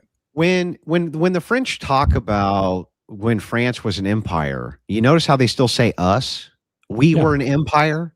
We were a democracy. Yeah, they tie themselves to something emotional. They're tying themselves to that's still they consider it part of the apparatus of people. That is part of what a state is. Yeah. I mean, that's why it's kind of alluring though, because fascists felt like they were doing patriotism still. They felt like the nation was still being advanced, but they have to destroy the state to get there. No, they reformed He all of marched on Rome to destroy. They reformed a lot of the laws. Yeah, they reformed a lot of the laws. They reformed a lot of it. But decayed, it was in decline, and the only way to come new was rebirth of Phoenix. We needed to remake. Yeah, that means the state's destroyed. Nope. See when you say remade, it's like when I say, "Oh, I have a six pack. I'm a remade man. I'm a new man. I'm a brand new man." But I'm still the same Fascist person. Italy took over and sacralized the new state. Did they keep anything from the constitutional monarchy? No. No, I mean, yeah, probably. They didn't keep anything. Nothing. Parliament was gone. No. That's government structure. They didn't keep any. They didn't keep any customs. They didn't keep any value sets. They didn't. The nation. That's my point. The nation. So the nation is in existence. It's still the nation. They reformed the nation. Thank you. Yeah. I think we're finally on the same page. They reformed the nation. So they didn't destroy the nation. What would you use to separate just the government structure from that ideal rhetoric? The people group. That's who the nation is. So the government structure is what though? What would you call that? When? In Italy? The constitutional monarchy. What is that? It has a name. It has something, but they wanted to get rid of it, right? Yeah, right. But it was still Italy. It was still the people. It was still the state of Italy, and the state. Yeah, the nation. And so when I'm talking, I understand that. When I'm talking about nationalism, ultra nationalism, you keep saying, "Well, they destroy the state." It's like, but they're not destroying the nation. You still have loyalty to the nation. That's why they're ultra-nationalism. That's why they're hyper-national. They're hyper-national. Or ultra-national. It's the same shit. That means the state is now some rhetorical entity, not the actual government structure. That's why it's a hyper-national. Okay. The nation is now being reformed, right? You agree with this? When I say the state in this context, I'm referencing the nation. That's the state. So how are you going to reference the government structure, though, for us?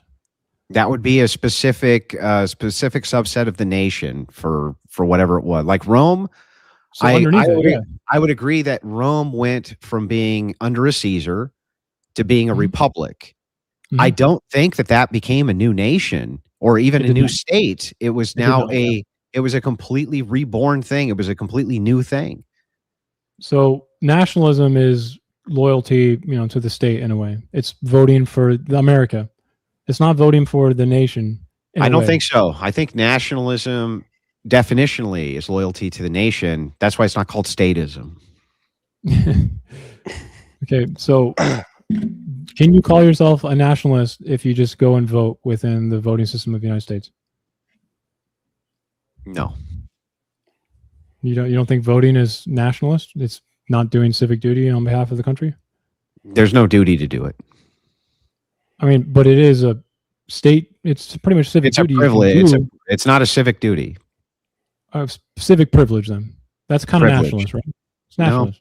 No. You're trying to represent the state's interest, your nation's interest. You're right? not representing. You're representing your interests, like almost the opposite But that's of part of the state, nationalism. too, right? Like, really, I mean, Not really. Like the idea, if you had duties that you had to move into, right? respecting your troops is like for national. instance, if you were drafted, right, or something like this, and then he showed up for the draft, even if you opposed whatever the conflict was because of your loyalty to your nation. Mhm. I don't think that even really has much to do with the state. You're disagreeing with the state. You're not a statist necessarily. Your You can be a loyalty is to nationalist the and actually nation. disagree with the state, though.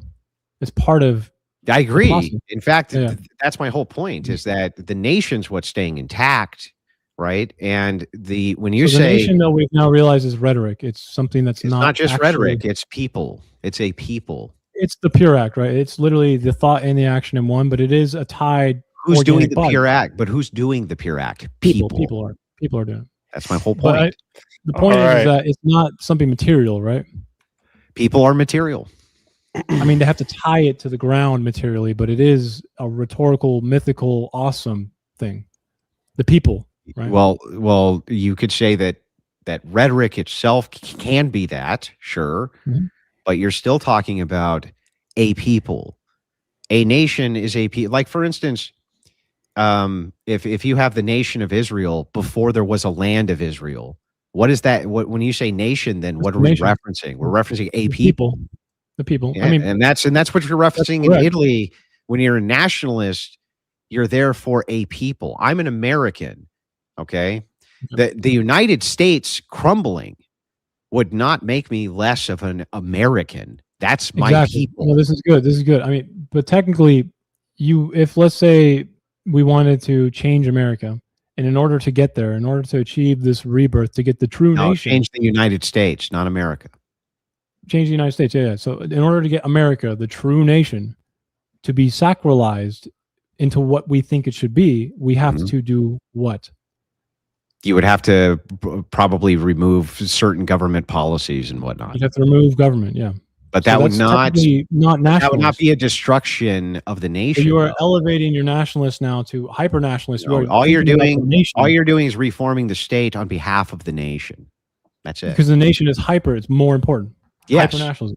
Yes, that's regular the nationalism state above all. It's not things. hyper nationalism. No, but you can have nationalism with state reform too. If it's regular nationalism, you wouldn't try and destroy the state government. Hyper nationalism is tying it to Yes, you something. can make something massive. above You can the make nation. so many reforms under under the idea of statism that you could have within 50 years a state which is so distinctly different from what you had 50 years prior, but Mhm. the nation still has the same kind of people integrity, that type of thing. When you say statism, okay, it sounds like that's to me the government, right? That's essentially what The statism. government infrastructure collective, yes. So if this was a little bit different, I guess, in Roger Griffin's definition, because maybe this might be a way to connect here. He describes alternationalism palingenetically, right? And in his own words, he just uses the nation as you're doing right now, but he does demarcate from the government state as he separates it from the nation as it's something in the way. It should So- be. It should be separated. But that's what makes it. So his definition of nationalism is essentially the statism in a way. Yeah, well, that's not. I wouldn't say that. I would say So is they're it a semantic intertwined. Look, thing? these are things that are intertwined. No, it's not even a semantic issue. They So how are would you inter- diagnose they are fascism, inter- though, they are without state intertwined, structure? but the nation itself, the requirement of a specific state structure is not a requirement to have a nation, because the nation's always going to be the core of the ideology of the peoples. And if that It is above ideology the state, though, changes, right? if that ideology changes, you have now reformed the state into whatever the Right. ideology is, but the nation itself remains. So two things. It is above the statism thing, right? The nation, it's above it. And at the end of the day, right? It's more important, I think. At least I'm Well, getting it. I'm not giving a marcation of which is more important or less important. Only that there's a delineation to be made between the two. I'm And not then second, sure. Like, I'm does not everyone have the sure same that idea I'm of not what sure how that I is? would demarcate this as far as like importance goes. I'm not sure. So like, does everyone have the same idea of what that nation is supposed to be, though? Not always. So in that regard, when you elevate this organic body of what an identity essentially of what the nation's supposed to be, this is something that makes it a little bit fascist, because in order to attain that rebirth, fascists will look at something that is not within that body, and they want the organic. They treat it like an So organ. will every Fascism- political ideology. So just every No, political ideology No, is a little bit liberalism does fascist? not treat the entire country like one organism, where anything It that's not does. supposed to be in it needs to get removed. Well, wait, no, it really does, and classically did. It did treat the country as a body. It So just didn't treat it in a I feel body the like- same way that fascists used the body for the coalition of business and the state, the corporate body. See, I feel like I disagree a little bit, and the reason why is this is why fascism becomes popular, and it's because social. You remember that question I asked you about social decay that liberalism refuses to confront? I've thought about this a lot. Well, it doesn't and I have- refuse to confront it. There's nothing. I think it does. I think it refuses to confront social decay. I think liberalism is there's no- horrible at doing that. I think that's the wrong framing. So, like I when mean, you said you the would probably debate's agree over, that the since the debate's over, I'll answer to this. But I just think Okay. that the framing's wrong. So, liberalism doesn't refuse to address it; it actually can't. It can't address it. Yeah, it can't. You can't. Yeah, 100%. Because the way liberalism's enacted, it essentially can't, like you just mentioned. It's impossible and incapable of doing it because it's focused on neutrality. So, like, for me personally, when I wrote about this, I play music a lot, right? And a lot of this will be an analogy to music. Okay, so I think of it as like an orchestra. So, in my opinion, like fascism is really strong and appealing because it gives this shared meaning and belonging to, let's say we have a hypothetical orchestra, okay? And in a full orchestra for this piece, which we'll just say is a country, the violin section is really meant to shine, as in we have a lot of extremely good violinists in it. And let's just say that is like Christian ethics for the United States, because for the most part, I think it's probably a very integral part of this country's beginning. Now, what liberalism tends to do is it looks at the orchestra and goes, we need to promote neutrality, and it'll go, the violins are a little bit louder. I don't know why. When we want neutrality, we want everyone's volume the same, but ultimately, if you hear the song afterwards, you might go, this sounds awful without the violins doing what they're supposed to. The violins are supposed to be, very loud, and they give a lot of emotion to this piece. And liberalism, I think, doesn't have a way to confront what is happening to the violinists, who also feel like this piece was meant to be something strong for us, and now no one likes it. And that's what I mean by social cohesion a little. Fascism does address this. I think liberalism cannot, because it does only operate on muting everyone to the same volume. Well, most political ideologies address this. Address it or don't? Address it. Most, just not liberalism inherently doesn't. I would agree with you. I would go a step further, say it's not just due to neutrality, but it's essentially due to permissiveness. So you can remain neutral but not permissive. Liberalism seems to push permissive behavior. So the thing is that permissive, like the golden rule for liberalism is do whatever you want as long as you're not hurting somebody else. Yeah, most freedom, most equality, clashing. Yeah. So it's just like all permissive. Mm-hmm. The thing is, though, is that like most other forms of government address that. Monarchies tend to address that. Autocracies address that. Empires tend to address that. Like almost every other form of government I can think of tends to address They do that. it well, though. I mean, the U.S. has shown that They do it well, yeah. I think classical liberalism has been one of the reasons I think America is a great country. Is like I mentioned earlier, the Constitution may have been written by a bunch of dudes who literally didn't care about black people, but thankfully they didn't write anything about black people, because I feel like over 300 years without a revolution, we've been able to actually advance the country, and that's a testament to the strength of it. Well, the United States was not the ones who got slavery abolished. That was. I know, but most countries had to go through revolutions for them. Yeah, but you see what's funny there is like, but they were able to address these problems. You were still able to address the problems of degeneracy. Democracy itself, I have no problem with having a republic. I think republics can be great. I have a problem with direct democracy, and I have a problem with universal Well, suffrage. It's a Good terrible thing our fucking, it's a founding terrible fathers didn't idea. really they didn't like I direct know democracy. they didn't, but the thing is that they let the states have religions, and that was the At the key. beginning. That was the key. mean- Well, not at the beginning. That was always the intention. They didn't stop I mean, that. that's what I mean. It At the was beginning, the they didn't think it the was a problem, Supreme, but yeah, it was the Supreme Court who stopped that, and they shouldn't have been able to do that. But the thing I mean, is like, part of this is an actual Protestant who, the Dansbury Baptist letter, I brought up in Rob's debate, right? But there was a yeah, man you're who talking about had a church. Jefferson. That's Jefferson. Yeah. Jefferson notoriously was I mean, so he's deistic. like a little bit of deist, atheist. Yeah, he you know was what I mean? he was notoriously deistic, and he thought that it was easier to deal with government agencies at the state level who were not religious, and so he preferred. I do want to point out though, the letter's not from Jefferson though; it's from It's the not from Baptist. Jefferson. Yeah, So it's not really Jefferson talking. So the guy, the Danbury Baptist, was worried himself about being persecuted. correct. That's right. Yeah. But the thing is like, again, the idea here was like, so what? That was a much better system. Like states had that clear up into the 1900s, into the late 1900s. They had blue laws, dry counties, all sorts of various things. Clause, what is it? Clause 8, Section 3, or clause the qualifications thing? It would got be rid of that earlier. this is under the 14th Amendment, I believe.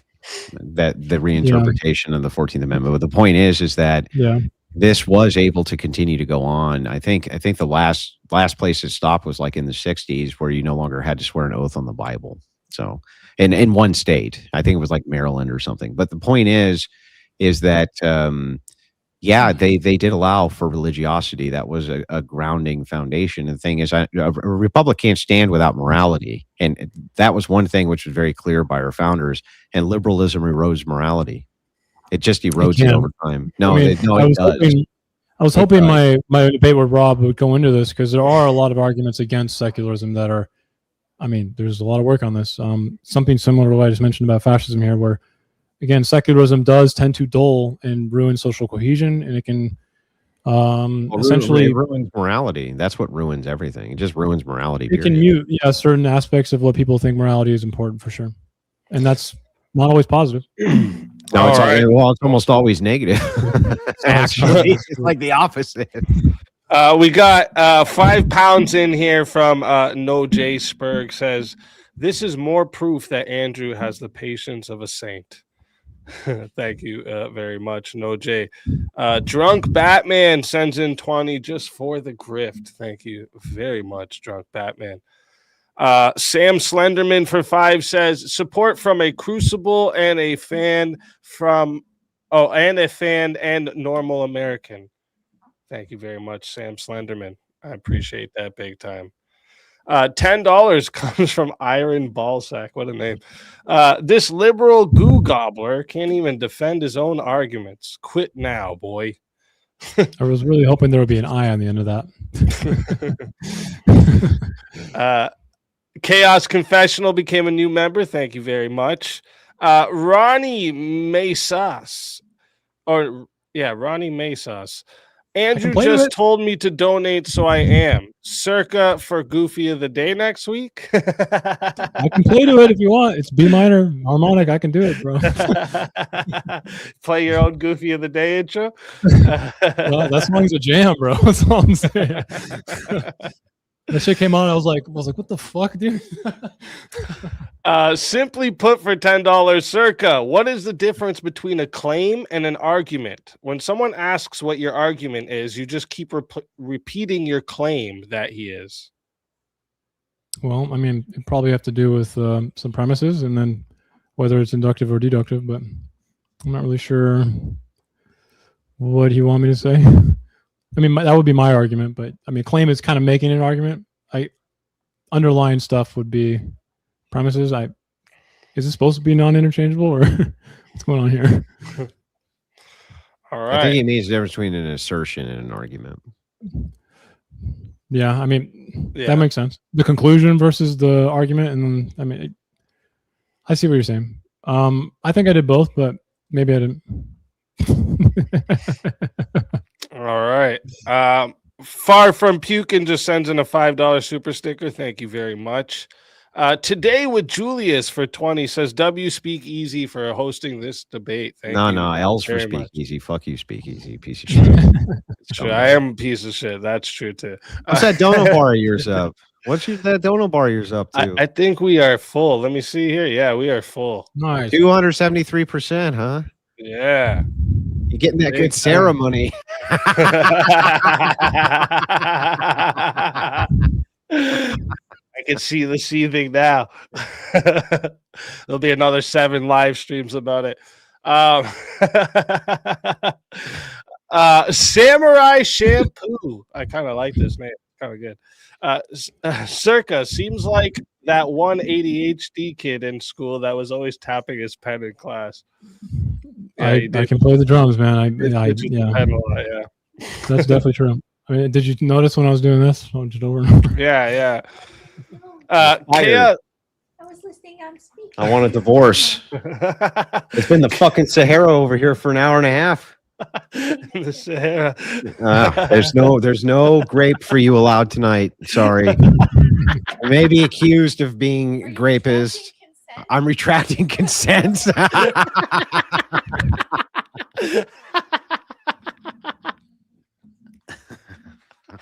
Oh shit. Chaos was instructed to send money. Thank you very much. I don't know Chaos. what I got to do for this drink either. I don't know. Got to be more fruity. Oh shit. Is the reason how to win friends for $10 is the reason Xerxes brought up Trump RX is because he's upset that they don't offer Addy. I bet they probably do actually. Hang on. You got to But- stop everything for just a second, because my friend LRN News, who I haven't seen in a long time, is in the chat, and he's been with me from the very beginning. So I wanted to shout him out. Fuck you guys. I'm going to interrupt for that. What are you going to do about it? Nothing. I That's like why. it. I agree. I Shout out to him. I feel like Trump RX is kind of self-explanatory, right? Like that's to me not capitalism. It's a bastardization of it. And I'm a pluralist, a mixed economy guy. I studied econometrics, didn't finish my degree, but I definitely think capitalism is good when it has the freedom to perform well. And I feel like Trump unilaterally making stupid agreements like this is negatively impacting them, personally. All right. Mike Turner for 10 says, "Cheers, speakeasy. W. Andrew was the prompt ever answered." It was. We got to it. Eventually, what we've agreed on is that no, he can't prove Trump's a fascist. That's eventually where we got. Eventually, He did concede that, yes. A big $100 dono from William Tovar. Thank you very much. Thank you for hosting Speakeasy W Crucible. W Crucible, indeed. Pseudo Master Chef. I still miss the pizza picture, but Searka, I said in chat before that you aren't dumb. You just need to look past your TDS and listen more. I think I do listen, but I have a tendency to interrupt a little. Just a little. I don't think I have TDS though. I don't really care about individuals or idolize anyone or really think about people affecting me that much. My insecurities are all internal, man. It's not fun. You should try it. All right. The Cynic with $20 for hosting the debate, W Crucible. Thank you very much. I appreciate that big time. Chip Boggs for 10 says, "Not one step back. Salute to you as well. Thank you very much." Erica Baum for 10 says, another one who will never fully understand how badly they lost the debate. That's how dumb he is. Not one step back. I don't know. I think you conceded. I think you admitted it. Eh? Hang on. Erica, in his defense, you're a female who's still in the Crucible audience. So, I mean, like, Here's your notated book, bro. he can't be any dumber than you, Erica. Okay.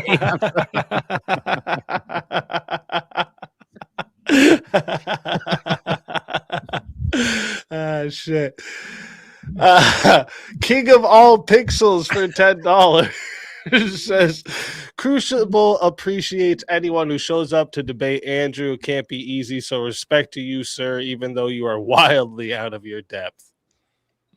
I'll take it. That's what's up. Men's rights millennial.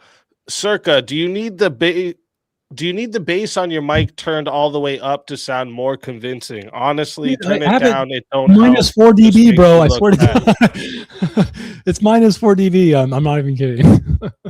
This is Yeah, it bull. does kind of sound like you have a heavy bass, but maybe you just got a heavy voice there. I would run $10. it through Ableton, but I can't. $10 comes in from William Flynn. Says, can you predict the future based off ambiguous, loose, and yet common traits in people? Circa very scholarly. I'm mind blown. I would say no to that, but if that's what we were debating, I would also say I would definitely lost. All right. Kevin Yolantis Scott product for $5 says, how do we tell when Trump is in power? I think that he already is. He's the president of the USA. So if he was fascist, we would see it. Incorrect. Most fascist leaders are elected into pretty high positions. Famously, Mussolini, before he actually did his march on Rome, was part of the upper government. And then Hitler, I don't know how I forgot his name. Hitler didn't really have the type of power that you're thinking of until after the Enabling Act. So it's not really how it works. It's a historical approach. Somebody sent in $10 over here and said for the woman tax. But Speakeasy, she's so dumb she doesn't know it's $20. What the hell? What a dumb Slacking. woman! What a dumb woman! Fucking women. Fucking women. What are we gonna do with them? Big Nuts. Good name. All right. Searka mopped the floor with this Joker. Oh, damn. Hey, at least I got one positive one. Yeah, Big Nuts is on your side, Searka. It's better than small nuts, right? It's better than small nuts. Bill Reinhardt just sends in a $5 super sticker. Thank you very much. Moan Gozi sends in another 20 for the grift, and you are gay. Thank you very much. $5. The fascist overlord commands you to pay homage. Mm-hmm. I prefer a cult leader. That's better. That's right. Yeah. Cult leader.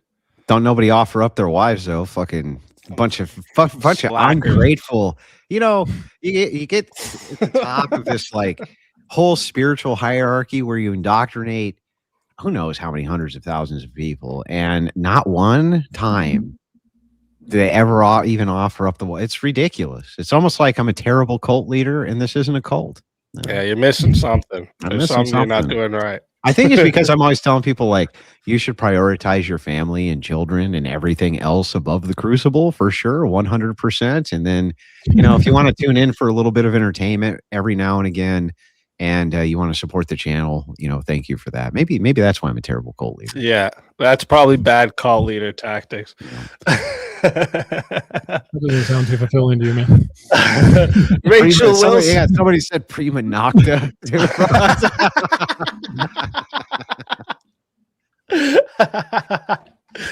Rachel Wilson, member for 8 months, says, to be honest, I wish Trump was half the fascist that this guy thinks he is. Rachel, don't give the game away, bro. Fuck. Oh, shit. That's good. That's good. Re-examination show. Hebrews 13:4 says, whoremongers and adulterers God will judge, and only the marriage bed is undefiled. Adulterers is pretty specifically, at least in the Old Testament, not really against men. So I don't know, man. It depends, I guess. Looking at it that way is a little reductionist, a little univocal. So, but I get the sentiment. Okay. Trench Deacon for $5 says, girlfriend, Searka, are you LARPing as a straight centrist progressive Catholic? Protestant, Catholic, something. I don't know, man. I'm super genuine when I say it, I promise. Even though I don't know, maybe it doesn't sound like it. Trench is, I think, the wildest chatter we have over here. He's a little wild. I mean, he reminded me of like a DMT trip when I talked to him last. That's a good question. When Trump steps down at the end of his term, can you admit the left has lied to the American people and we can finally disregard all this bullshit about fascism? I mean, whether that makes it true or not actually is not something that makes sense. But I will say this. If I am wrong, I'd probably be more happy than anyone else on the planet. I wish I was wrong more than I am right in this moment. I want to be wrong. So, yeah, I will. I'll be happy to do it. All right. He's going to, you know. I hope so. Yeah, he will. I mean, history has shown he doesn't want to when he's he's saying he doesn't want to, but if he does, I will be happy. No one's going to let Trump stay past his term, bro. Not even his base. Again, I will be happy if that happens. Yeah. We got 1 Corinthians 6:9-1 includes the sexual immoral among those who will not inherit the kingdom of God. It is a salvific issue if you never repent. If you never repent. And thank you for that re-examination. That is an important part. All right. Big Daddy Pod sends in 5, says, Searka is as exciting and entertaining as my shoe. Somebody give that boy some vitamin D and a You got some Nikes at least then, right, man? Come on now. Some Nike Jordans on, right? Fuck. We got $20 comes in for Games Are for Kids. Why did we not talk about 10% of NVIDIA being bought by Trump when we were talking about cooperativism? Yeah, cooperativism. Oh, okay, cooperativism. I was reading that wrong. Is there any other example like this in history? Corporatism, again, corporatist means that you take a government function, you give it to a private sector. Corporatism has a specific meaning to it where you have to create a trade syndicate to it. So this would not be an example of corporatism. Neither would the reference that you gave for the Trump pharmacy thing. That would not be corporatism. I disagree on that one, but for this one, at least we can agree on. The thing here is the government technically does this all the time when it tries to, give bids and just fund private companies to do stuff in a way. I guess you're just a little more, it is a little weird that the Treasury would do it directly and not through some form of like agency that can handle the expertise required, but I don't think it's an example of corporatism. It doesn't create a syndicate, a little safe space for Speakeasy. I got to wrap it up, bro. Okay, yeah, no problem. I think we got just now. Listen, I just want to be completely transparent as to why I have to wrap it up because one of my audience members said I'm tired of looking at that ugly fucking mod, and I was like, me too. Me too. It makes sense. I'm sick of this fucking guy. I'm just fucking sick of him. That's true. If you gotta go, you gotta go. I get it. My face is kind of unbearable. I do get it's it. Pretty bad, bro. Yeah. It's pretty bad. You just do something. I don't know how my wife feels with it. Do it. Just like it's just all of this. Yeah, just all right here. It was 1 a.m., bro. Shit. No problem. Here, let's read this one. We're gonna read this one at least before you go. Because Rachel said she wants to be nice and say that this guy is actually smart and well-read, which is why it's so mind-boggling that he has such an incoherent worldview and didn't really make an argument. He has promise, drop the leftist atheism. I actually don't really think I'm a leftist, I'm gonna be honest with you. A little bit of a misunderstanding. I think incoherent. I try my best, the best we can do. But if you look at my stream ever, you'd probably realize that I kind of just shit on everyone. It's the joy of doing that, I guess. It does mean you're a little lonely, though. I'll tell you that. No one likes it when you don't affirm them. It's like Christopher Hitchens' pathway a little bit. Although, not to invoke him or idolize him, but it's definitely a little lonely when you don't get affirmed or affirm people often. Let me make sure if there's any questions that are specifically for Andrew here. Just to make. Oh, wait here. One last one for you, Andrew. To both, gotta ask. Favorite drummer? Neil Peart.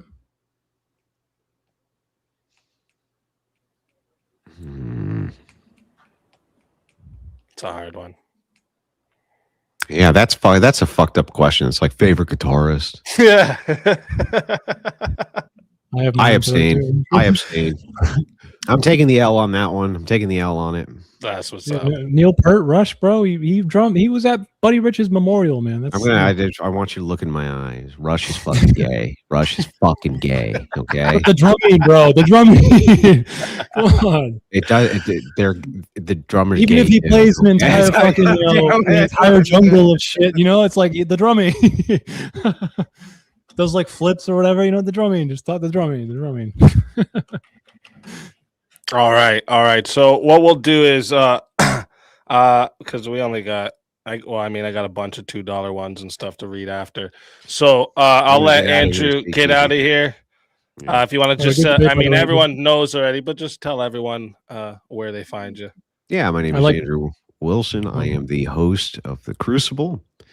I want to tell everybody here at the Speakeasy channel, I really appreciate you organizing this debate and hosting us tonight, and to my opponent for coming out and doing the debate. I know that this can be, like I'm an old hand at it, you know what I mean? But I know it can be very nerve-wracking to put yourself out there for criticism to audiences. And I appreciate that, you know what I mean? I know that there's a lot of people who come at it just for clout. It seemed like you were actually trying to come at it with a view. So I don't get that as often, and I wish I got it more. So I do appreciate that. And with that, I'll take my leave. All right. Thank you for coming out. I appreciate it big time. No problem. Have a good one, guys. You as well. And we got here, let me, you good to finish off these? There's not too many for the 5 and up here. And then we'll get into the open as panel. long as it goes till 1 a.m. I mean, that's fine. Here, we'll get a little speed run through it. And if there's anything you want to stop on, you just let me know. My fucking light, bro. My light is so goddamn hot. I get it. That's what I hate about the lights. Put a filter on. It's hot. Yeah, it gets hot. Let me see. Specific question. Seeing as how Mussolini has been brought up several times, where are Trump's black shirts? Oh wait, Antifa works for the Democrats. I have a very interesting answer to this, my friend. When you look at Mussolini's fascism and the way intimidation worked in a historical way, it's not necessary. In the same way that things like right-wing authoritarianism, at least through charters and neo-Nazi groups, spread out online because they decentralized, right? Now it's online and it can reach further. So I want you to know that when Trump, he's been doing this for 12 years. Trump has curated the Republican Party first, and he does it digitally. When Trump blasts people personally with the type of rhetoric he does online, which no one else does, before anyone says that, no, he doesn't. No one else does it like him. You have to remember that that's reaching hundreds of millions of people, and it is mobilizing a certain amount of people. The math will probably lead to around 30,000 people there who want to fucking kill you and your family. That is a fact. So there is no need for black shirts to go around and take you out of your home when the internet has now allowed this to happen on a much more grand and a much more decentralized scale. It's actually less risk if you think about it. And there's plenty of evidence to support this. Plenty of Republicans in Congress have come out to say this. Plenty of people who are not Republican have come out to say this. So that's my answer for that. All right. We got Jess Gerald, 5 gifted memberships. Shout out to you. Stand Up and Paddle Animal Rescue with another gifted 5 memberships. Thank you very much. I appreciate that big time. Michael Hatchton, do you always ask this question? This is hilarious. Do you prefer the 1979 Carl Sagan Cosmos or the new seasons hosted by Neil deGrasse Tyson? I'm sorry, it's Carl Sagan all the way. What the heck? That's what I picked too. Dude, who doesn't love to hear Carl Sagan talk about Flatland, bro? Right? Come on. Devin Grift, little square. Devin Griff with the gifted 5 membership. Shout out to you. I appreciate that. Anita with 10, sending this because Andrew told me to, filling the void my dad left. Happy late Black History Month, fellas. Appreciate that. Anita Borshans. Oh no, I just realized your name. That's hilariously stupid. know, dude. All right. Oh shit, this was I forgot to read this one for Andrew. Don't have a wife, but Andrew, you can have my friend's wife so that we can go to the bar, or so that he can go to the bar with me for beers. I'm dropping her off in 20 minutes. That's Dude, a good one. There's that what was he looking for? The ritual sacrifice or whatever?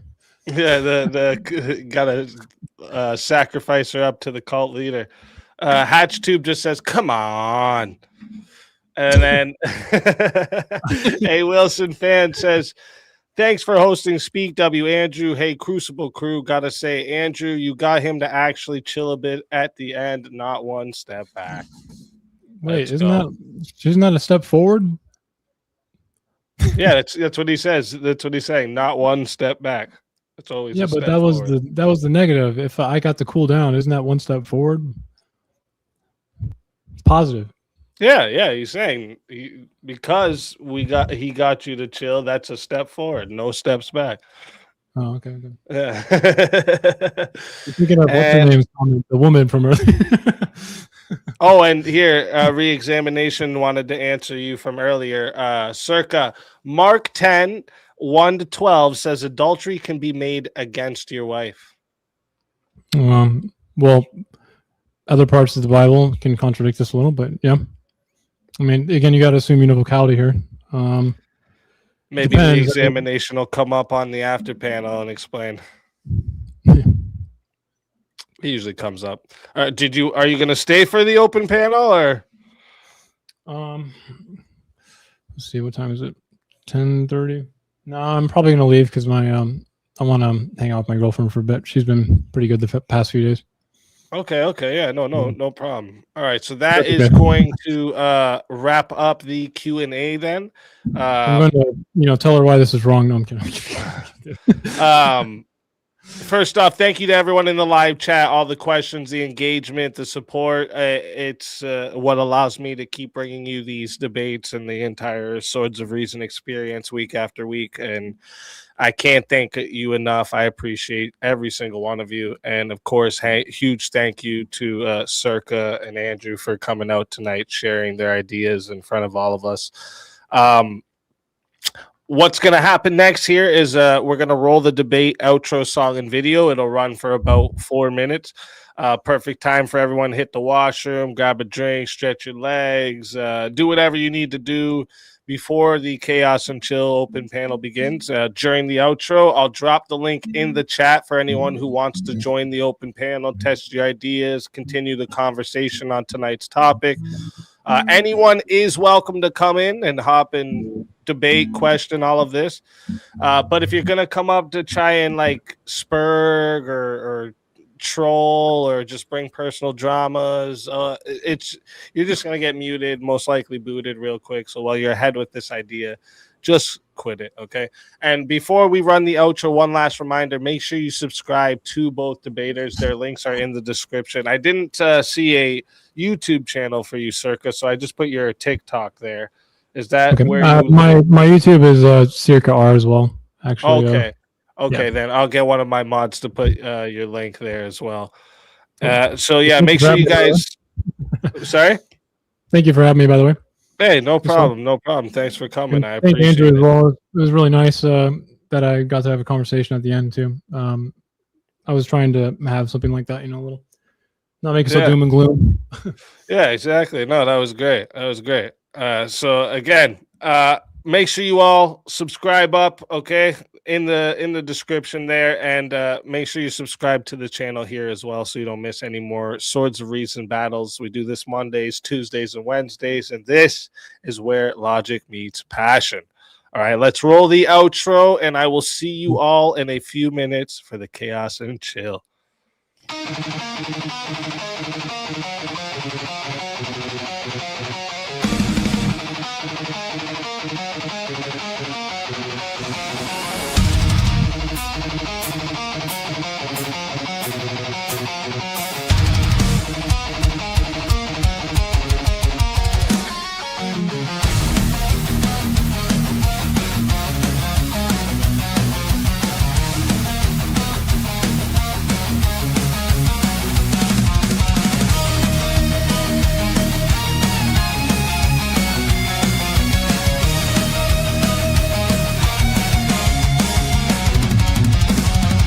Step into the circle where the echoes collide.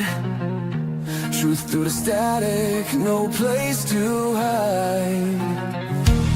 Iron tongue, sharpen fire in our breath. We dance with conviction on the edge of death. Your words are bullets, mine are storms. Ideas forged where lightning forms. No retreat, no treason. We clash our swords of reason. Cut through lies with steel precision. No faith, no fear, just raw collision. We clash our swords of reason.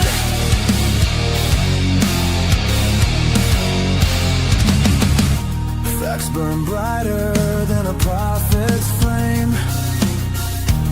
Egos crumble, but the truth remains. Every scar, a mark of thought's crusade. In the battlefield of minds we've made. Speak your truth, but bear the cost. Every claim can still get lost in the war of voice and vision. Feel the friction. We clash our swords of reason. No silence left for indecision. Ideas break with loud precision. We clash our swords of reason.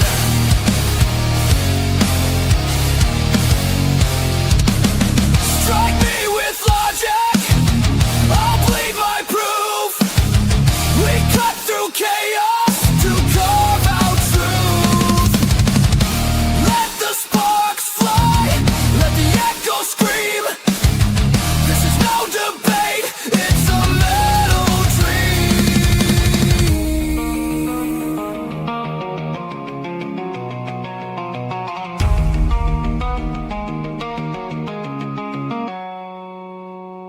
We clash our swords of reason. In the storm of thought collision. Forged in fire, pure precision.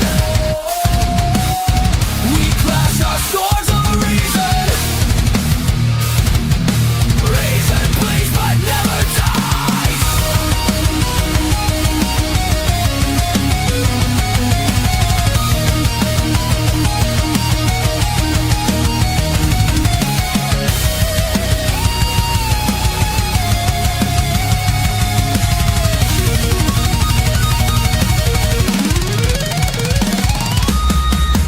No surrender, no retreat.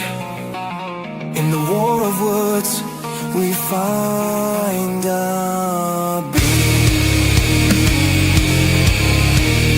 Swords of reason.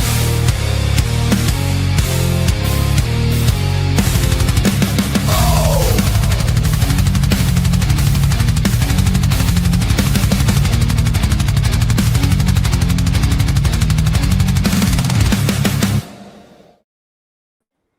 And we're back. Welcome in, everybody. Hello, easy panel. He had a guitar. We were going to have a guitar off, right? Where'd he go? Where'd he go? Drum machine and a drummer. Only have the song machine. What's that Oh, noise? you're gonna have a guitar off with Searka. What's going on? Best gripper too. Can you even hear? Oh, maybe you have noises? you must have the YouTube tab open still. That was me. Sorry. What up, y'all? What up? Yeah. I'm only going to be here a minute. Just Oh, y'all. I love you. Oh yeah, go ahead, base grandma. No, I mean I'll hang for like 5 minutes, but it's meds have kicked in and I'm past my bedtime. But I'm so proud of you. Look at your numbers. Yes, You're we had a almost big jump. there. Yeah. Almost there, and by summertime we're going to have you over 25,000, and in 2 years you're going to be at 250K minimum. Wow. 2 years. We're Yeah, there's some math there someplace. it has to happen. Exponential something. Base Grady's plotting the takeover. Yep.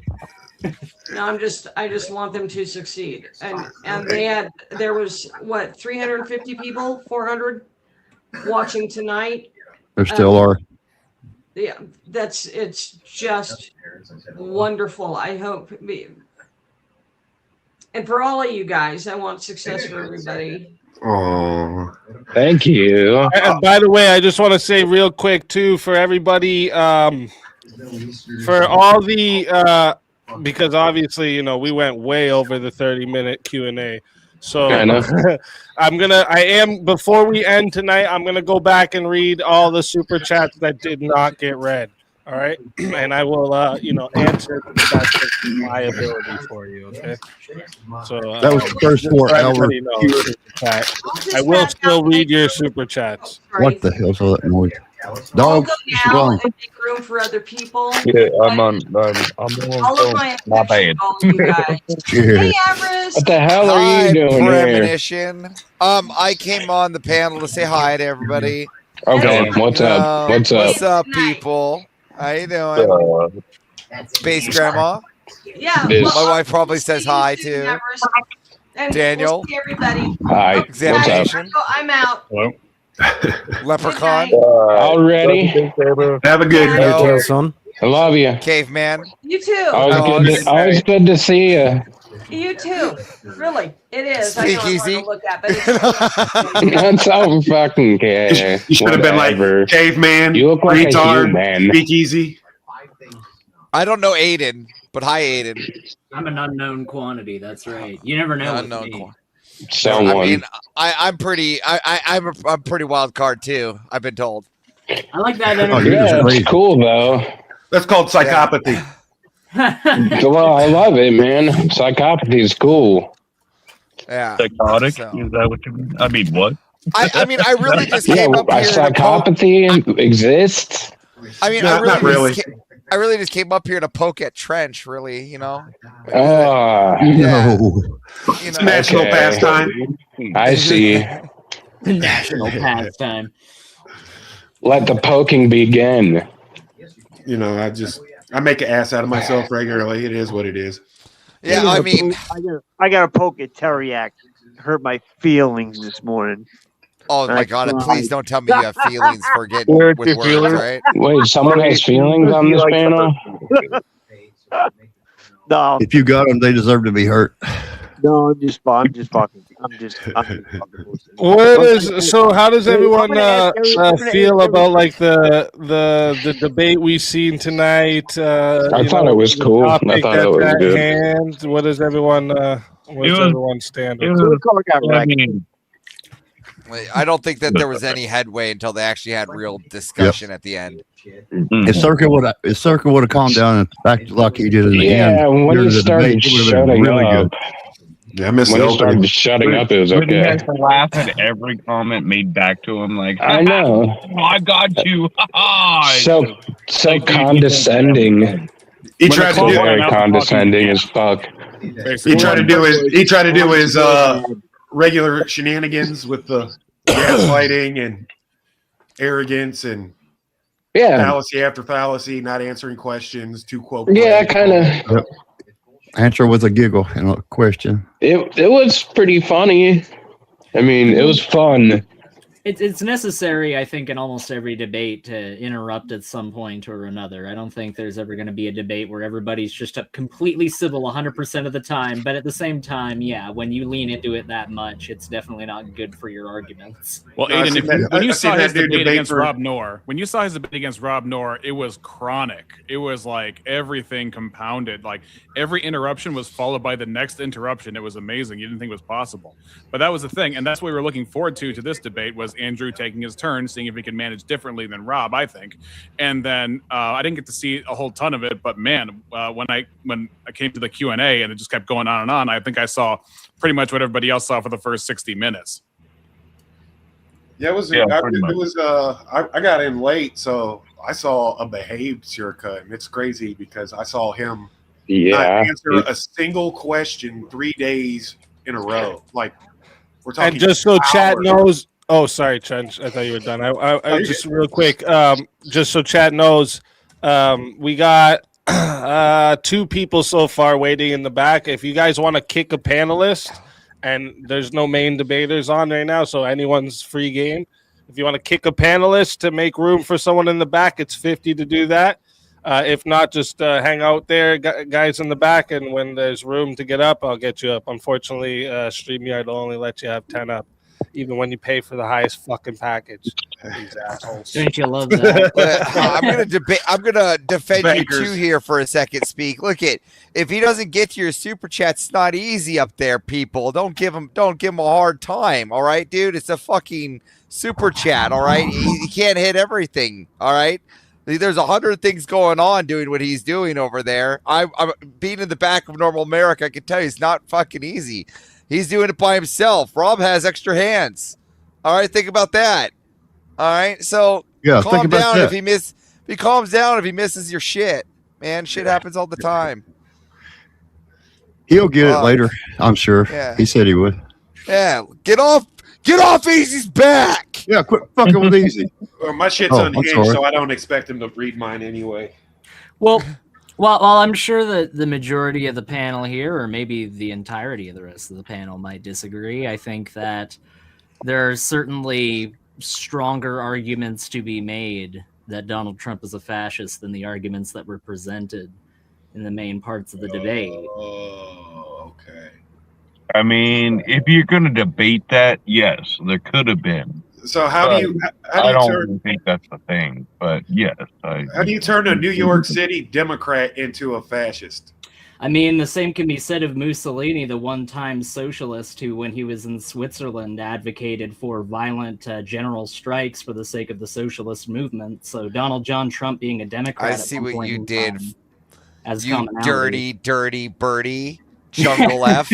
Hey, big $50 coming in from DPG Jungle F. thing. That's Jungle Let's F. go. That's W Jungle F. Avarice, my homie. Speak easy. Great job tonight. Only one criticism is when they got off on the religious tangent. Should have reeled that in and kept it on topic, but I get it. Topic was destroyed already, and a little tangent wasn't so bad at this time. Yeah, it did get off a little bit. That's why eventually I was like, okay, we're getting a little bit too far off the topic. That's actually yeah, that's you're not right. I should have reeled it in a little DBTG. earlier. I probably should have reeled a lot in a little earlier at the last part, but when the thing is, you have to pick those moments right, and then like there was times where they were getting to the end, and then something would actually like move forward, and then I didn't want to stop it there. I wanted to let them move forward with where they were going, right? Searka calm down just too. so you know, that's Jungle F. And as a spokesman of Jungle F, he also said that he wanted you to play Down Syndrome Pete. Oh, okay. Yeah, Hold up, yeah. wait a sec. Oh wait, we gotta switch. It's a banger. Gotta switch to this. I just tell it without doing this, that my lifestyle. I just tell it for true that I don't even know if you go without the beginning. You know, when I heard the first part of that, Mose, man. That shit slaps the frontal cortex. Are you insulting me right now? I actually made that my ringtone. So good. I had the first part Swear of to that, God. I was like, I'm not really sure whether that's legit or not. But when he went, better get that bitch up, I'm not bad. And when he did that, I really felt that shit. You know what I'm saying? It's get me. It hit my heart, man. It hit my heart. That goes out to Jungle F, the legend. Yep. So there we go. Well, he touched my heart. In the chat, that big, what was it, Big Bad Mama? And like Hey, shout out to Big again, Bad Mama. over and over again. All she Yeah, said was BBM. Andrew Bone Spurs and cigarettes. Look, I got Yeah, bone spurs is what I'm seeing a lot. Bone spurs. bone spurs. I know There are bone spurs in the brain. Who just nailed that impression? Who's doing that? DT with another big 50. Why did you just play Avarice one hit wonder track? No, go ahead. He wants to see This is my usually the one we play for the Yeah, big if you can photos. see Maybe my you like this one better.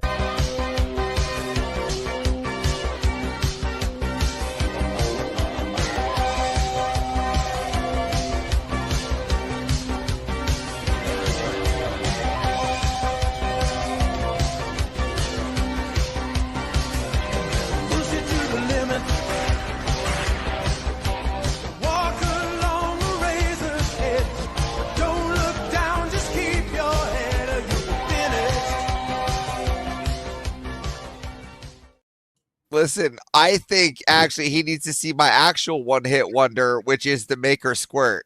All right, I think he needs to actually see my one-hit wonder. Speakeasy. Shit. Can you actually make her squirt? I'm gonna make her squirt. You know what I Is mean? it PT or is it real? You can. Wait, I think I gotta switch to my VK theme for that. Yeah, dude, hold up. This is not gonna start. This is where not gonna run living. Gonna start to say the sky, gonna stay gonna say the sky, the stick and nothing staying. Gonna say the guy is staying. I run to try to stay I run to say the thing that I run to get in. This is not gonna this is life, and this is why it's gonna not gonna this is work. I'm gonna I'm gonna make this work.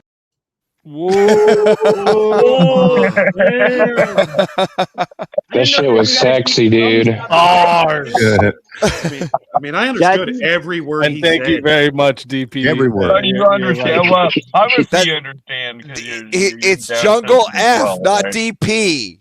Call him by what he is. Jungle F. That dude in that video was Jungle having F. My bad. YouTube's stupid with this whole fucking app change, name I know. change thing. It's Yeah. stupid. Really bad. They're flipping over Like the forgetting game who board table. people's names actually were before and shit. You're like, what the fuck? They killed That mine. dude must have amazing peripheral vision, like a deer in the fucking woods in that video. Look, folks, the donos, they keep coming in. When you come on Speakeasy's channel, you just won't get tired of winning. You'll say there's too much winning. There's too Yeah. much of it. See, Trump approved. And you might as well keep giving him money, man. Voice clips, man. I'll pay money. Trump approved. Dude, so if you want someone that can do it perfectly, there's a guy in the Foundry trench by the name of Frank. Perfect Donald Trump impression. I'm not even kidding. Speakeasy, you know Frank, right? I've heard him do it. Does it perfect. He does it so well. Then he convinces you he's Donald motherfucking Trump. He does it perfect. That's the greatest. Listen, let me tell you, That's his great ideas. a And wonderful cat. I want to show you my great Biggest ideas. cat I've ever seen. And Vector of Intellect sends in 10 to say, take notes, Fuzzy Balls. Here's some money speak for the principal. W Speakeasy. W to you as well. Vector. W's. Big time. I'd still vote for him again, though. I came across some random guy. What's honestly going on, right, is that, I don't think Fuzzy enjoys me too much. Fuzzy has had some very choice words from me in the past. So I think that's what's really going on. It has nothing to do with any principle or $10 they missed out on. But it's okay. I am looking to see if I can refund it. Just know, though, I won't refund another one, right? So if you send one in the future and then try to ask for a refund again, it won't happen. Okay, well, here's what you do, chat. If everybody just pays for this refund by sending in a $10 dono now with the word refund, right? Just to prove how well we do refunds here. So just send Speakeasy a $10 dono with the word refund. All right, that's all you need to do, and we can just show them how we do refunds here. Maybe even $20. $20 for the grift. So where is everybody on this topic, though? Is everyone Fascism. against the idea of Trump is a fascist? Nope. Yes. Okay. Dog pile. Let's hear some of this. Yeah, Let's hear some of who's it. the dog pile? Let's get the convo back to the topic here, and let each other speak. Don't all start doing it at once. Yeah. There we go. Aiden said he's on the opposite side, so let's let Aiden pop it off. No, I'm gonna let you take here too. Guys, have a great night. I've had a long night with Rob's stream and everything else. I'm just gonna head to bed. I understand. I'm just Y'all have a good night. Thanks for coming, man. Listen, I've done my dono job. Have a good one, Evers. You guys all have a good night. It's been a fun night. Well, night, Evers. Y'all all right. You all are all right in my book. Okay, that's cool to hear. Hey, what's up? What's up, slavery? What? Oh, you're muted. You say the institution of slavery, or is there a person here named slavery? Oh, I accidentally called him slavery. Yeah, put the right mic on. You slavery? How's it going, bro? Like what? It's actually a name for a black guy. Okay. I know. I was gonna say that's a weird pet name. Aiden, go ahead. What's up, slavery? Anyways, I would say that there are a multitude of components that I would say are indicative toward Trump, at the very least, displaying fascistic tendencies over the course of his presidential terms. I think that one of the best examples that I would give would be the fact that the executive and the judicial branches, as well as the legislative, the three that make up the three branches of the United States government. Unfortunately, we've seen over, especially his second term, a overreach of the executive branch into the judicial branch. I mean, how so? No. Well, I would say one of the best examples of that would be the overt. If you want to try going down and coming back up, if you have to, Avery, yeah, go ahead. Sorry, am I good to go? Okay. Yes, sorry. No, you're good. Sorry, it just kind of derailed my train of thought there for a second. Let me try and pull it back into the station. So yes, the overreach that is in the Department of Justice, one of the best examples of that would be the displaying of his personage in front of the Department of Justice, the giant banner of Donald John Trump that was recently unveiled. But you had said, so you just went from Supreme Court to the Justice to the No. The Department of Justice is part of the judicial branch of the United States, is it not? I mean, it's kind of it, but it depends. It's the primary hold on. organization. It depends on what aspect of it you're talking about. If your criticisms are going to get tossed at like the Attorney General and whatnot, then yes, still judicial in the form of like a prosecutor, but also an executive agent, part of the cabinet. Right, but is the Department of Justice part of the judicial branch of the United States of America? Yes or no? Oh, totes, yeah. I'm just trying to see which person we're mad at. Like, right. Well, it's not even a person. I'm speaking of the institution, right? And I'm speaking of. So he's captured the whole institution. Well, I'm speaking of the specific example that I brought up at the very beginning is Donald Trump displaying a giant banner of his face directly in front of the Department of Justice headquarters in Washington, D.C. Did you ever? Hold on, let me finish, please. See any hope? So, I mean, hope posters. That's one thing. But did you ever see Obama's face? Did you ever see his personage? Did you ever see Joe Biden's personage? We didn't see Joe Biden. Joe Biden isn't a good example.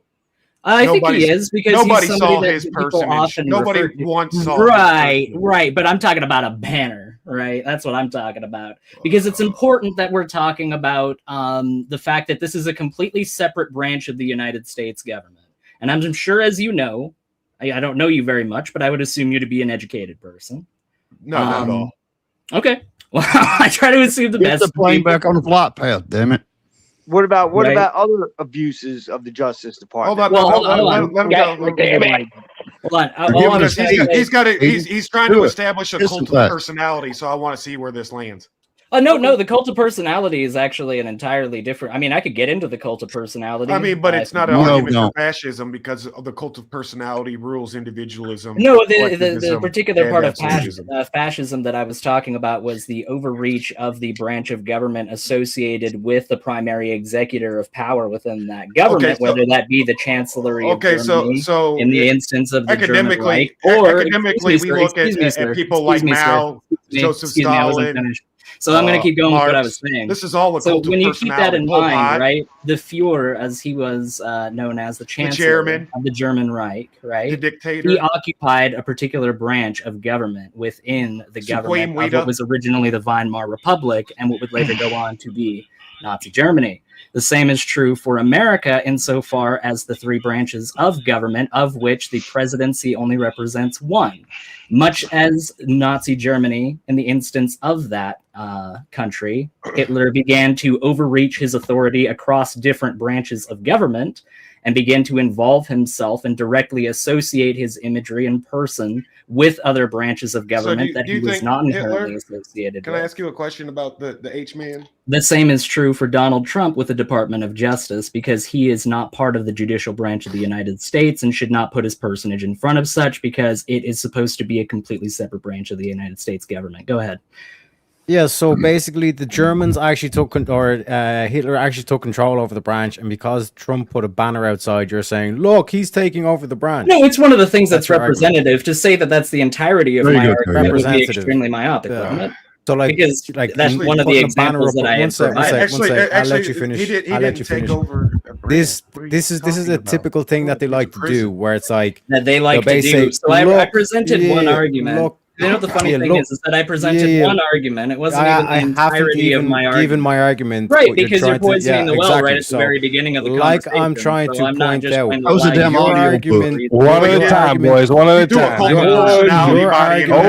Hold up. We all want to hear what everyone says, so one at a time. Almost switch sides. Yeah. So Aiden's argument base is Trump put a poster up of himself outside the Department It's of a poster Justice, now. and I'm sure if we actually looked I didn't know it was at a this poster. thing, it would be a pathetic attempt at all Banner this kind of shit. poster. So Is it because gonna he be- is it gonna uses be a his own pamphlet the imagery, next time you see, bring you it see up? what I'm Is it gonna saying? be a You see Hold the up, problem with one the at a interruption? time. Let him finish. Let him Yeah. finish, and then whenever he's wrong on, just correct. drew him a after. stick figure in front of Hey, the and door. shout out. Stop it. Thank you very much, Andrew, Rachel, Crucible Crew, Mr. E. Welcome in, everybody. Thank you all for coming over.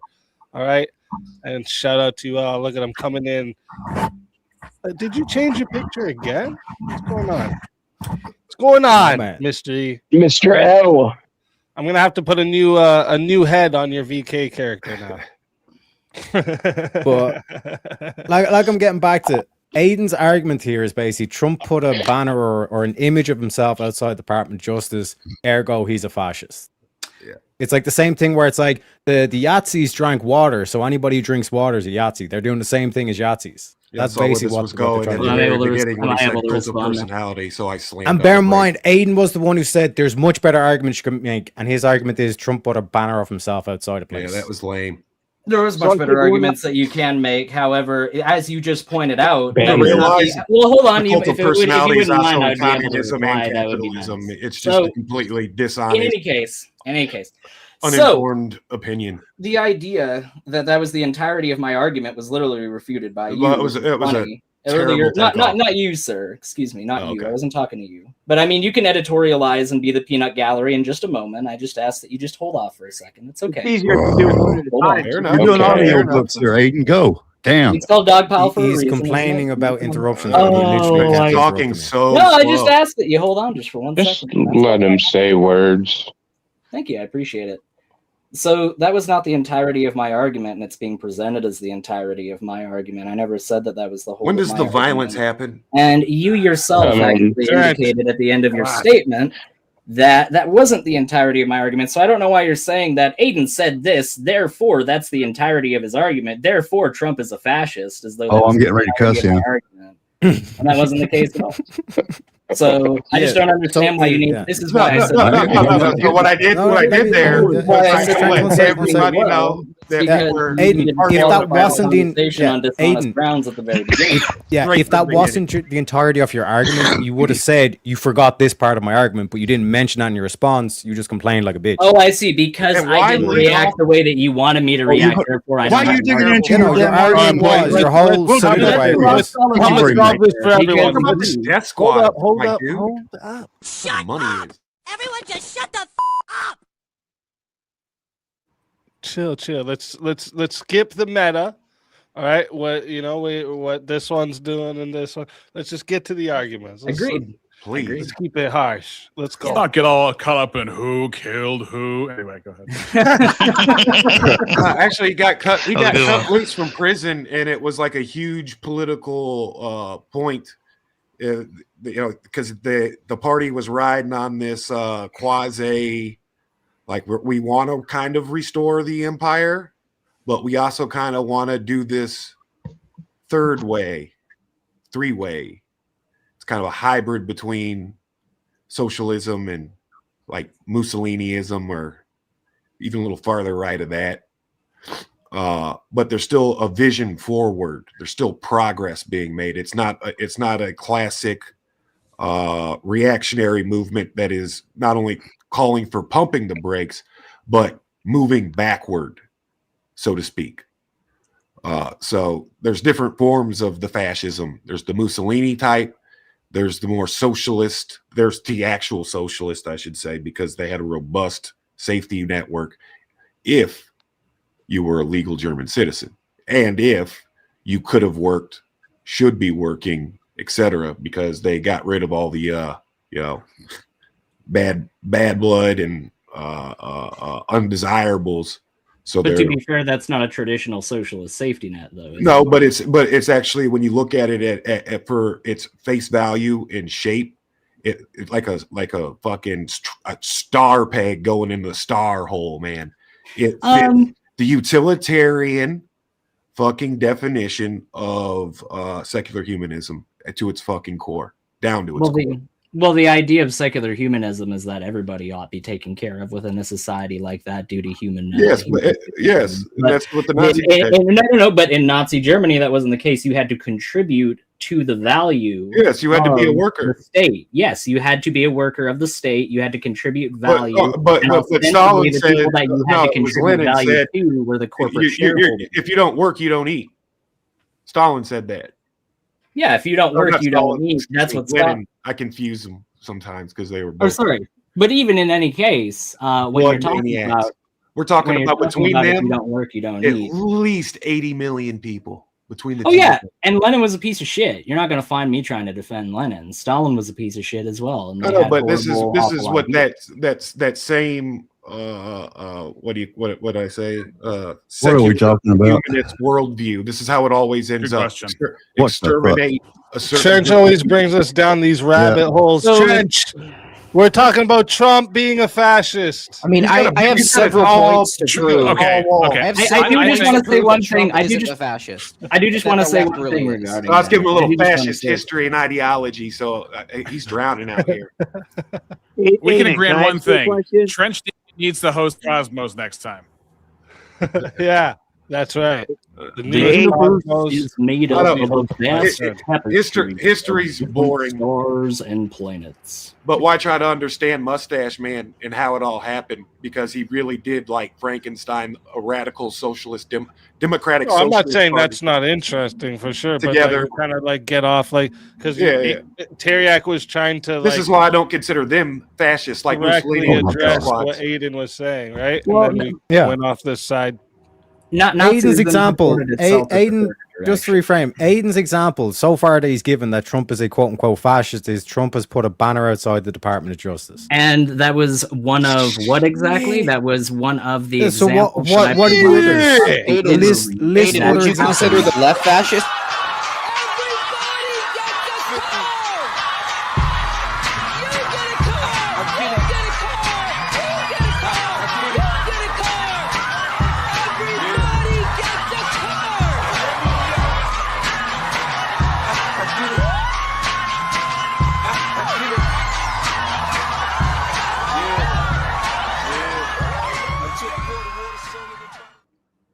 Let's fucking go. A big Nice. 50 gifted memberships. Shout out to Jungle F, you legend. Dropping Thank the you very much. freaking And atom welcome bomb. to all the new members. I think we might actually, I think that's good to add another emoji now, actually. Look at So, that. Hey, Look at that. I wonder how much adrenochrome Oprah drinks. No, Hey, he's a sorry, damn legend, right? the Irishman needs to poison the well of my argument one more time. I'm sorry, please go ahead. Poison the well. I'm asking for further examples, sir. Poison the well. Here, you know what? Let's try something. Let's try something a little fresh. I don't usually do these on the Chaos. There you go. He's a fucking try something legend a for little sure. fresh. All right. So and then Holy shit. This is how we're gonna do it. Hold on. This is how we're gonna do it. I'm gonna bring up this clock here for a second, okay? And let me put back everyone for a minute. Stay back there though. Oh wait, no, you stay up here.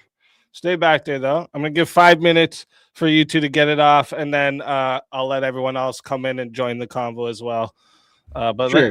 let's get it started at least. You know. Sure. So there's been twice on this point that he's tried to qualify my arguments. So if you wouldn't mind if I could go first, I would appreciate that. But I mean, if you want him to go first, it's your show. I understand. Oh no, go ahead. Go ahead. You can go first. Right. Sorry, I'm not trying to overreach on your platform. No, you're good. You're good. Anyways, that is not the only example of an overreach of Trump in the judicial branch. I would say actually a far better example. I was just trying to give out a symbolic example that's kind of easy for everybody to see. But a more prominent example would be the handling of the Epstein files by Kash Patel, Pam Bondi, and their ilk. It went from a promise that the Epstein files would be immediately released, Pam Bondi saying that they were on her desk, and Glenn Beck and his ilk saying that people like Kash Patel, the day that he would be walking in, would be having the Epstein files fully released by the end of the day, to the Epstein files not existing, to the Epstein files becoming a Democrat hoax, and people like Pam Bondi reiterating things like it being a Democrat hoax, directly repeating the words of the President of the United States. So yes, when the Attorney General of the United States is directly echoing the sentiments of the President of the United States, I do believe that's a very prominent example of overreach into the judicial branch and undue influence being expressed therein. So Jeffrey Epstein, we're now pivoting to Jeffrey Epstein, which again, the whole thing was centered How's around that a pivot? Bondi. Exactly. How's that a One pivot? man moment. See the way I gave you over a minute to speak, uninterrupted. pivot? I'm As only soon as asking I how start it's a speaking, you start interrupting. I'm only asking how again, it's a exposing these lefties I'm only because he asking knows how weak his argument is. I'm only Because to asking- prove that Trump is a fascist, all I'm he's asking- spoke an entire minute about Pam Bondi and Hey, Kash buddy, Patel. buddy, it's okay. You can calm down. all right? Absolute All I goofball. was asking Yeah. was how it was a pivot. So Jeffrey Epstein means Trump is a fascist. So you don't want to answer how that's a pivot. You want to just run from that claim. Okay, that's cool. I'm asked that the question is highlighting how No, it's a I pivot. asked How is this you a anything got to do with Donald Trump? I asked you a question, retard. I asked you how it was a pivot. How is it a You pivot? can't Yes, because answer what with has your my argument got to do with Donald Trump when you mentioned No, you Pam can't Bondi, answer Kash my Patel, all question. these people that he took on could have been mistakes. I don't know if you're aware of this, but it's not very productive to answer somebody's question with their question. It's not a very productive way to. Okay, you're pivoting to Jeffrey Epstein because the question is how is Trump a fascist? And now you're trying to, again,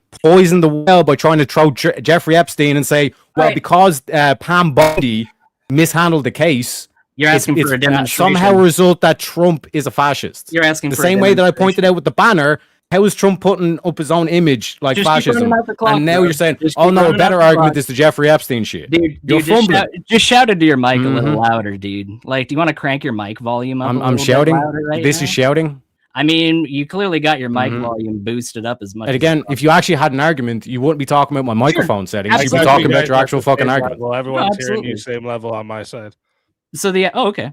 Well, if that's the case, then there might be a problem with my audio. I'm not unwilling to cop to that. Could be a problem on my end. But anyways, how does that relate to Trump being a fascist? Well, as I pointed out, Pam Bondi, the Attorney General of the United States, Pam Bondi. echoed. Excuse me, sir. Oh, I thought that you were complaining about me. You were supposed to be talking No, about no, Donald it's Trump, not okay. Pam It's Bondi. okay. Yeah. It's okay. It's okay when you interrupt, right? Anyways, I'm giving you the same Pam medicine. Bondi's directly reiterating the words of the president of the United States in saying that it was a Democrat hoax. That was originally something perpetrated by the president of the United States, that being Donald John Trump. And the point that I was making was that Pam Bondi and Kash Patel's mishandling of this case is directly related to them being Trump appointees. They were directly appointed by Trump, and it is so Trump's anybody who authority, and it's mishandles the under case Trump's is a authority and fascist. That's what you're jurisdiction. saying. It's under Trump's authority and jurisdiction that he had those cases Anybody that makes a mishandled. mistake is So when fascist. the Attorney General directly reiterates the words of the President of the United States, although they're proven abjectly false, Yeah. is that not an And overreach of the judicial what branch? Trump could be referring to is the How is Democrats that saying not an Trump was overreach of the involved in judicial files. branch? No, can you That demonstrate could how be a that's hoax, not correct? can you demonstrate how that's not the direct quote, an yes, so overreach the direct quote of the judicial direct branch? quote off Donald Trump. No, you don't would want to be answer that the question. Democrats- You don't want to Yes, answer the so question. I'm You just answering want to the do a runner and avoid The it. direct quote not that you're pulling answering from at all. Trump, the direct quote that you're pulling from Trump would have been the Democrats who were trying to insinuate that Trump is in the files. That's why they're not releasing it. That could be the hoax, correct? No, he said that the files existing in the capacity that they did was a Democrat hoax. That's what he said. Was that then existing? So do you think that there's an was a actual list Democrat of hoax? names? Do Or I think there's an that the actual list of names? Yeah, I think that there is absolutely a list of names. Okay, so what about the emails? What about the emails? Yeah, so the Jeffrey Epstein files are mainly emails. Yeah, the fact it's that not like a list that you print off and it's like these are all the people that like right. And do you think that all realize the that names? there's physicists and do you think scientists that all never of done the anything to any names that kids make up all are of involved those in it? So emails? that's You what just Trump was wanna calling the spur it hoax, out, don't you? The You fact really that you're just bringing wanna Jeffrey spur Epstein it into out. this now. You're goes to really show just trying to you ain't spur it got out shit so because hard, when you're dude. when You're you're trying looking to at the spur. actual Just keep when you're spurging, bro. looking Just at the keep Jeffrey spurging, Epstein dude. thing. Yeah, I can one of the filibuster key- too. Yeah, I can filibuster so the key thing about a whole bunch of nonsense. the key as thing, well, yeah, that the key has thing in the nothing Jeffrey to do with Epstein the actual question should be conversation as well. why did That's the okay. CIA If you just facilitate wanna such a keep doing regime? that, that's perfectly Why did fine. they allow Jeffrey That's Epstein to perfectly do all fine. this I shit can on filibuster American too. territory? It's really not hard. I thought the By the CIA way, was we supposed got to be another sophisticated. 50 gifted membership. Yeah. Whoa. But you see, I fuck up the mood. They feel it, I kill it. I'm really just spilling the juice out of my shoe. But fuck with the fam, the gun is something I do. I don't need a crew. It's all on my own and I got something to prove. I'm on the loose. The pity get gritty. I light up the city like zoos. I fuck up the mood. Now fucking these bitches is really just something to do. Loving these bitches is nothing I do. Chasing that money need something to move. I fuck up the mood. I ran out of place, so now I'm just munching your food. Haters said they want me dead, now I see them red. Thank you very much, That's what it's all Jungle Ad, about. for another big 50. Let's go. 100 new members. We definitely got a new emoji now. Oh yeah. I just want to. I just want to highlight with this. Notice how Aiden will keep over talking me now because he knows I've just destroyed his point. So anytime I actually try to make a point, he's going out of his way to try and interrupt me and actually say nothing. It's I'm like gonna pause and Hiroshima show he's not actually in saying that anything. bitch out there. in this Holy time shit. of death. You better be getting those bunkers. Okay, ladies and Aiden. See gentlemen. the way he's not actually saying anything? Do you see why I A-bomb. paused to show you I got he's a not question actually saying for you. anything? He's just trying to filibuster over me, so I'm I just actually can't trying get to let my point everybody know out, how which awesome proves the that he people lost the out there argument. Harry doesn't And he hear knows shit. it. He's not doing it now, though. He was trying to talk to the dude, Aiden. Hey, what's up? All right, so Aiden, I have some questions for you. So, Really Trench, quickly, you're before muted. answer- You say the really, Trump- really Yeah, quickly, real quick, really, yeah. really quickly Muted, before I answer Trench. that. Really quickly before I answer that, I just want to address as a final closing remark to my kind opponent that I just faced there in that lovely discussion. I Did just you want to say say nothing? You don't get to close like that, dude, because you still got to answer for my trap card. You activated his acting a fool like right out the Oh, gate. man. He gave you all the time to speak, and you like, that was awesome. Mm-hmm. But like I was specifically trying to suss out, hey, are you mad with the executive actors or the institution itself? Where is the rot? Like all of your problems right now are coming from literally the cabinet. Yeah, there's the fact that there have been several But they drive whistleblowers within policies. That's the whole cabinet. the fact that there have been several Of that checks whistleblowers and within the balances. Department of Justice who have indicated Whistleblowers. That's correct. Yeah, and several whistleblowers within the Department of Justice have indicated that there's wrongdoing going on within the Department of Justice. So I haven't However, heard those you say whistleblowers. anything Hold about on. Clarence Thomas Hold on. yet. However, those whistleblowers What about Clarence who Thomas? I How want you to be feel about him? anonymous. Oh, so you can't tell We're any of talking- us. we're talking- You we're can't talking- tell any of us we're what talking to about do. anonymous We're is talking about indicative. the So rat, you right? can't tell Right. any of And us. the fact that why they haven't have you to be brought up anonymous Clarence while they You do. can't prove You it. can't prove he's a fascist because it's incorrect. You So don't let have me, any let me get facts this to back straight. Let me get up, this straight. You sir. wanted to ask me Aiden. about whether or not you wanted to ask me, and this was Trent that was asking me this, I believe. Mhm. You wanted to ask me about whether it was an issue with the institution or an issue with actors within that institution. Am I correct? Specifically the executive branch. Right. Okay. The within cabinet. Okay. Within the presidential executive cabinet, the executive branch. Right. That's why he can So- hire and fire those people, and it's why they're actually not really even doing. They're they are. There's a reason why they're all like press people, because they're talking heads at the end of the day. That's those positions. They're talking heads for the president as his kind of representative over these branches of government that he's the executive of. So what you're saying is that everybody in the executive branch, except for the president of the United States, actually hold power over the executive branch. No, that's not what I'm saying at all. I'm saying it's part of the balance. Actually, there's things that overlook the president. There's things that overlook the Congress. There's things that overlook the Senate. It's that whole Right. checking. And there's an balancing. overreach, right? And there's an overreach. Of So those all you've institutions done is that told us occurring people equal are time. bad. Okay, yes, the Republicans suck. I'll give you that. Okay. No, that's not what I said. What Where's I the said was that fascism? there's an Where's the institutional criminality? And more overreach importantly, how that is does occurring. corruption prove fascism? All kinds of governments are corrupt. Yeah, the government's corrupt. Newsflash. Every You want a 5 good minutes. token? And the freak just wants to say, how often do communists send Aiden talking points? And what Five minutes. working. That's all it Probably- is. They just repeat the talking. probably points. about They just 4 or repeat. They 5 actually have times a no week, I would intellectual say. I was thought saying themselves. every 5 minutes for sure. I just What wanted to about- answer I just wanted to answer the question that was given me in the chat. I'd say like, I don't know, like 6, 7 times a week or something. like that. No more. But where's the fascism though? Like, where's okay? We got corruption. Check, Roger. But where's Was the that my death squad? original contention, sir? Where- Was where my the death original squad? contention? Was my original corruption contention that and there was putting banners corruption outside. within the Like, nobody's government? hitting the gym.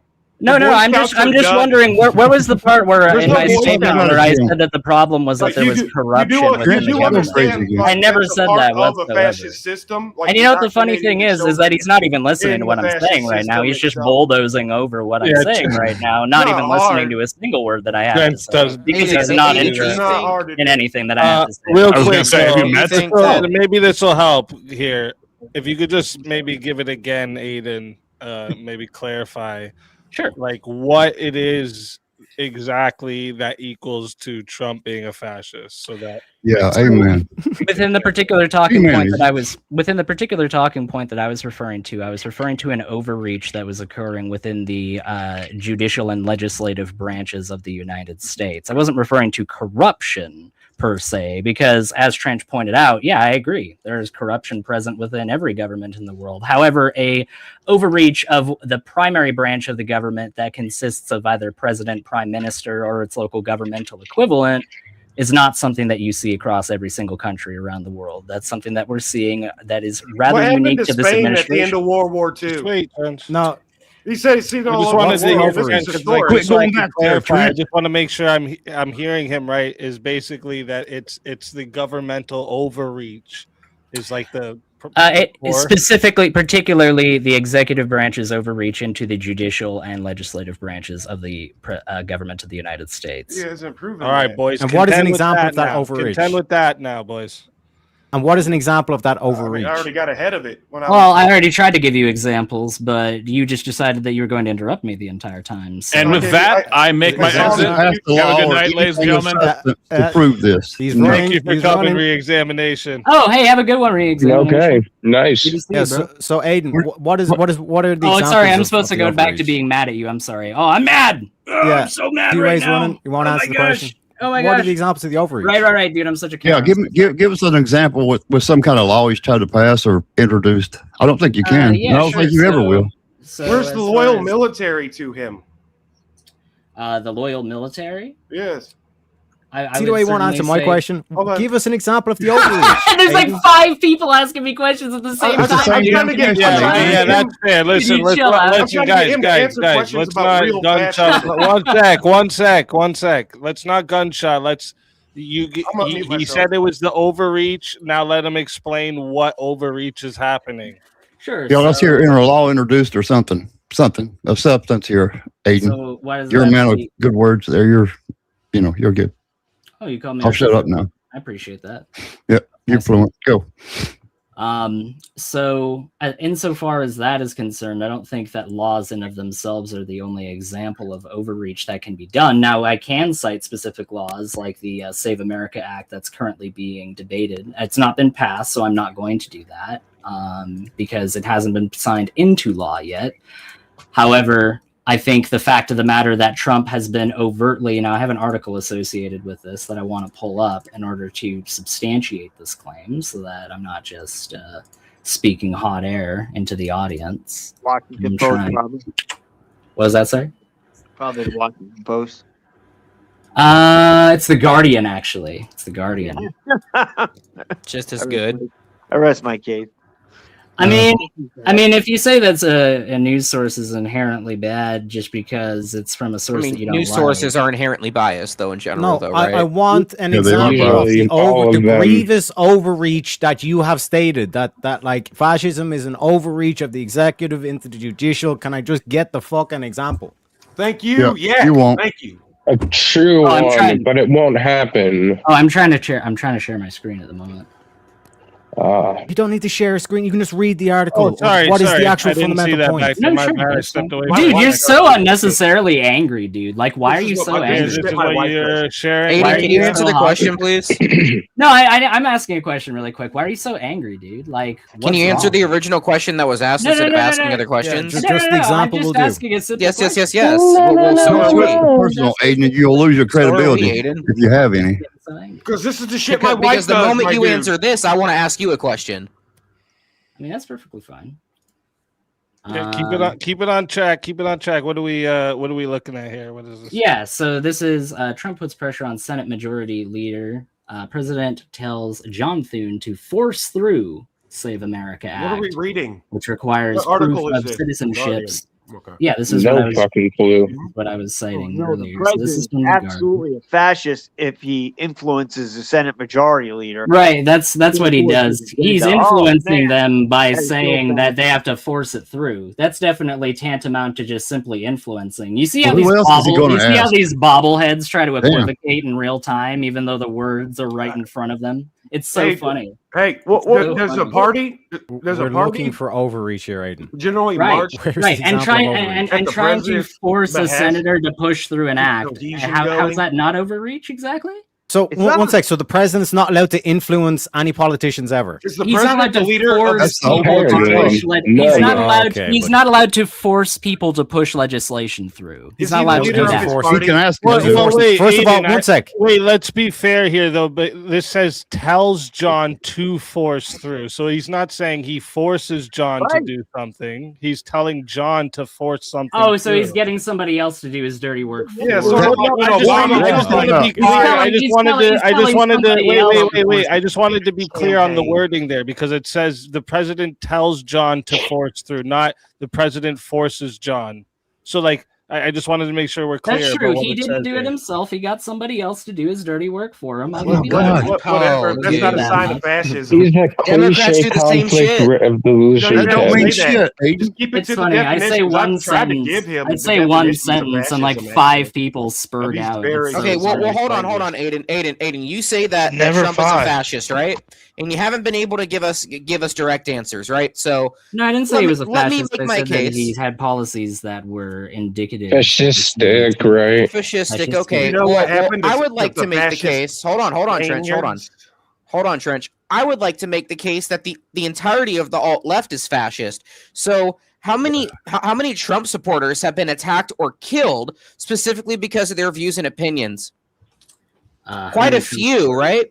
Quite a few. There's several that have been shot, several that have been killed. Charlie Kirk, most notably. Commies do that too. And then also the comment that or the dono that I made earlier is a fucking perfect example of this. Where are Trump's black shirts, right? Where are the people that support Trump that are out in the street causing chaos? Exactly. None. We don't have any. The left does, and they're called Antifa. Oh So yeah. literally, we literally had an insurrection within our borders called Chaz, and then they changed it to fucking Shop. How many people died because of that? How many people were raped because of that? You do realize that an 8-year-old was shot because of all that. That was all because of the fucking left. That was all because they were trying to gain control. Those, I mean, would you agree that that's not fascism? Yeah, I wouldn't agree. Violence? I wouldn't agree. People dying. That's intimidation through violence. I wouldn't agree that people dying. That's intimidation through violence. I wouldn't agree that people dying. At a core is let him answer, boys. Remember, there's more of your side than his side, so you gotta let him answer. No, it's all good. It's all good. I mean, I don't need you to jump in. I mean, I appreciate it. It wasn't a second ago, Aiden. It's just the way I run things here. I don't. No. It's all good. I understand. How are you going? Aiden, you said a minute ago, five people jumping in every time I say something. Right. I'm just making an observation. You notice how they always argue. I know it's not that I mind. I'm Whatever, Trench. Good job, Avery. But please answer. Please answer. Let's get back on track, Avery. What were you saying there? How are people getting attacked and killed because of their political beliefs? How is that not fascism? How is that not inherently fascism? One of the core principles of fascism is intimidation through violence. Right. You understand what I'm saying? Right. How is that not a perfect example of that? So people getting killed because of their political beliefs. Would you say that that's also the case within the Soviet Union? That people were killed because of their political beliefs? So sure, it's a form of fascism. No, communism is a form of fascism. No, he's a libertarian. I'm not a libertarian. It is. They connect. They connect. So can you answer the question? Yeah. Adjacent. Yeah. So I already answered the question. People dying due to political beliefs. People dying due to political beliefs is not inherently related to fascism. So Antifa. Where's Antifa getting their funding from? Corporate donors and politicians. Rich people. How was Mussolini's black shirts funded? Corporations and politicians. I believe it was a syndicate. Yeah, rich people. Exactly. I believe syndicate. Sure. Corporations and politicians. No. Syndicats are not the same as corporations.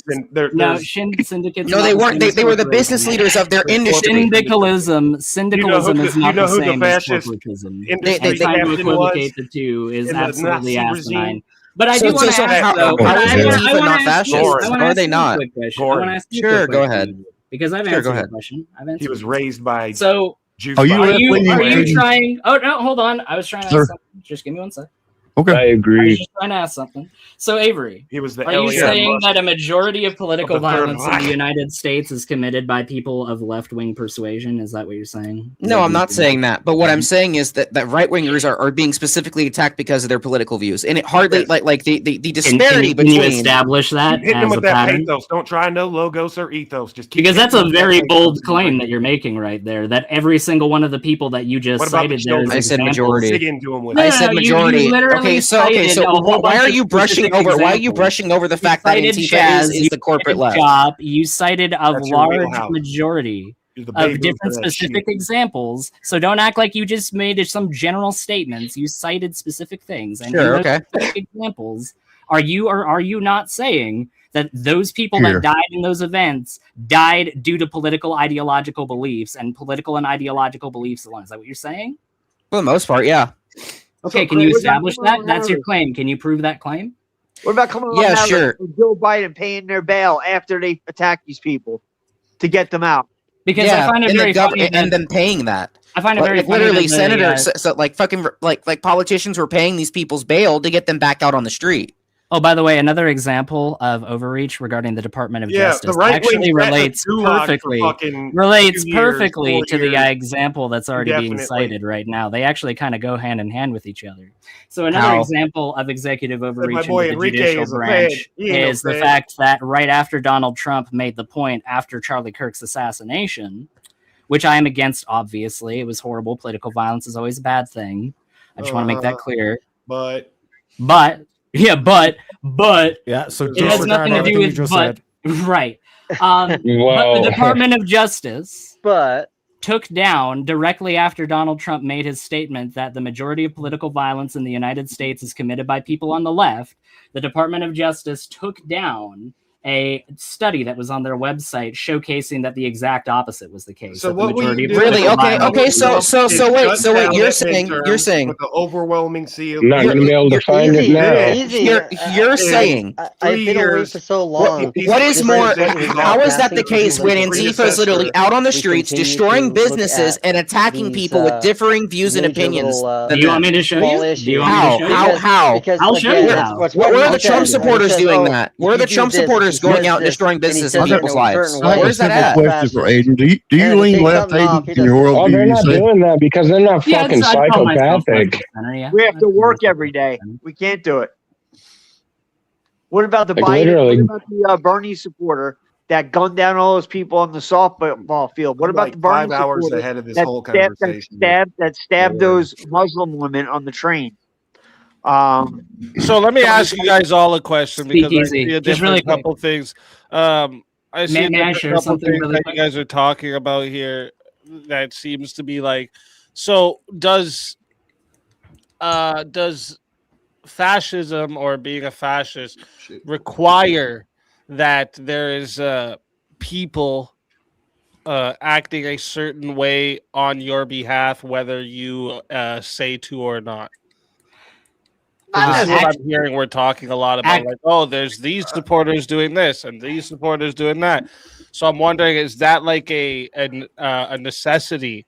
To So the cult of personality. I think it begs the question that we need to finally fucking skin this goat and define fascism because it's driving. Well, no, I just want to know. Yeah, like well, finally, once and you're for right, Chet. all. Having a solid definition of fascism would help too. That's why It I'm would be kind of great. getting to is like because all I'm hearing is I don't like. Is a people acting on your behalf in some certain way a necessity to fascism? I would say that a cult of personality is necessary to fascism. Certainly. No, so completely avoid the question. Completely avoid the question and make it compare directly to Trump. No, not even in the slightest. Not even in the slightest. Because a cult of personality necessitates what Speakeasy is to talk about right now. Okay, so One Just to speak directly to Speakeasy for 1 second. Easy asked you that if someone does something on your behalf, but you didn't necessarily tell them to do that, is that like a fair thing to say that's Communists fascism? have mummies like shrines. What I'm asking. Hold up. And this dude's talking about nonsense. That's not what he's saying. That's what I'm saying. No, he's like completely devoid of reality. No, guys, Aiden is kind of answering me here because a cult of personality is like the whole Joseph idea Stalin's is when mummy like a count as a cult political of leader personality? builds like a idol like public image. I know, right? but And there's what like I'm an idol. asking, Kim though- Jong Un's dad is a state shrine in a mummy that Trench. kiss his feet. Okay, amazing. It's a cult of What I'm personality. Mommy. Trench, is- quit berging out for just a second. Is dude. Just chill. people right? I'm Is drinking people crazy juice. acting is people acting on your behalf, whether Right. you've said to or not? Right. Both can be included. Right, Is and- that a necessity to fascism? Yes, and I would say yes, No, and the it's a cult of reason why I personality, said, this guy. No. and I would say That's yes. a cult personality. I would say What yes is to it that then? question. If I indeed didn't you're trying describe to, it, then please not tell me allow what me it to. is. What? A cult What's of that, sorry? personality. I have no idea what we're talking about, though. You keep saying this You're word. referring So to a cult of person. Let me explain it, Trent. A cult of personality again is the idea of like when a political leader builds like almost like an idol like public image where around themselves. So when I have said it, like Joseph Stalin's mummy, this is the thing and all usually these comes guys' with it. mummies, So I want to mention the things that usually are like and their big features giant of this. statues and shit. And to answer you, Trench. Yes, listen. This is where what is usually a feature of this would be things like having the control of like propaganda, media, extreme praise in the media, myth building, right? Like they were talking about like actually Kim Jong earlier Un's in the a guy. debate. Right, and like can I reply to Trench really quick? Go ahead. So Yeah. I would agree with you actually in saying that those regimes do demonstrate cult of personalities. I agree with you. There. However, just a moment. Hold on. You had plenty of time to articulate your point, Trench. You had plenty of time to articulate your point. All right. So with that in mind, I agree with you that it's a component of those other authoritarian ideologies. However, not just authoritarian. Something being a component of an ideology does not mean that it is unique to that ideology. For example, isolationist foreign policies are not like something the Hermit that is Empire unique. of North Korea. Isolationist. Right, exactly. Thank you for making that point, because the Hermit Empire of Is North this the part Korea where you tell was me they're isolationist in a similar way to the isolationist policies of Woodrow Wilson. They also worship their leaders. The isolationist policies of Woodrow Wilson and the Wilsonian administration are isolationist policies in a similar vein to what was going on in... Hold on. Hold on the phone, Mr. Trench, just a moment. Trying to make my point. If I gotta sing the whole But you don't time, have I a will. historical point. It's all good, man. It's all good. Just calm right down now. Chaos. I'm not a woman. You can't gaslight me. I've been calm all night. Dude, you have been the furthest Oh, thing you from silly calm. fuck. I gotta say, you've been plenty of things tonight, my friend, but calm is not one of them. I'm sorry to say. Anyways, Lo siento. so the idea that isolationism is not unique to the regime of North Korea is an excellent illustration of my point that I was making about how one tenet of one ideology can exist within other ideologies without being unique to one particular ideology. they were Because actually North fascist. Korea and the Wilsonian administration both practiced isolationist policies. However, hell are you talking would about? not agree What the hell with are you North talking Korea about? and the Libertarian Wilsonian panel, because you administration that North Korea and the Wilsonian administration are the Can't same kind of separate. government. And what that is ultimately in service of is the idea that the component of isolationism We don't is have not a shot group. unique to Wilsonian government, the same way that it is not unique to the policies of the Kim regime. Well, I think we should be very very wary of anybody who thinks that Wilson was an isolationist, because I think there's other things that, like history and his involvement with the League of Nations, for example, that would tell us something different. Right? Well, the League of Nations was a post-hoc response to what was going on in the context of the First World War. You are correct in saying that he did attempt to build the League of Nations. The League of Nations was However, a building block of Trench, you gotta let people finish. Amen, bro. You interrupted Mosman too, damn it, Trench. Hold on, man. It's No, not he's a all debate. good. You don't have to do that. He's all good. Hey, Speakeasy, I do have something shared, if you wouldn't mind putting that up. It was just related to the topic that I brought up earlier, because the thing that was talked about, and this is from, let me just double check here. This is from congress.gov. So I don't know how you can get much more of a legitimate source than that.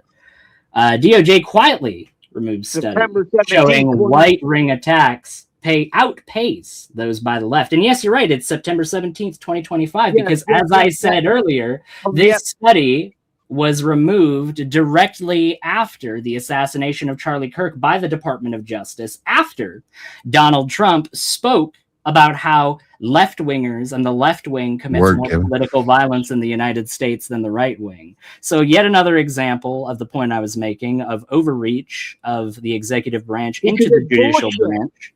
Because it's bullshit. Where do you see neo-Nazis out in the street? Where do you see guys with white hoods on Exactly. You don't want to actually refute what I'm saying right now, so you're just trying to bring it into a completely different territory. How about you actually refute what I'm saying? How about you do that? Okay, how about this? Where are all the right-wing based attacks then? No, how about you actually refute what I'm saying right now? I know Okay, you're trying to get it on to this point. Where are the right-wing based attacks? Where are they? If that's true, where are they? Because the government lies. Let's read this. Oh, now the government is unreliable. Wait, are you now saying All Could you, real quick, guys, nobody hears you all when you're all talking at the same time. To answer your question, Right, but real quick, no, hold up, guys, hold up. Let me say something real quick. Stop for a second. And I think fascism Hold up, makes it John, more, hold up one second. cult of personality, John! more, I think he's got a delay. I think he's literally have everybody else muted. He has everybody else. No, he muted probably and has a he's delay. speaking You into the can't void. really mute others on StreamYard. I will say this, dude. is He's that, just prattling on. Oh my god, dude! Can you take He a might be fucking hit? in a medical facility. You never know. You got to delay. You got to come down and come back up. I think. Dude, this Spurg is strong But in this room tonight. real quick, can you, Aiden, send me the link of where that comes from? Like, not the PDF link, the actual like site that the PDF's link from. Yeah. Congress.gov. Yeah, I just want to know, like, I just bullshit. Yeah, I'll send I like that to you. follow along. That study doesn't conform to what I think, therefore it's bullshit. Great argument there. I mean, you've completely disregarded what I've said about Antifa, so you're just doing the same thing with my statements as well. There, buddy. You know what? So You're doing the same thing, though. So what you're saying is that I'm on the same level as your friends. Okay, thank you. I appreciate that. This is the first time I'm up on this panel, Aiden. Okay. Yeah, don't start saying you people, or I'm gonna curse you, man. You You people. know why I'm saying it's bullshit? Because you know who came up with that study, and that was Christopher Wray. That was Christopher Wray. If he's not biased, Who the fuck is that guy? Aiden, can you give me examples of right-wing violence that are taking place at scale on the same as what Antifa is doing? Yeah, it's in the study, and I can give you the study. It's not even close. No, tell me. Okay, sure. Give me the study and then tell me. Tell me. Yeah, if you look. Oh, did you already put it there? Yeah, if you look over on. It'll be so interesting. If you look over on the side there's a private chat. Like if you see the side, there's say like comments. Oh, here, yeah. I'll send it to you personally. The more Here. they say, the same. The more they say, Thank you. the more they say.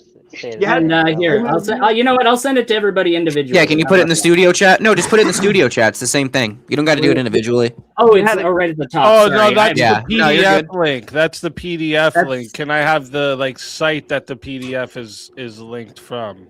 Yeah. Congress talk. Okay, yeah. Just give me one second here. Yeah. Yeah, the guy in the I could make this. that ran that girl over. Okay, that was one example. By the way, are you crazy? It's good to see talk you. about Good to see you, January Speakeasy. 6th. It wasn't Good to see you, a Good to see you, John.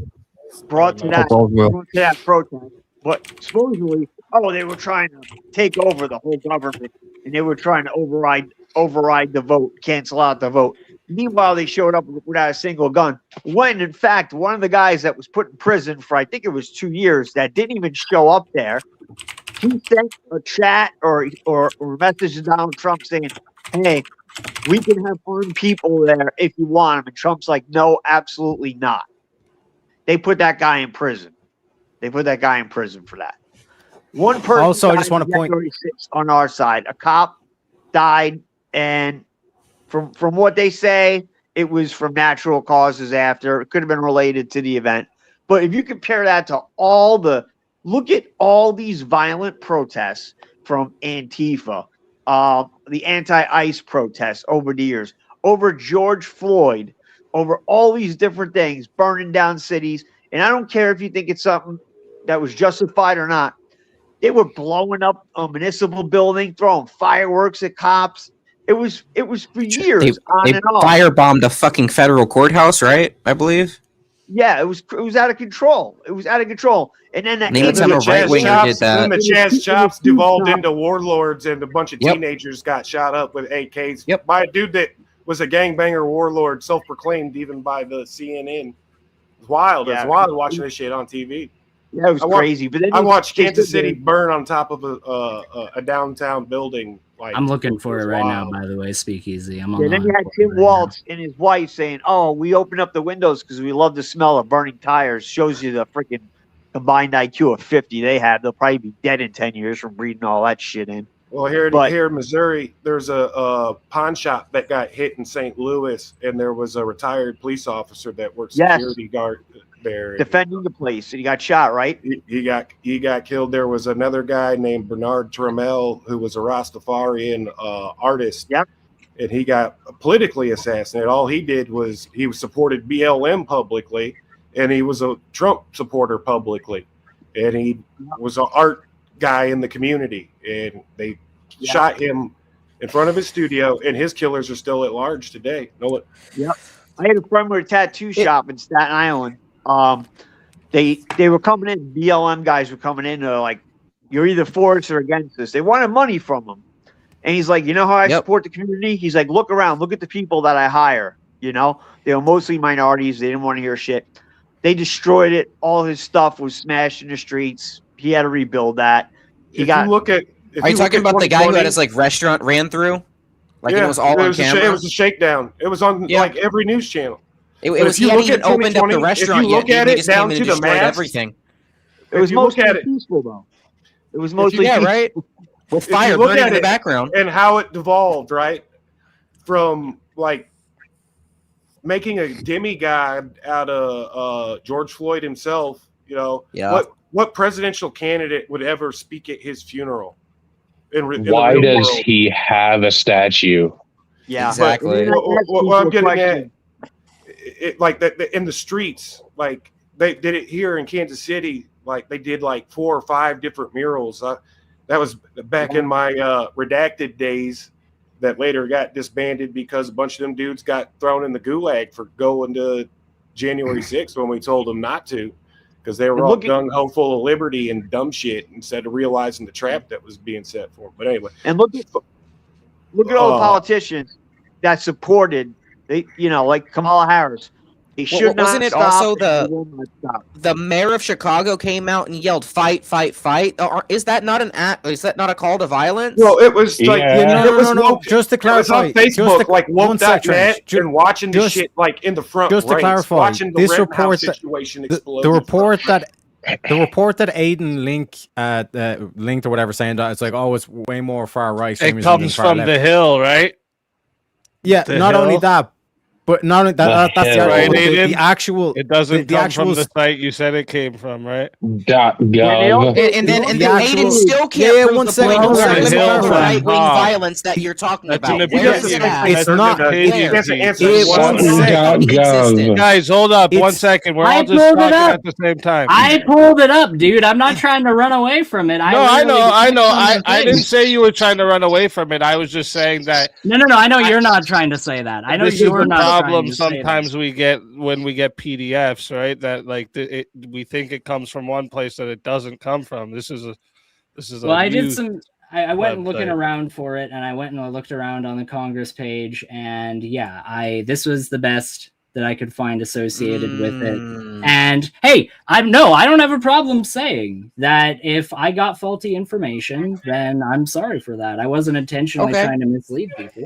Well, then thank you for saying that, but You're just still, I misled in want to see general. examples. No, the reason of I right-wing pointed violence. this out, the reason I pointed this out, liberal. Aiden, is because I Especially know a when lot you of are people looking at things and I'm not that saying are, you. like, I'm saying indirect or there's people on the secondary, left that maybe you're influenced causes by. of something to be supposed forms of fascism versus ignoring things like where we had under a Does different Mosman have a administration where they huge delay? actually went in and I think interfered so. with It might be on bad. information. Okay, but I do have a serious question. I think though. he's got a huge delay. But Aiden, the reason I was pointing this out to you is because I know a lot of people on the left will lie to influence people like you and say this came from official sources when it's a news website. You know? I am actually curious though. Like, and if anybody knows, please do let me know. And I want to see how is it? Just You one take second, everything just with a grain of salt.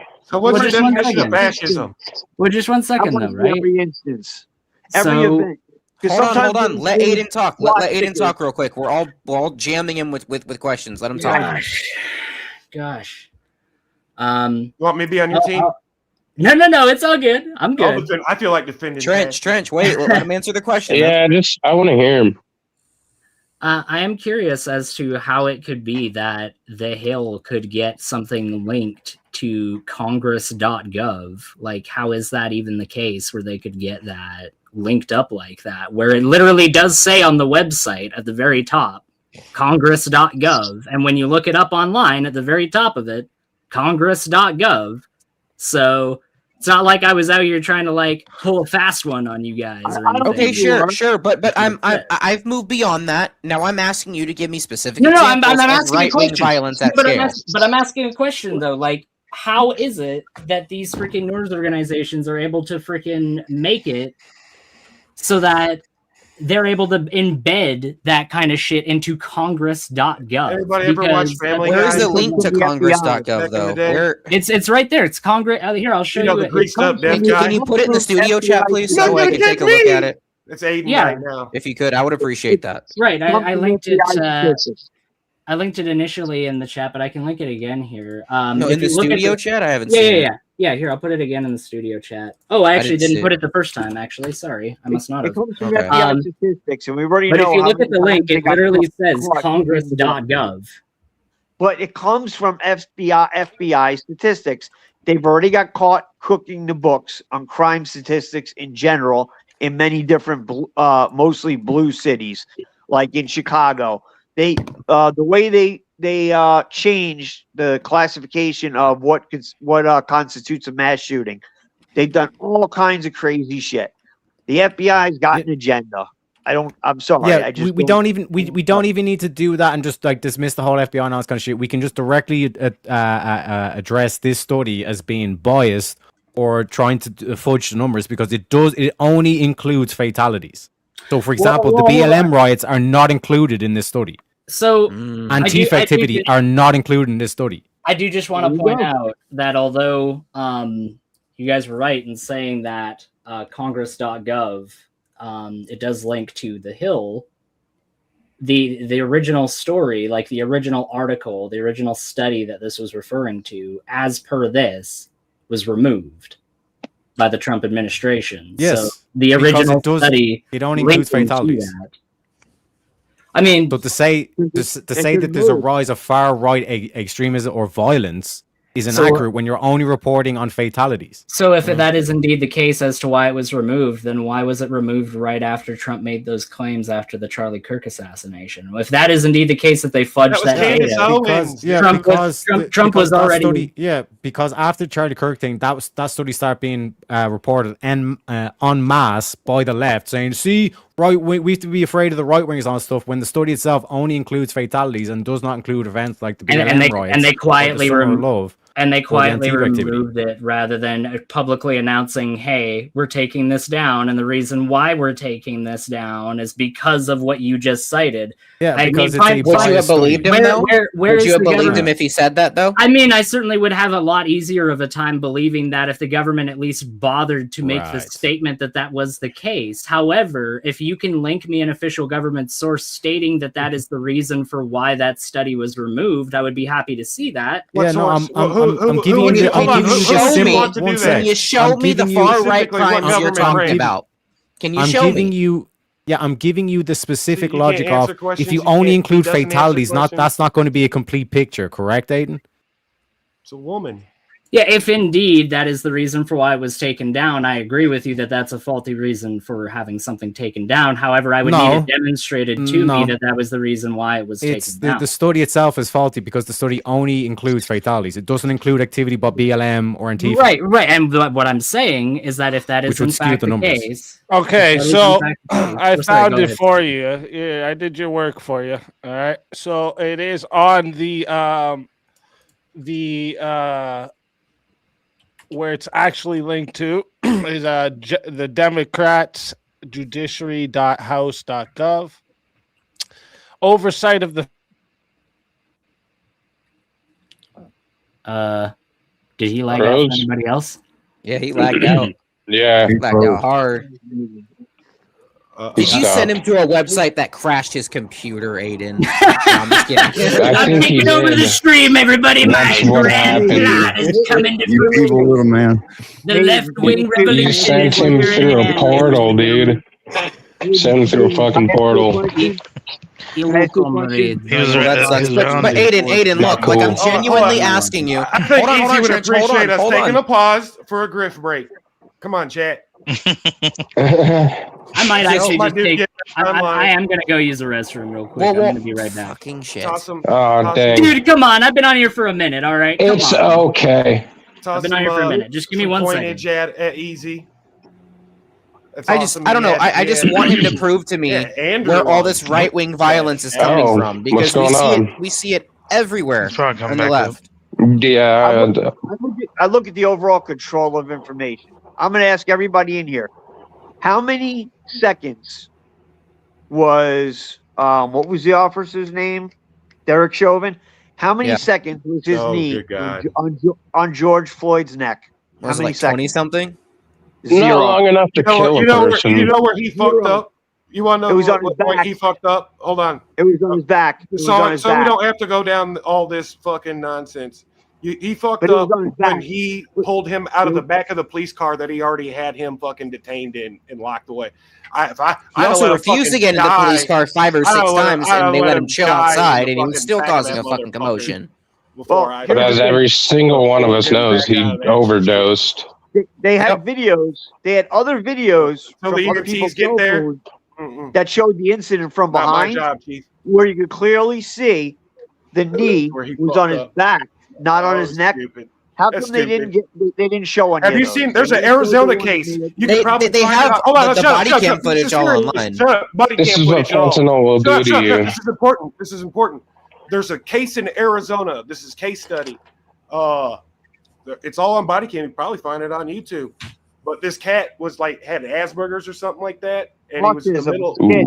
He was in the middle of a whole fucking bad episode.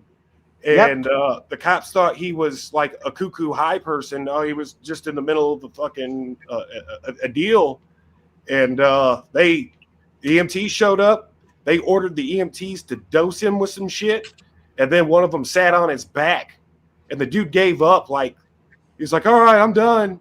And then just, and then the caveat to this was both the cops were joking about it when the EMTs were on the phone, and this is all on body cam, with the dude's fucking mom saying that, you know, your son's dead, and they're in the background of this laughing about how they just fucking killed a dude with gross negligence. Those are actual bad cops, and that never made it to TV. That And the that never became a big EMT story. is just fucking flabbergasted. Like, bro, I'm on the fucking phone with this dude's mom. And you can find this shit. It's disturbing. But it's a very similar case. And guess what happened in that case? Guess how that got ruled? Not guilty. Yeah, people got fired for breaking policy, but yeah, no one went to prison for life. yeah, because there was they found a color of law. They were entitled to some form of immunity. Maybe there's a different one I'm thinking of, but there was one where I'm pretty sure it was the guy. Same shit with that hotel room with the guy at the AR-15 that says you're fucked on the side of it, and the dude was drunk. I guess he brandished a BB gun, and he fucked around and found out. Yeah, he fell on his face, but he was fucking around being a drunk idiot, and he got himself smoked unarmed, like half naked. I don't know if it's the same story that you were talking about. They pay that cop that got fired. He's like a millionaire now off the fucking pain and suffering pension and the psychological stress and shit. It's Satan's planet. Exactly, tranquility. Cops are people. That's how I see it. You're gonna have your bad and your good, and you add power to it, weapons, and you got these female cops that are scared of everything. I'd be more worried about them shooting me first. Yeah, do you want to get pulled? Who would you rather get pulled over by, a female or a male? Aiden. Aiden. A male cop. I think a female would freak out first and have more reason to shoot me. You did shoot me? No, I mean, I don't fuck with the police, so I Yeah, I'll tell you what. When I was doing bad shit, I had problems as a cops, and that was on me. Ever since I straightened out, got right with God, 99% of them, I show them respect. Listen, yeah, I was stupid. I got no excuses, man. I went through a stop sign, or I was driving 100 miles an hour. I was having fun. I just got my car tuned. I did a third gear pull. It was stupid. Sometimes they'll even just give me a freaking warning. You know, I like how a lot of us delinquents just own it. It's like, yeah, dude, when I think about it, yeah, I got caught. And that's why you don't see a lot of sympathy for the shit. Like, it's the code of omerta. You get away with it or you don't. And you better be ready to fucking belly up to the bar. Sympathy for the shit. Like, dude, I got a question for everybody real quick. Have y'all ever seen like pretty severe examples of right-wing violence in the ways that the left is committing against right-wingers? Have y'all seen that at all? No. Any evidence to support that? Because what the lefties like to throw in our face is January 6th, January 6th. Which is kind of fucking retarded, because the majority of those people weren't causing problems. The majority of those people weren't doing damage, and the ones that actually did do damage and broke in windows and stuff like that should be charged. I think we can agree on that. Yeah, right? You're gonna fuck around and find out if you take a shit on Nancy Pelosi's desk. I mean, exactly. Exactly. So where I really want to see the physical evidence, because if you look at what he put up, right, it's a 7-page document. He told me, oh, look in here and you'll see the examples. I see no fucking examples. All I see is a summarization of a study that I can't even have access to the fucking data to. We all know the government lies. We all know Joe Biden lied about putting new jobs into the economy. We all know Trump has too. You know what I mean? So why the fuck should we trust this? Does that make we sense? knew Trump was like this, and everybody still voted for him. We knew it. We knew what we were voting for. It was the lesser of two evils. Duh. Yep. I chose the one person over the five. I chose the one person over the psycho. I think if Kamala was one, we would have the same thing. We'd be going to war with Iran too. I don't think anything. And we might have been. Yep, tranquility, 100%. I mean, any other shit we have to deal with because she's just an idiot. I mean, who lies about working at McDonald's? It doesn't matter. They're all psychopaths. You got to be a psychopath to want to control millions of people and like kill people and shit. Like do you honestly think that we wouldn't be balls deep in Ukraine and we wouldn't be our munitions are depleted. There's a reason why we're taking shit from Taiwan and moving it to the fucking Middle East. Like, there's a reason why there's so much money going into these freaking private defense companies because too. The new World War ones, III's like already Andrew. started. Hello, like we've been preaching, like from the trenches. We've been preaching, like it's already fallen. It's already cooked. Like this is the time to get on the ark for tomorrow, next year. The seed is your grandkids. Trex, let me ask you a question. Do you think, when Biden granted the waiver, went against his own National Security Council, granted the waiver so Putin can basically open up the spigot, what was it, Nord Stream 2, the pipeline? You think he's getting all that money? Okay, so had anything to do with him invading Ukraine when he did? No, Ukraine, like all this shit is like game theoried out years and years in advance, sometimes decades even. Like there's a reason why we go to the Middle East every 20 years if you haven't been paying attention. Like literally, like you could set your fucking clock to it. It's the time it takes for another fighting generation to come to age. And it's happening because all your kids play fucking Call of Duty. I don't think it's because of that, but Aiden, once again, can you give me specific examples of right-wing violence on the scale, or actually larger than what Antifa and the far left are committing right now, and have been committing over the last 7 years? I mean, off the top of my head, I could give you specific examples. They got my dumb ass was so calm on the same scale. I wouldn't be able to do that off the top of my head. You've got me there.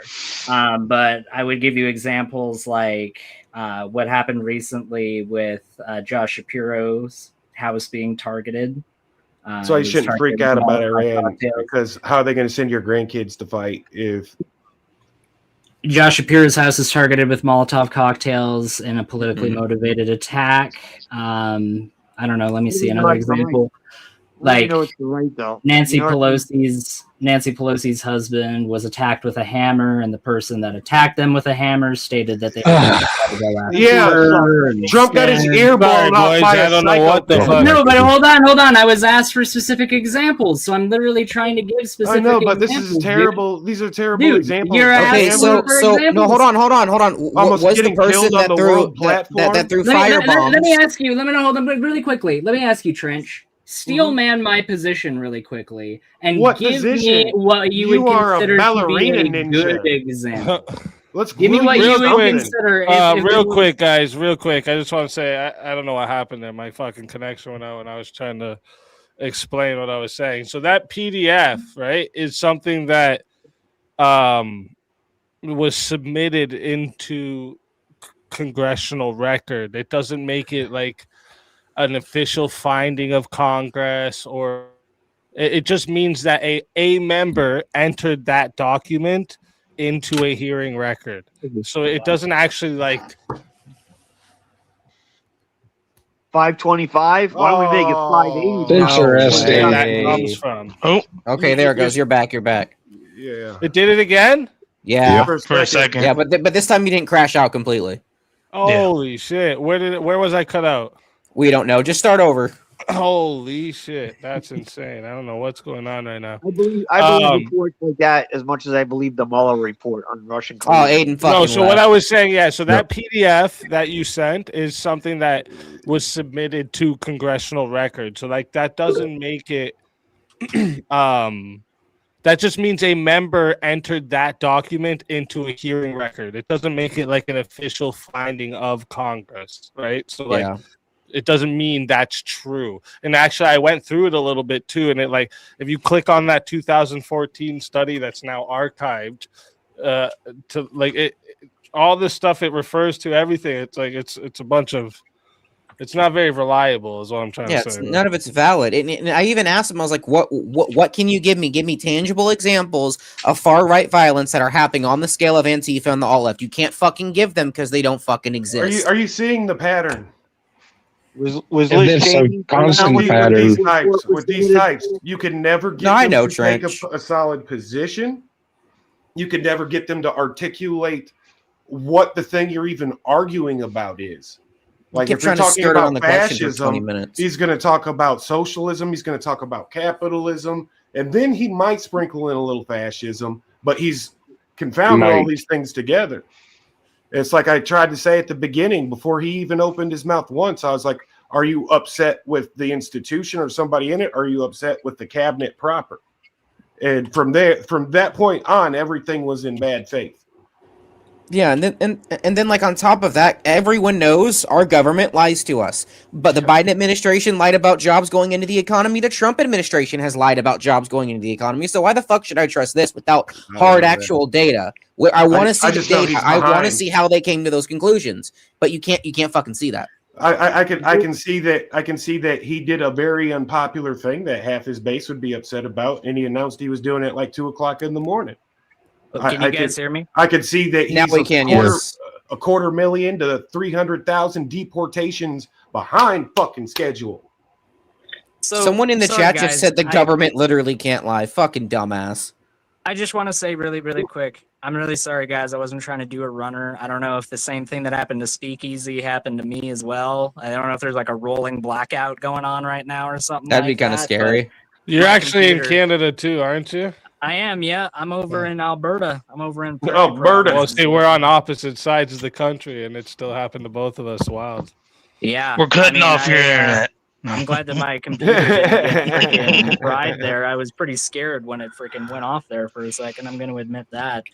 I do want to know though, because you were trying to say Speakeasy, something related to that study, and then you ended up cutting out. So, what were you trying to say? I was just saying, so like what that is like, so being submitted into like a congressional record doesn't mean that it's an official finding of Congress, right? Okay. It just means that a member entered it into a hearing record. So like I'll get you. I'll send it to you in the back here. I have the link to where this comes from, and you can see all the different things that were submitted into the record. And I think it's so a like right it doesn't to mean it's anything true. they It's want. just yes, exactly. So just to clarify, then, because I really am genuinely curious about this. So it was a member of Congress that submitted it into the record. Yes, it is a member that submits it into the record. Yes, and this was during the oversight of the Federal Bureau of Investigation. I see. Here, I'll So send it you is the the news- actual link to it all here. So it's a news report, but it's not like an official finding from Congress Right, exactly. itself. So what the news report did is it cherry picked one of those submitted files and said, look what they're saying. But it doesn't. That's like a trickery, right? Because like that's acting like, oh look, they submitted it. That must mean it's an official finding of Congress. No, fair but enough. that's- And I you do know? hope based on like how the link looked, like it does say Congress.gov. No, yeah, because they do originally get it from here, but they trick you with how They submit those all make the it time, sound right? Like it's official when that's just a submission to anybody. They could have literally submitted something that's like Trump is actually a donkey. Let me show you how.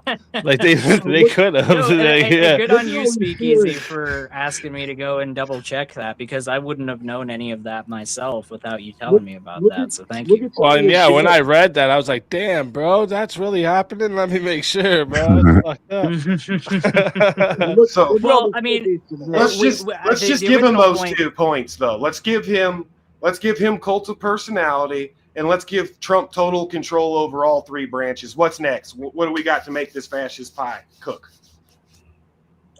What would you have to do in order to make that fascist pie cook? So what did you grant? You grant a cult of personality, and what else? Total control of the government. I'm trying. Total control of the government. Okay. All 3 branches. What I would say that you would need in addition to those 2 things would be the Black shirts? support of the United States military. And right now we're starting to see a real clash with interests from Democratic Colonel lawmakers Vindman? stating. Well, hold on. Like Democratic lawmakers stating that troops are allowed to disobey unlawful orders, and Donald Trump labeling said that that? as seditious language. That's insane that they said that. No, That's- hold on. There's 2 things going on here at once. One, that politician can say that shit. Yes, free speech. Yes, they can say that. 2, They are allowed to disobey while unlawful you're in orders, though. uniform, there are certain things you can do politically and can't do politically. There's certain things you can vote. You're an American citizen, but you're not supposed to, like in uniform, simple as go on a public endorsement tirade of a specific candidate. Sure. There's a lot more to Right. it, and a lot more rules, but. So but two you things, do agree, though, two right, things Trench? are no. Two Just things are for happening. the sake of clarification, though, There's Trench, 2 I things am happening curious. at once. Do you agree with the Trump is idea actually right that saying soldiers in the United cannot States military cannot are defy- allowed to disobey unlawful orders? But the Dems No, are saying it's so there's a thing of context here that's going on too. Like when Nancy Pelosi called the No, Pentagon to get the I'm talking National about- Guard I'm with like talking live about an ammunition, actual Aiden, quote- for during January I'm 6th talking to start about an shooting actual protesters? Like that? Well, sorry, Not- what about Donald it? Trump Sorry, what didn't about word what it. was the what about It's it in there? It's not against the law to disobey an unlawful order. That wasn't what he said. No, that was what was said. No, that's what not they what said he was said. that they were I'm allowed to contesting you that, disobey sir. unlawful orders. No, That was that's what was Democrats That's declared the not what laws he said. unlawful. That's not what he Democrats said. said they Soldiers were in the unlawful. United States military are allowed to disobey unlawful orders. Yes, and that you can statement was disobey labeled as unlawful orders. seditious by the That's- President of that's the not the United quote of States. the President And the of the reason why United it was States. labeled as seditious is not the because quote there's of an the United active States. attempt by the executive branch of the United That's States not to the try quote of the and United take States. unquestioning control of the United That's- States that military. wasn't Trump's quote. What's that, sorry? That wasn't Trump's quote. Yeah, he did call it seditious. Yes, he did. Yeah, he said something was seditious. Yes. He said that statement that Insubordination was is seditious. Insubordination is seditious. Yeah, and it's not insubordination. No, to say but that he didn't soldiers are say allowed that. That to was not see that follow was that's not unlawful what he orders. said though. There's a whole What did they say then? What did they say, Trench? Trump and I'm just paraphrasing here, said, you cannot be insubordinate. That's sedition, right? And then the media and what they ran said with it was because not Trump was seditious. addressing the comment made by another political person. This was a back and forth between them two. Trump And what did that other reiterated person say? the Uniform Code of Military Justice. You can't be seditious in the United States Army. It's not going to work out for you. Right. So And when the that person president, was as stating commander that in chief, soldiers are allowed can say to sedition disobey is unlawful unlawful, that disobeying orders just to be insubordinate is sedition. Who said that? Especially for Who political. advocated that? The president said you can't do these things. No. Who advocated that people just disobey orders for the sake of insubordination? Who said that? Nobody did. Oh, nobody. So he was just replying to nobody then. He was did that having out a into the political ether. back and forth. Okay. Yeah, he just threw that out into the fucking ether. It was just the vibe that caused him to fucking Aiden, real quick, boys. Not One being second, able to boys. disobey One second. I unlawful just gotta. I want to even clear up something even more here, and welcome JS. So that submission was the article from the Hill. So this is all the things that were submitted. That was so the that thing that is was originally an article from the Hill. Article right here. It says it right here. An article from the Hill titled "DOJ quietly removes showing right-wing attacks outpace those by left." Dated September 17, 2025. So there submitted is for the no record raw by data. Miss Scanlon. It even tells you who What does that submitted prove? it. So that shows right here that like it's only that right there that was presented is an article from the Hill, and that's it. So he pulled it off. What does that mean, though? That means that the test was wrong? No, that means the information that they got was specific. The information that that's just they could have said anything there. They could reverse this, and it wouldn't matter because it's an article from the Hill. Who gives a fuck what the Hill says?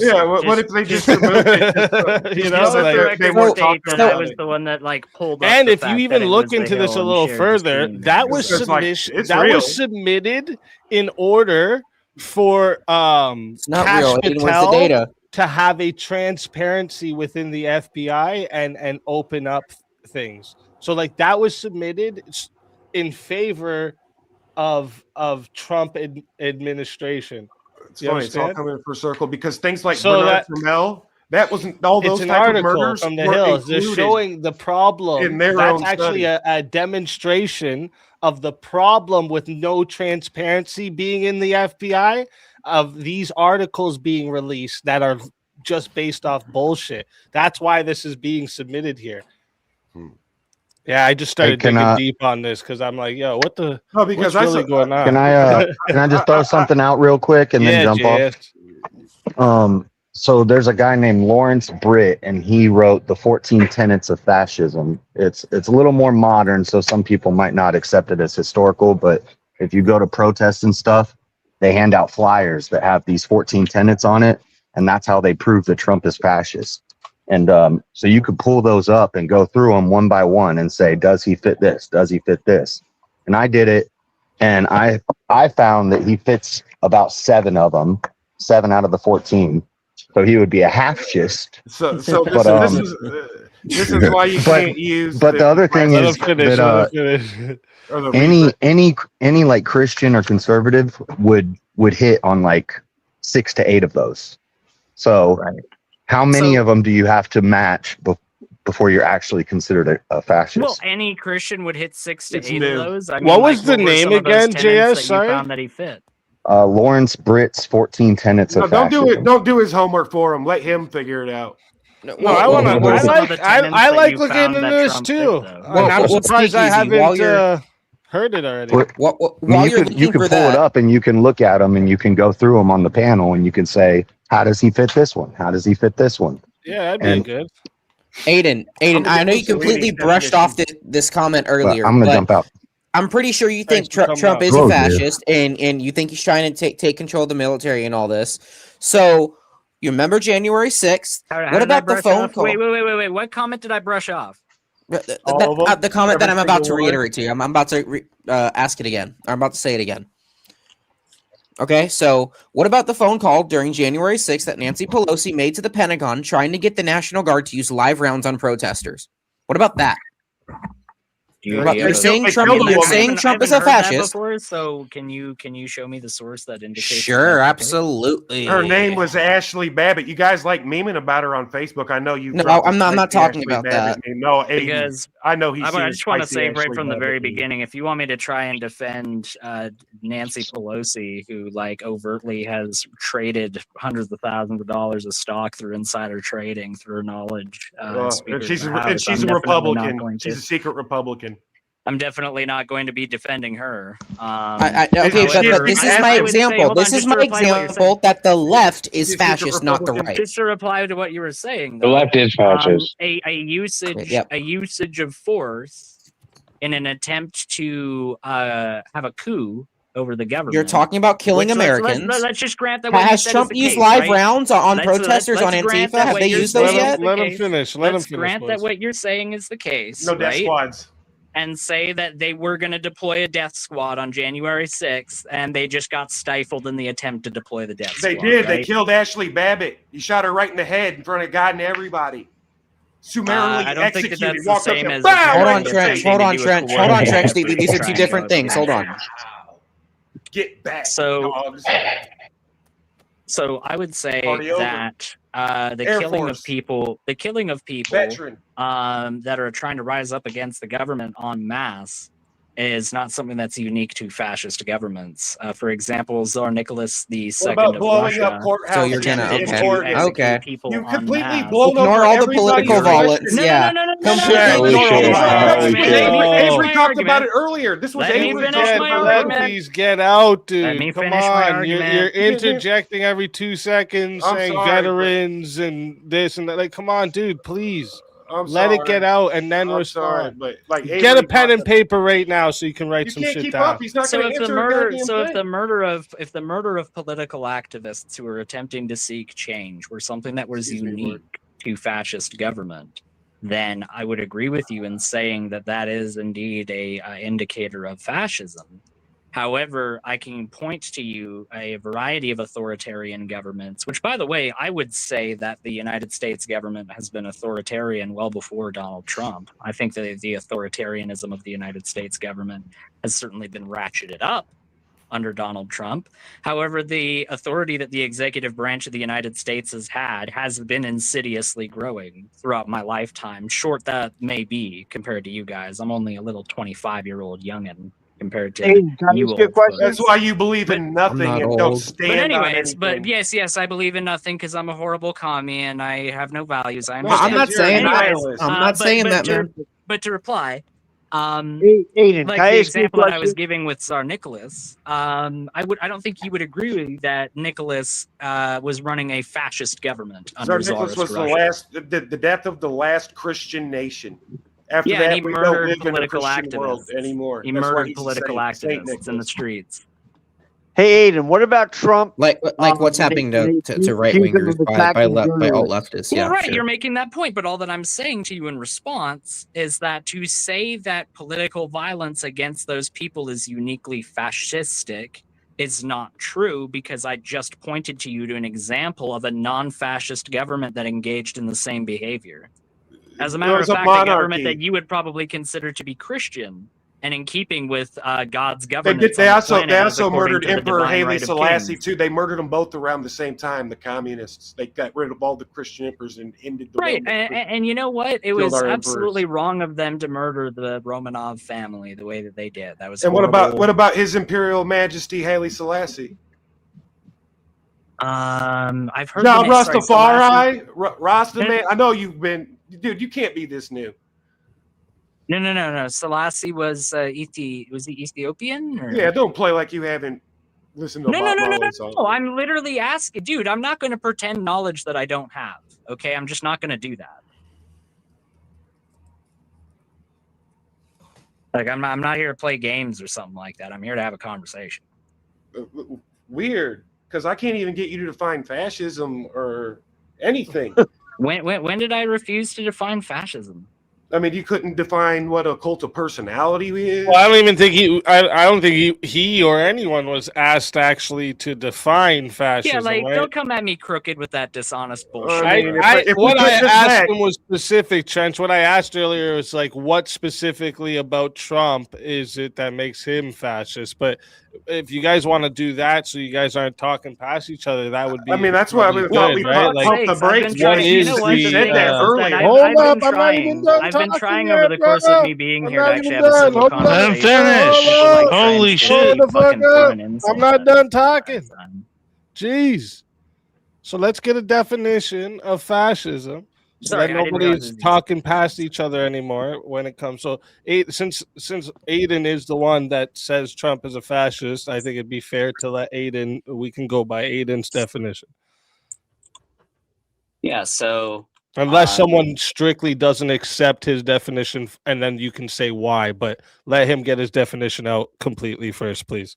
Sure. Go So, ahead. far-right, authoritarian, and ultranationalist political ideology characterized by a dictatorial leader, centralized autocracy, militarism, and the forcible suppression of opposition.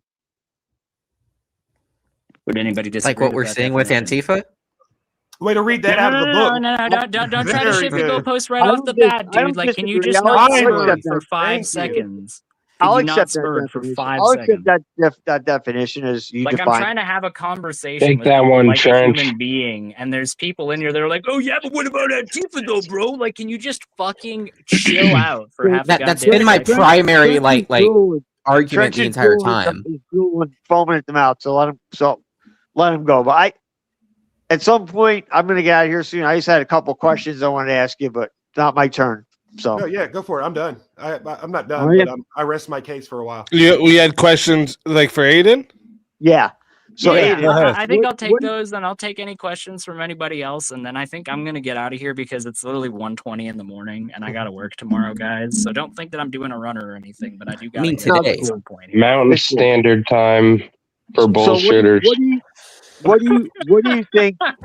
You're so think kind, about- dude. You're such a nice Who person. said that? What do you think about? I hate Mountain Standard. What do you think about the way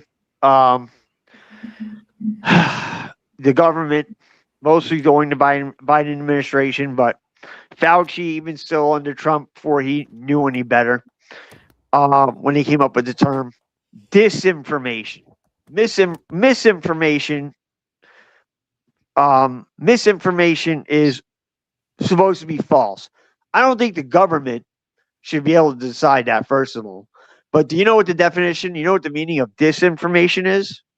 I believe that the difference between misinformation and disinformation is that while misinformation is somebody being misinformed, like somebody like what I did earlier, where I thought that was something from the Library of Congress, and then it was shown that that wasn't the case. Now, if I had come in here and intentionally tried to mislead you guys and tell you that was the case, that would be disinformation. Is that not correct? No, disinformation is information that could be true.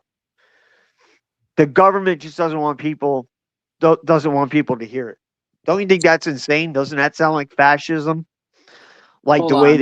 they that's what it means. Disinformation, admittedly, it can be true. It's just that the government doesn't think it's in the best interest, basically, of the government. They say it's No, for it's people. exactly what I just said it was. It's exactly what I just said it was. I just looked it up. Yeah. Misinformation is false or inaccurate information spread without harmful intent, often by mistake. Disinformation is false information deliberately created and shared to mislead, harm, or manipulate. The key differentiator is intent. Misinformation is unintentional, while disinformation is intentionally deceptive, often termed fake news. Is that like the Central Committee saying there is no crime in Russia? That There is is, no crime in Soviet comrade, you Union. make a good point right there, comrade. No crime But, in Soviet Union.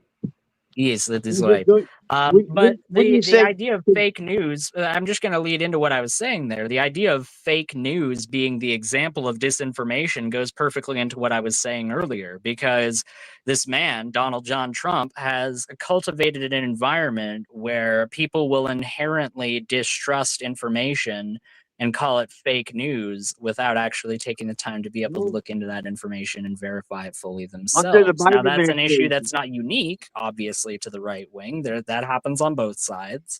But I think it's undeniable that the propagation of fake news as a term is certainly something that is responsible under the Trump. And we can certainly link the idea of people being more inherently distrustful of media that disagrees with them to the conceptualization of fake news as a prescription of the MAGA movement. But why do you think it's why would you even say it's even close between Trump and under the Biden administration when they flat out told people if they took if they used ivermectin, which is harmless, it would kill you. If you took hydroxychloroquine, it would kill you. They said that the lab leak, there was zero evidence that it happened. I wouldn't recommend taking horse dewormer. Just as a general rule, probably not a good idea. It's not horse dewormer. It's human dewormer. No, it's human. ivermectin's horse dewormer. They make a form of ivermectin for humans also. Yeah, millions of people took it, maybe billions. Who knows? Yeah, but anyway, look at all the things. If only RFK Jr. had that for the worm in his brain, right? I think RFK Jr. is freaking nuts. To be honest with you, I agree. Don't say something. Listen, I agree with spasmodic dysphonia. Food colorings with the food dyes and all that stuff. They're banned in other countries for a reason. Right, but hasn't the Food and Drug Administration cut back the amount of different pathogens that they test for in their testing under the Trump administration? Haven't they limited the amount of pathogens that they test for compared to who's over that now? Who's over that now? One of the candidates, for God's sake. Here's my other question. I hear this attack. Wait, Are You Crazy was asking a question there about that. Yeah, who's over that department now under the Trump administration? The FDA. The food, who points the head of the food? Who's looking at our food now? Who's the head of? Are you saying who's the head of the FDA? Yeah. That I don't know. Let me look. You need to look. I think it's a Kennedy. Who's head of the FDA? Dr. Martin Macri. Is that the correct? What's Kennedy over then? Yeah, Dr. Marty Macri was confirmed on March 25th, 2025 by a bipartisan vote of the U.S. Senate and 27th Commissioner of Food and Drugs. However, no, you know what? That would be right around, RFK. I'm pretty sure, when they did the cuts to the Food and Drug Administration. Because it's undeniable, the amount of pathogens that they test for is lower than the amount of pathogens that they tested for before. No, what you're thinking of, Are You Crazy, is Donald Trump's health secretary. Okay, my bad. Yeah, RFK Jr.'s Secretary of Health. Yeah. So, another big thing I hear Trump. My bad. A lot of people. I made a way bigger mistake than you earlier in the stream, dude. Don't you worry. A lot of the people I call Trump fascist are always talking about, his attacks on journalists and this and that, and he's attacking the media, and it's like, would you say that's fascist, trying to control the media, journalism? I would say that trying to overtly control the media and journalism, yes, is indeed a concerning sign. And let me just provide substantiation to that before you. You don't have to. I'll grant you that. I'll grant you that. I'll say he's doing it. I'll grant you. I'll say he's doing it. My point is, Barack Obama put journalists in prison because he didn't like the stories they were going to write about him. They Julian Assange. Put them in prison. I just want to say too, I thought you were going to keep going with that. Oh shit, what was that? I thought you were going to keep going with that. Are You Crazy? But so as the health secretary, he supervises the CDC, the FDA.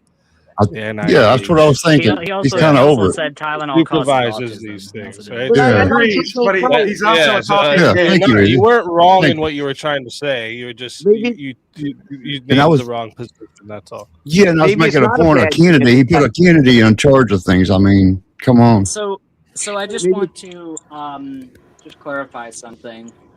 What about the drone strikes? Also, when Obama used drone strikes to kill American citizens, The that he falsely the current labeled chair, terrorists. the current chair not of gonna the answer any of Federal it. Communications Commission, the FCC, Brendan Carr, was recently questioned in a hearing, and when he was asked, "Is Donald Trump your boss?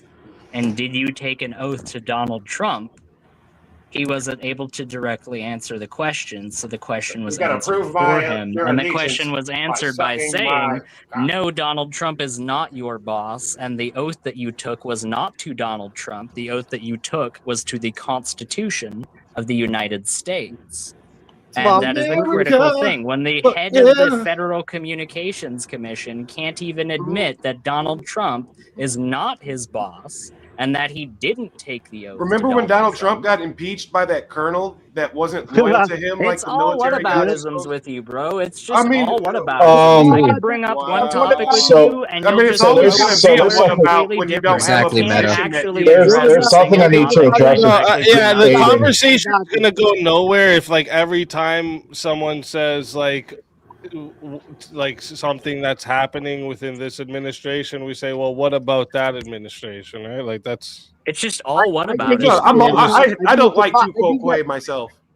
I think that what about it is a cop out. But listen, I'm gonna get out of here with one more thing.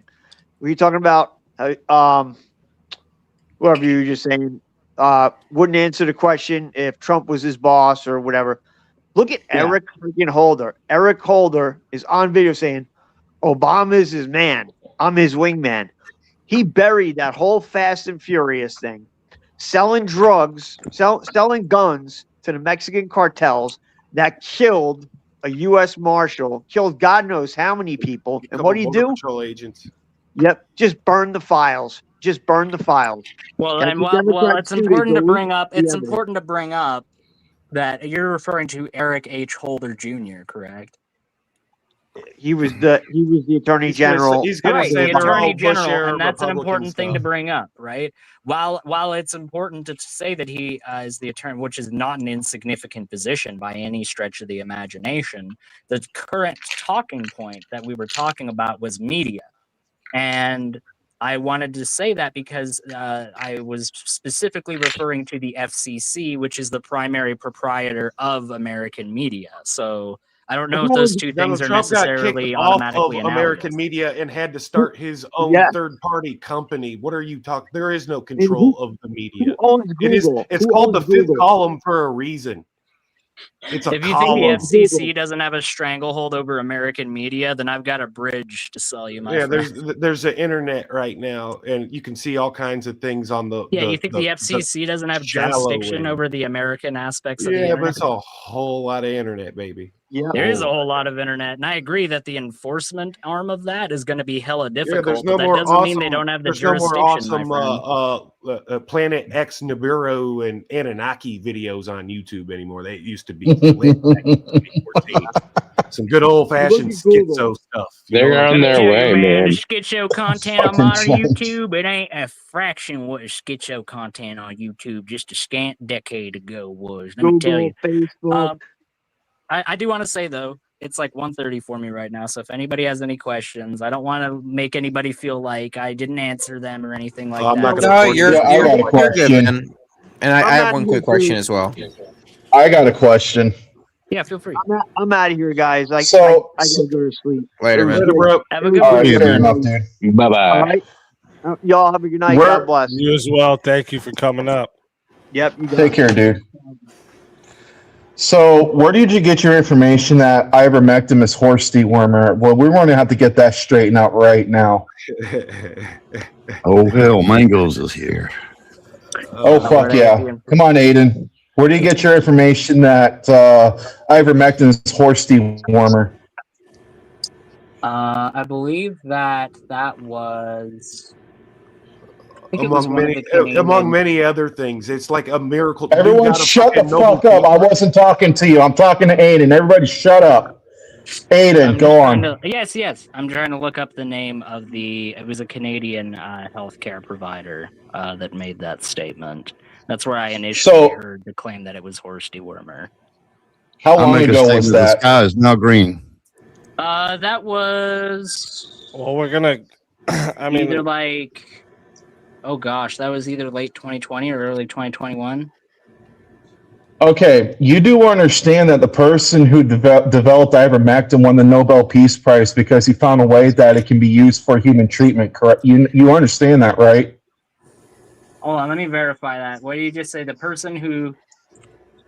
I don't know if it was for COVID exactly. I sent a link in the back chat for this one because I know that it's going to need verified because we only take talking points from CNN. Listen, it's not that complicated, guys. Ivermectin is just a anti-parasitic.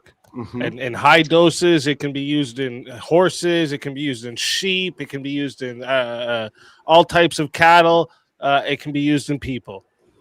They treat right? It is a parasitic or an anti-parasitic, but it can can be used in humans. It saved many lives, I think, in the third world countries. When you say when you say it's a horse dewormer, you're not wrong, but it's just the context of the statement is misleading. And even let the record state that even when it was initially brought up, that it can be used for humans as well. I didn't even dispute that when it was as well. brought up. What you just said is what the Congress does all the time. Let the record, blah, blah, blah. And it is also listed by the World Health Organization as an essential medicine. So. Yeah, you were definitely implying that that ivermectin was a horse dewormer and it wasn't ideal for using for human consumption. You did say that 5 minutes ago, and I'm going to add on to it.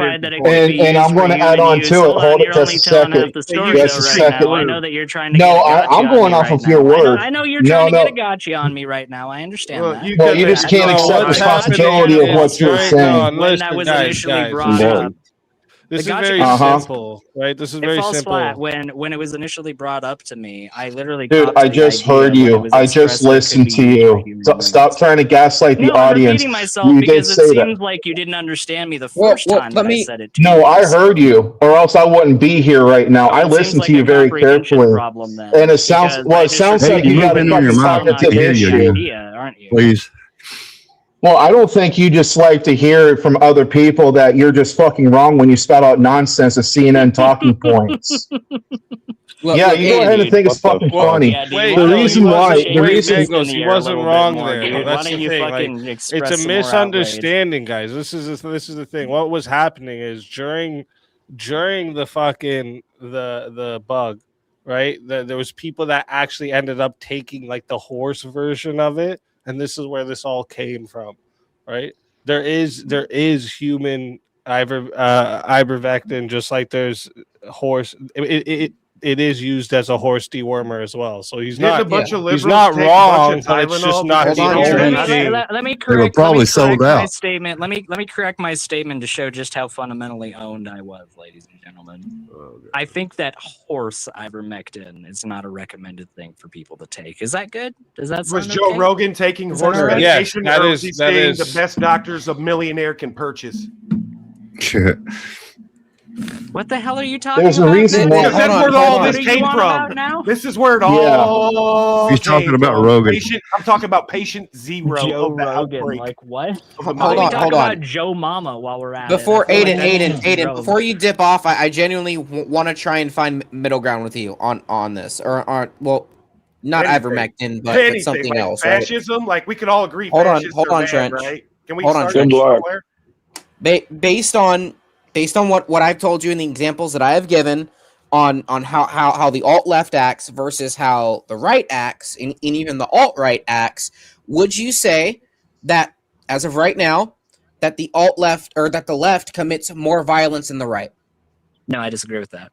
I could give you specific examples. Oh, I'm sorry. I didn't give you the answer you wanted, dude. My bad. Well, sorry, we don't live in a fucked up reality where you deny shit like that. Multiple No, you're on specific the right examples Who fucking of what you killed? were Who asking killed for. Charlie And Kirk? when I attempted to give multiple specific examples of Some crazy political violence leftist. oriented towards that, I got hit with And who my also shut out Donald Trump? 47,194th what Another crazy Guys, we don't leftist. actually. When in I my don't attempt to know. actually try and That's a espouse How good many my example. trans position and shooters give shoots it up in further high school because they're clarification, I mentally wasn't able ill? I don't to know if do this that. Charlie Kirk thing is a good example to use. There's so many more. No, though. it was a crazy leftist. I started off at the How do you beginning. Even know? found out the guy. How do you know We're that? just finding How out do the you guy know who that, shot man? Charlie Kirk was a was furry. murdered How by do you a know that, groiper. Mangos? He was murdered by a groiper who is associated with the Nick Fuentes. How do you know that?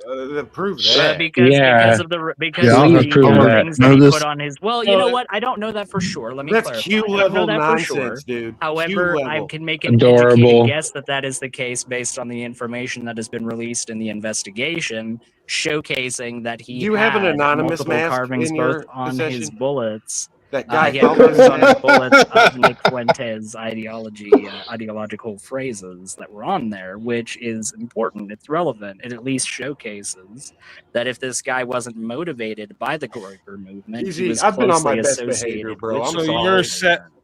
Sorry. So you're set on that Tyler Robinson did it. He seems to be the most likely candidate. I don't know for sure. There hasn't been a conviction yet, has there? No, Nope. not only has there not been a conviction, It's an open the evidence case. we have. I mean, I wouldn't just be quick to be like, "Yo, that kid did it for sure." Not The even. photos say that. released That's don't look like that irresponsible to kid, say. right? The photos released don't look like that kid. I don't Not believe even. that kid would be able to make that shot. I don't. let me- We let me found out clarify later something that the about photo that. of the gun that was released wasn't the actual fucking photo of the gun. Let me But clarify also, I'm gonna his say dad some weird saw shit. the I'm gun gonna- on the news and knew it was his gun. I'll give up some There's a lot credit. of shit around here that don't make sense about this case. I'll I give think up. making definitive statements about whether somebody is innocent or guilty before they've had their day in court is irresponsible. I think that What is that? What's Who that? did that? Like somebody wrestling their boom. I'm not sure who that was, but anyways, It wasn't me. I think it's irresponsible, and that's why I want to clarify regarding the whole Epstein thing. Fair enough.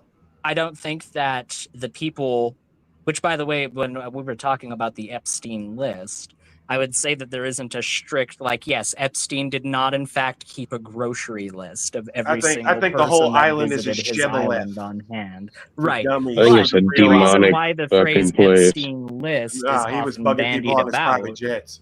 The That's reason why why they won't give you Epstein the list list. is what's Duh. often bandied about is because if you not compile the everybody went to totality of all the the different island. names that are in the But Epstein all the lists files are that banned. will Trent, create Trent, Holy shit. Sorry. Be You quiet. I'm always sorry. do that, Chance. Why? Because I let it speak for like 5-10 minutes. I seem like an attorney. No, you don't. You don't let nobody speak for 5 or 10 minutes. That's not how it goes. I thought I was being good. And I'm you're sorry. interjecting with stuff that I don't even like. We can't even hear what you're saying, so it just sounds like in the background. Fair enough. I got a claymore in this bitch, dude. I'm loaded. That's what probably 45 minutes of the transcript of this show is probably going to sound like. I doubt it. I always It's watch it back. possible. And then people are like, But whoa. anyways, I just want to make the point that is Trump in the Epstein files? Yes, that's undoubtable. It's an indisputable fact. Everybody's in the Epstein files. But does that prove that Is he Bill is Clinton in the Epstein SA? files? Yes, Bill Clinton is in the Epstein Everybody's in it. files. He was very good Are at there his a job. shitload of horrible, corrupt people in there? Yes. But none of The them best should be immediately labeled as guilty until they've had their day in court. And that's one of Which is not going to happen, and you know that's that, something Aiden. that I hope that Yeah. everybody in this chat can at least agree on. I hope that we can at least agree that whether or not everybody on that list is guilty or innocent, everybody on that list should at least have their day in court where the evidence regarding whether or not they are guilty of those crimes is given to a jury of their peers to decide whether they're guilty or not. Do we all agree on that? No. No, I don't Not think really, it's good. yeah, I I don't think don't. it would be good to stain a bunch of men's names without having actual. Yeah, men evidence. can't defend themselves. That's not a claim you can make on people that just gets washed away when they're proven innocent, right? Exactly. That one does not go away. Nice So what you're Templar. saying? So what you're saying Unfortunately is Approach with not. caution is what I'm saying, Aiden. Approach with caution. For real. right, but surely if their names are there and they're implicated in that list doing things, they should have their day in court. If they have had Yeah, things sure. that are They should go to court. Yeah, Yeah. they should go to court. I just don't think it should be like And I'm not saying that if you're just in the files, you should automatically go to trial, because at that point, then the victims are on trial too. Obviously not. I'm not saying just because your name is no, in but the even files. like there's like dude had so many connections that he's gonna have like emails with random people that had nothing actually to do with him and shit. Like, so we And can't don't just bring like, those people to and court. that's the dumb thing to do is just like we keep asking for the Epstein files, but we're not even like. A lot of people don't even know what they're asking for. Like, do you want to see just like all this random emails and bullshit, or do you want to just get to the justice for I want the people that I want every were single victimized. person I in want those justice- files. justice I for the want victims, every single 100%. person. Let me just make this abundantly clear. And as Obama would say, let me be clear. I think that every single that's not a person that penis. is in those files implicated doing some sort of criminal activity, if they're implicated of doing something that they ought not be doing, then that person should get taken to court and they should sit in front of a jury, and that jury should decide whether or not the criminal implications in those files constitute actual criminal behavior. I think that's a pretty fucking reasonable position. Like, what's unreasonable about that? They would have to have some kind of solid evidence to charge them with in order to take them, put them in court. You know? Right, which is what I qualified it with. I literally said, if they're I didn't hear that part. committing crimes, if they're implicated doing something, like there's, if you look at Jmail, I think it's called. It's Jmail, yes. Yeah. Yep. The very It's not last .com, thing it's something that else, but Jeffrey yes. Epstein receives is an email from some guy called "You Are Dead," and it says "LMAO, good riddance" or something like that. Like, obviously, that guy shouldn't be taken in front of a judge because he sent an email to Epstein. That's not what I'm saying. Well, what I'm about saying something is- simple as Elon Musk having an email asking to party with Epstein? He's not asking, partying- "Can I come there and have sex with little girls?" He's saying, Right, well, "Can they're I not come going to there and overtly party?" say I was going to that. go to a freaking island. What I'm asking is that an implication towards Elon Musk that he should be put in front of court?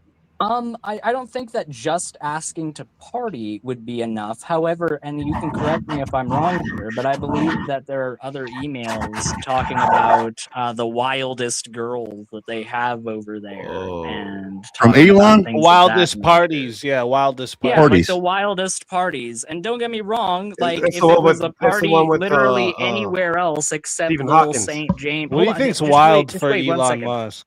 Just wait 1 second. Well, yeah, wild for Elon I Musk think he's probably robot. consists of 2 Adderall Desensitized. rather than 1. But anyways, with that in mind, I think that if you had a wild party anywhere on this planet Earth, except for Little St. James, I don't party. then yeah, I would agree that wouldn't constitute criminal behavior. Unless that place was like a sex dungeon or something like that. But that's just that the it's thing, alleged to be. isn't it? Is that when Little What St. if, James like, an intelligence has agency just pumped it full indisputably of child been shown prawns and to then be a place where created a women were shibboleth? trafficked en masse on that island?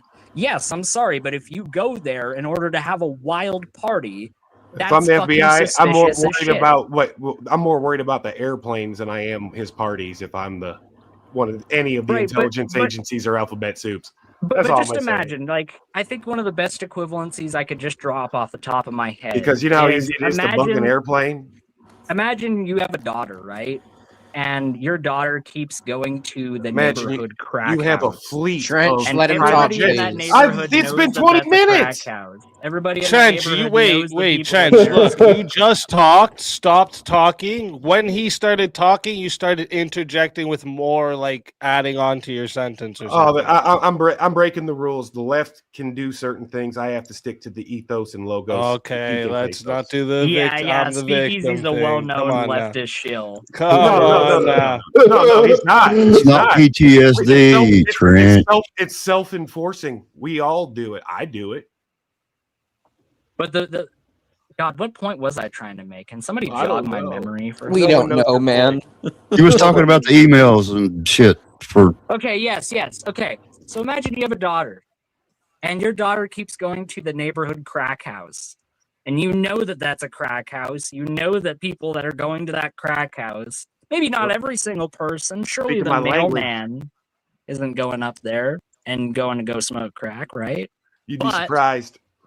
It could be the case, but if your daughter is going to that crack house and you get a text from your daughter, or you find a text on her phone from the guy running the crack house saying, hey, let's have a wild party over at the crack house, I think you're probably going to come to a pretty logical inference that she's probably over there smoking crack. But see, the thing that people are pointing at, I'm not seeing gang over there, right? It's 2026 on my phone. Like, there's a place in my backyard where people get shot quite regularly. What the? It's a blotter. There's a blotter that's released. I don't see the blotter matching up to the story you're telling me. I mean, What are you talking about? How so? I mean, like, It's a very put it colorful in the context of my analogy. analogy, all right? What about the guy running the crack house makes you seem to think that although the daughter's going there to have a wild party, she's actually there to go do a Bible study? I assume you don't like televangelists like myself, right? I didn't know that you were a televangelist. I wasn't aware of that. And by the way, everybody, I just want to exhort all of you to donate to the Speakeasy channel. I need you to reach into your pockets and give Speakeasy another hard-earned $50 Thank you, brother of your Aiden. money. Thank you. See, these At least you have a sense of humor, Aiden. At least you have a sense of humor, man. I'll give you that. They fit the same. They're the same as like the trap lord. Like, we can see them, right? We see them out here in the streets. I can't see the place you're pointing at. You don't see that Little St. James was a place where little girls were funneled to be trafficked? Honestly, and this is going to be a fucking cringe take. No, I don't, as an my analytical God. mind. Okay. It's a free country. Yeah, it is. Well, I think terrible shit happened An there. ostensibly Don't get me free wrong. country. Let's say it's an ostensibly free country.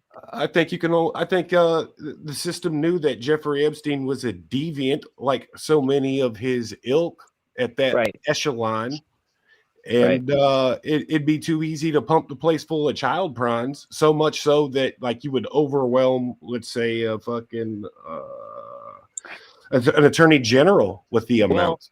Well, keep in mind, right? One of the claims that's been made, that's been going around recently, is that Donald Trump tried to inform the Palm Beach Police Department about Epstein. Dude, Donald Trump is compromised in my book, and I'd still vote for. You're dealing with the guy that would vote for him tomorrow with foreknowledge over Kamala. If they had anything on Trump, he would be, in jail. Completely compromised. They don't. And the reason why, even if what Trump is saying is true, like even if he did report that to the Palm Beach police, Jeffrey Epstein is on record stating that he owns the Palm Beach Police Department. During Jeffrey Epstein's or during Trump's impeachment hearing, fucking the congresswoman of it's either Puerto Rico, it's one of the territories. She was purposely put on Stacey Plaskett. She was purposely put on that position. A handful of nobodies were put in charge of that for a reason, just in case it, went south. They spent more money on that than they did the fucking 9/11 investigation, I do believe. Right? So loose change. Gotta look in that loose change. No, I just count the numbers. I don't need to think about that. And if you need to get into the nitty-gritty of the big nine, I'm sorry, that's not. No, the dude. discussion. You think I've got the time to do that? Let alone the mental. I'm sure you would love to kick this down into that dumpster fire to keep from defining dumpster fires. Not into that. Like it's crazy because like fascism is literally your definition of fascism is literally anything with civic power. No, I actually gave a specific definition of fascism earlier. That doesn't, but it doesn't match up with like Mussolini. Well, then say that rather than saying that my definition was something that it wasn't. Well, I was about ready to. Then JS came in here. It was Urban Dictionary. Neoliberal fucking interpretation of fascism. Yeah, I get it, dude. You're gonna find a way to disqualify what I said, even though what you said at the very beginning was an inherent. No, I didn't. I hadn't brought any fascism yet. I've been trying to get you to suss out what your definition of fascism is for the last 2 hours. Sycophant, and wait, Trench. Earlier, I literally asked him. Me trying to pump people. Wait, no, Trench. I asked him to give his definition.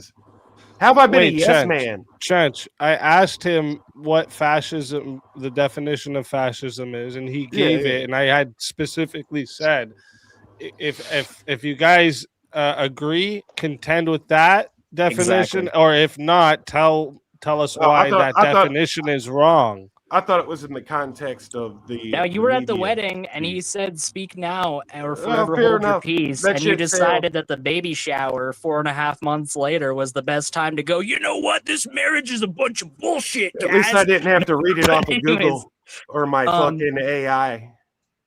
Anyways, guys, I gotta fucking hit the hay. You know what? I'm sure that while all of you guys disagree with my premise, while you guys disagree with my worldview, which I kind of expected to be the case. What is that exactly? At least say, hold on, Trench. Let him talk, dude. Let him talk, dude.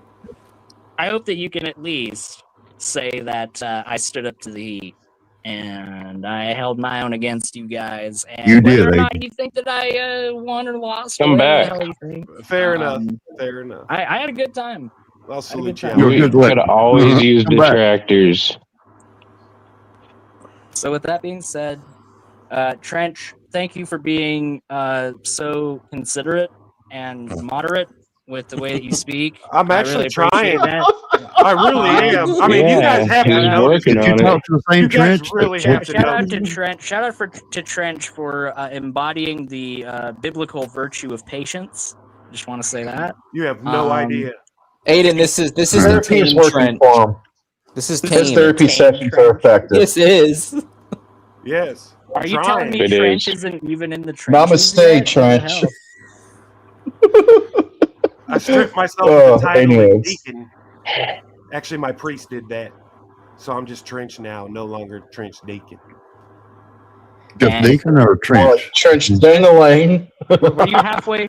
Were you halfway through the mass when the priest was like, and Jesus fed the mass with 5 loaves and 2 fishes? And you were like, oh yeah, well, what about what Jeremiah said about this? It's because it's personal.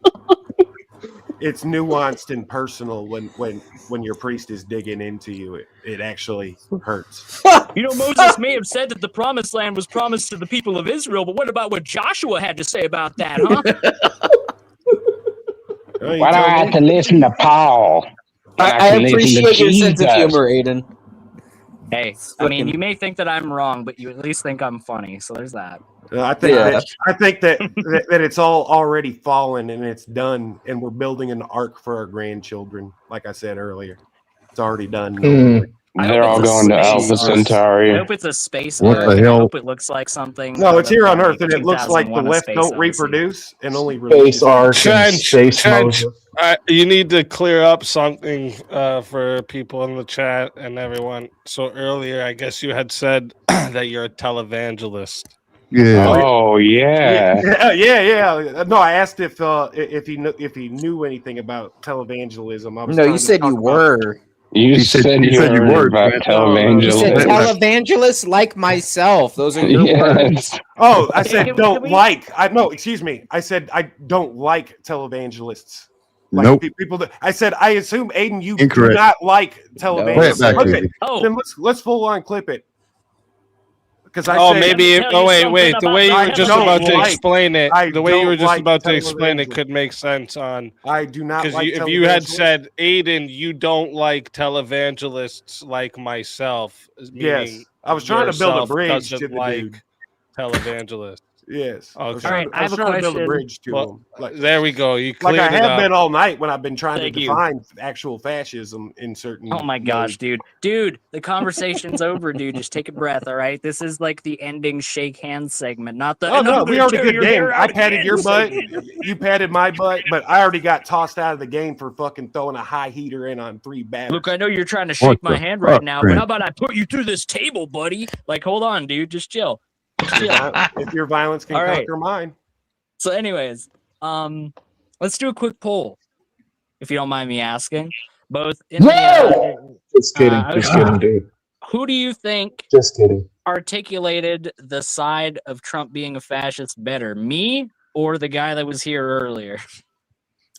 That's a no-brainer, Aiden. You know it. That's cold. You both did the exact same amount of fucking not answering the question ever.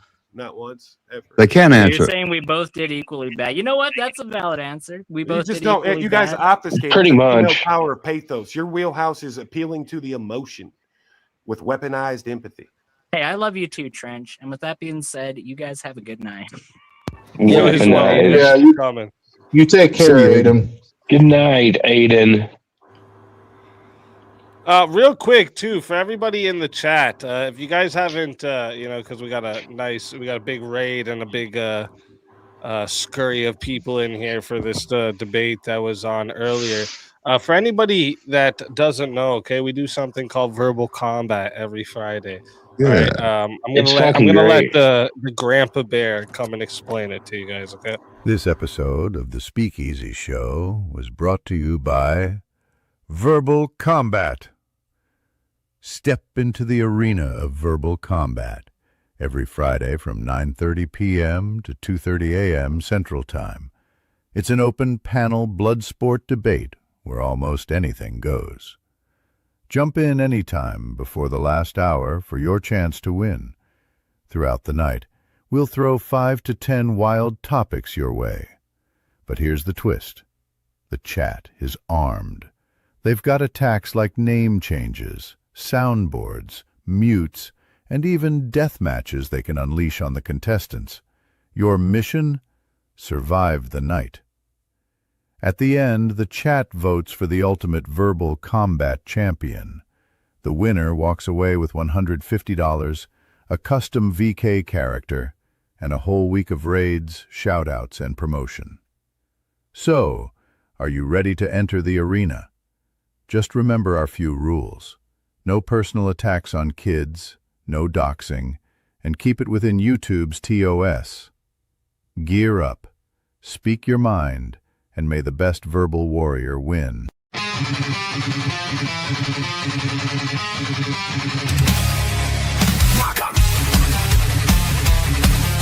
But we have a 1v1 request. Leading into it, what Grace is famous for on the internet, and she's not famous, but what she's famous for on the internet is that people think that you had sex with her. Tell everybody in the chat where they can find you and why they should bring you back. A problem with the jailing system, okay? No. That was your position. You admitted to it. You admitted to it. Are you taking that back? Are you taking that back? That's what it is. That's what you're talking about, bro. That's exactly what it is. What the fuck are you talking about? I'm not arguing that Lincoln was a bad president. I'm just saying that Washington was a better one. That's the argument I'm making. I mean, but didn't the Confederacy have that really cool, like, orange Dodge Charger? That's pretty badass.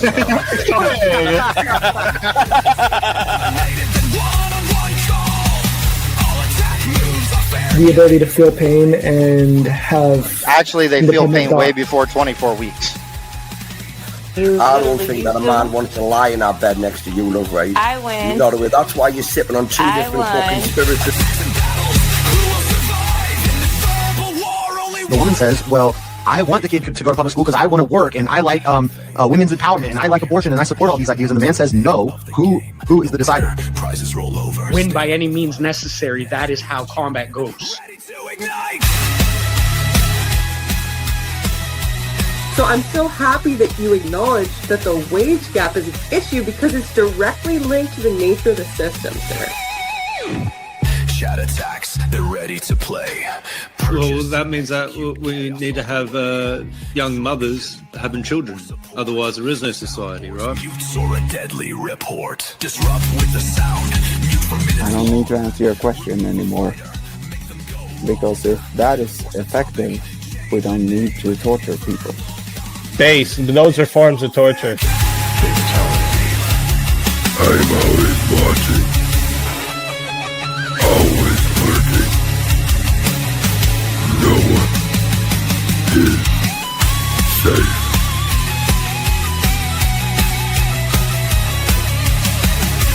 Okay, is this going over your heads? Do you want me to dumb it down for you? Verbal combat, let the chaos unfold. Chats in the fight, stories told. Attacks and battles, who will survive in this And then next month it could be 200 people who are good people. How can you put a rough number on it? This is the whole problem with eye for an eye. It creates a cycle that never stops. No, I'm saying all killing or murder.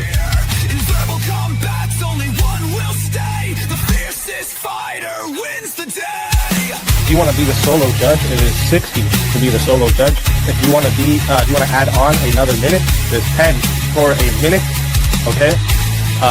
And if we don't get a solo judge, it goes to the chat poll, and the loser of the poll will lose their soul. Your soul is mine.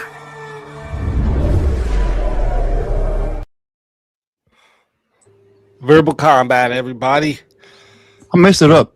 Easy. What time is it? 9:30 Eastern on Friday, or Yes, 10:30? 9:30 Eastern time. Yes. Okay, I always get it mixed up. It used to be Central Time, so it's fair. Okay. Actually, I think that air still says Central Time. I have to switch to commercial. I wish I could attend that, man. I work fucking late on Friday nights. That sucks. How late? We go pretty late. I mean, I probably until like 1 o'clock in the morning is normally when I'd be able to jump on the computer. Yeah, if you get in by 1:30 a.m. Eastern Time, you're still eligible for the prize. Oh, fuck. Let's go. Yeah. There's days I had to do shit on a Saturday, though, and I, like, fucked off my whole night. Suffering for the cause. It's a good time, though. Amen. Well, Speak Easy. I'm just going to say thanks for having me on, bro. Awesome podcast tonight, or awesome stream tonight, man. Like the debate, like your hosting. I like this stream a lot, man. I'll be back. Appreciate it, man. Yeah, come back, man, anytime. Peace, Avery. Later. Yeah, well, yeah, shit. I forgot to say too, Avery. If you're not in the Discord, get in the Discord. You can hit me up anytime if there's any like topics you're interested in debating. Let me know, because I do the Swords of Reason. I try to get 3 in a week, but lately we've had a lot of people, switching, pulling out, things come up, so it happens. So I get it. But yeah, let if you ever want to get in, let me know. It's a good time. It gets my catharsis out. Discord link to one of the mods, please. I know what you mean. Link there in the chat. Thank you. Sidebar though, like I love all the VK debaters, man. Like each one is like brilliant at his like craft of debate or philosophy or even just like charisma. If you spend a little bit of time in the pit in the gladiator arena of VK, you're going to come out with some solid rhetoric sooner or later. Yeah, that's true. It's been a pleasure. I keep telling people, VK, especially like for streamers that debate, right? VK is a great place for 2 things, right? For streamers that debate.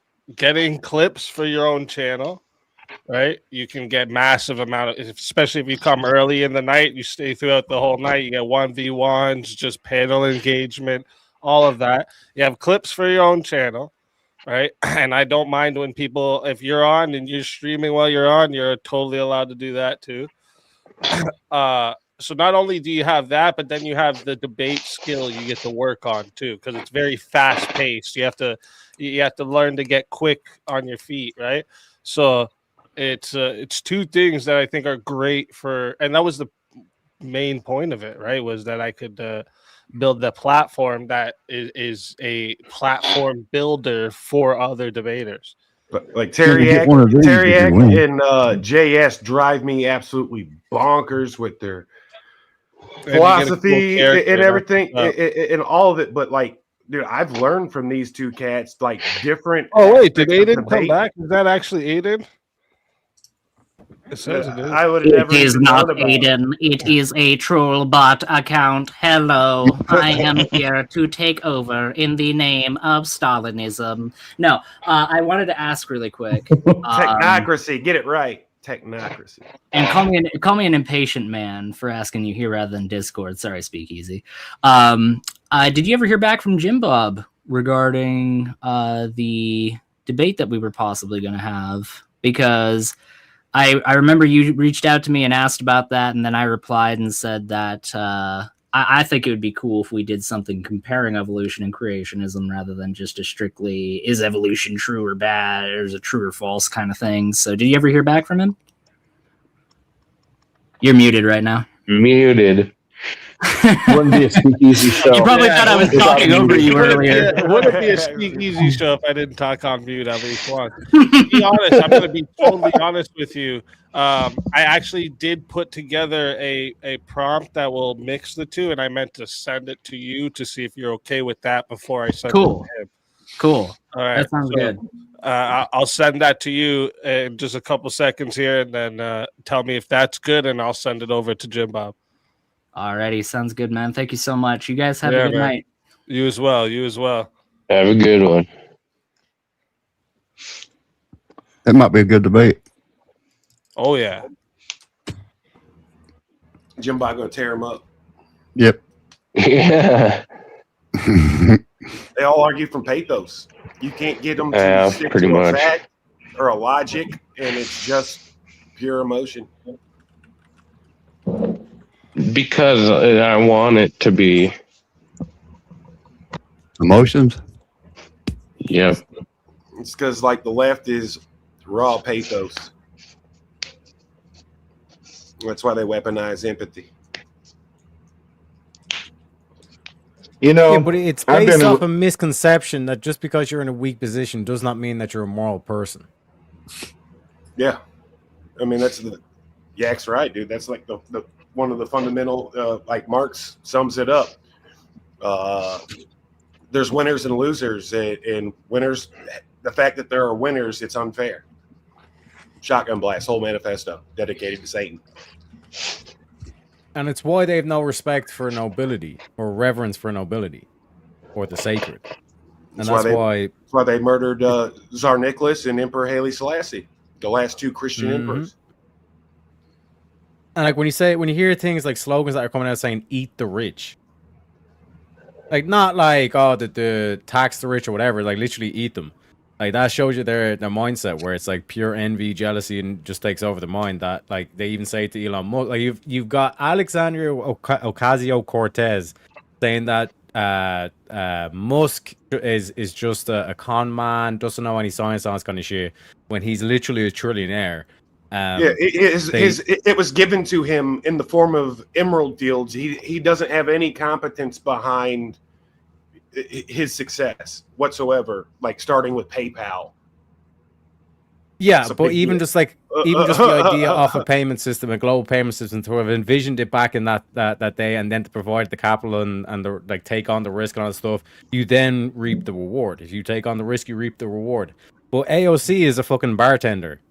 Well, she can't see the linear jump from like PayPal to like the ground level of developing EVs, electronic vehicles, to breaking into aerospace, to social media, and then all the other million different operations and interests that he's got on the side, because people like that don't sleep. I had a professor once in like business that was like, if you want to be a millionaire, you're never going to sleep and you're not going to have a real family.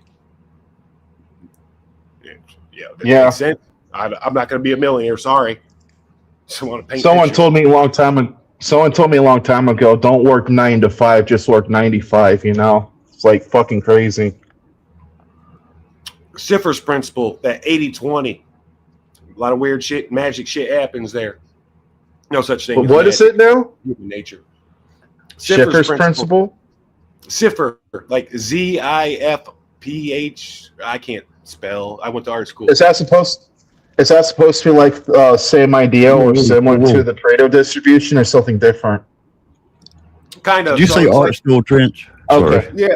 Yeah. So it's like it's like a power slope of like the most common word used, right?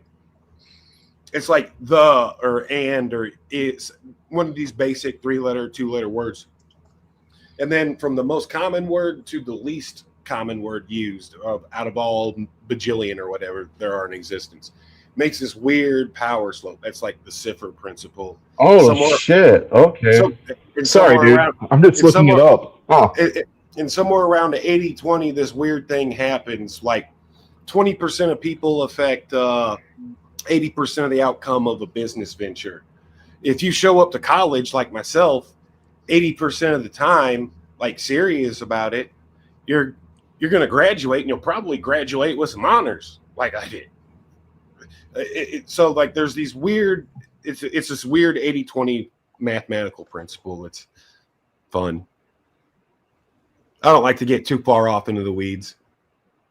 Too late. Well, I learned a few things already new tonight, you know. Dude. But okay, I guess right triggered in my fucking medulla oblongata or whatever. The fuck? Is there's like these weird freakonomics behind it, like city planning, general elections, so on and so forth. Like that you can. It does become that Pareto distribution phenomena that you do see. Whoever brought that up. Boy. Oh, Spurg machine. That's right. You still ain't changed that. That's what he is. Yeah. For sure. Awesome. I own a trench. I fucking own a trench. Don't let me throw rocks in my fucking glass house, dude.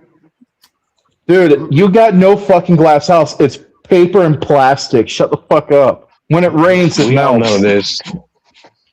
Dude, I'm just fucking with you, Trench. I get bored I'm after fucking with you, Trench.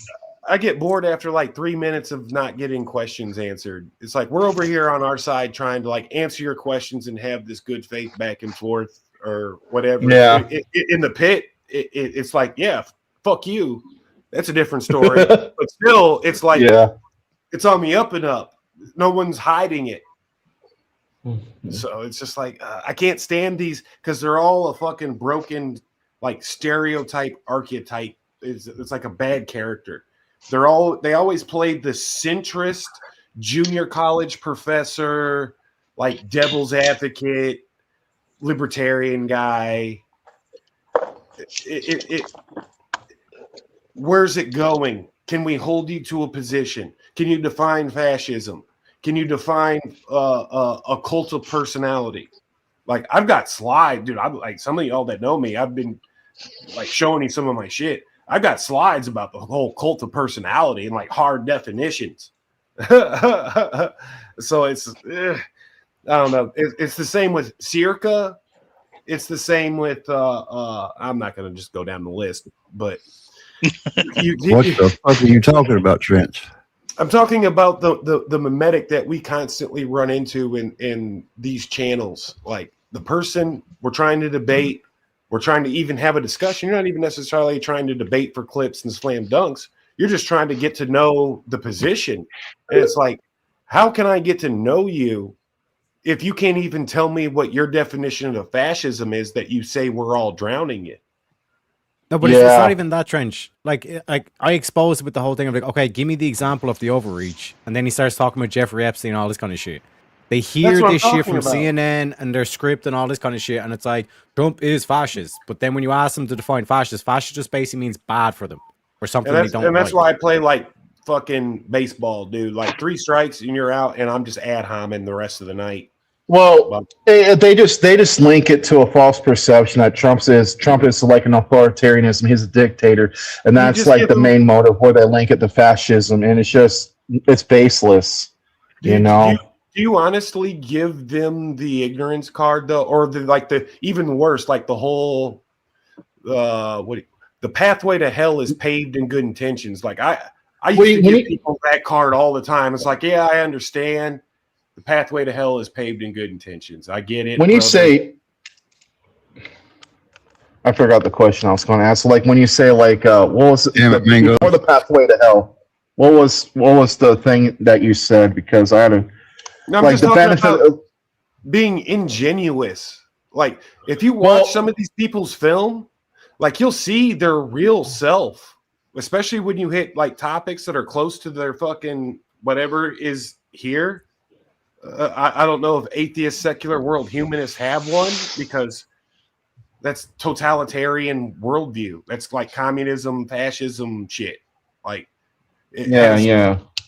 And like you can't get them. And see, that's also why they confound both of those waters, because they're in those waters, and they know that argument is going to be lobbied at them because they have this weaponized empathy. They argue from pathos. That's Trent, sometimes when you make arguments, you take some wild, abstract, weird, non-known crap and put it together. But I'm also using very specific words. I know it seems that way, and fully admitted, brother, crazy. You know, you're my fucking boy.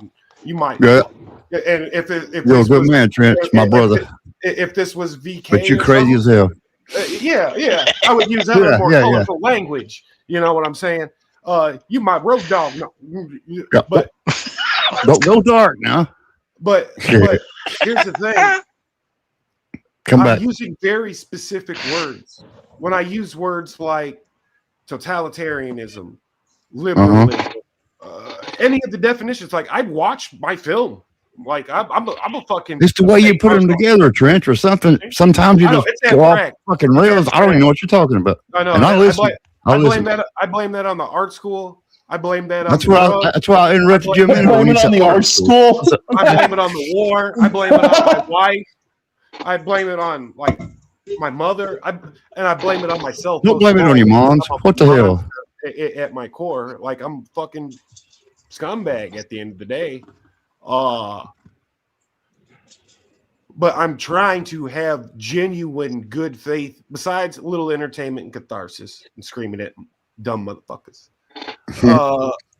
I'm trying to have good faith like conversations. I try to build bridges to people so that I can understand, because I don't perceive that I know everything. Make the damn bridge understandable and readable, you turd. I know. Made up. Yeah. But I'm not wrong. And I'm using specific. I didn't say you was wrong. And that's what grinds my gears. Fucking Cameron's an asshole. Oh shit. Trench is an asshole. Grinds my gears. Trench is angry. Trench is melodramatic. I don't say any of that. Those are things you assume we're saying. I think Trench talks assertions. Yeah. That projections. That's what you're thinking. Yeah, you're thinking that bullshit from art school. It's not that you talk too much. You won't shut up and you interrupt. It's not that you talk too much, Trent. It's that you choose to talk right when the thought comes to your head instead of waiting for the other side to impulsive. finish. Yeah, no fucking control. I can tell that like that's what's happening, right? Like the thought comes into your head about what they're saying, and you just instantly go in instead of letting them get it off, you know? And that is that antisocial nature I have, because like I'm more important than everybody else. And I'm like, fucking retard. No, that's sociopathic behavior, buddy. Like, fuck you, I'm smarter than you. Shut up, I'm talking. That's your fucking MO. But I'm seriously you talking to me. I accept that from you, though. I honestly accept that from you, Trent. I do, you know, like. And I still fuck up his name, and he's gonna punch me in the fucking mouth. Marte. Who? Marte is fucking like He can't hit that hard. You got it. Dude, his arms are the size of my fucking whole torso. So you got a glass. You said it right though. To be fair, you said it right dick, that bro. time. Well, I You try said it to. I completely right. I try to respect it. Even, and I'm butchering his name. If any of his goons are in the chat, Sakar, Super. Like, there's literally he just does not give a fuck. I love There's it. like 4 different ways to pronounce the same root of seer.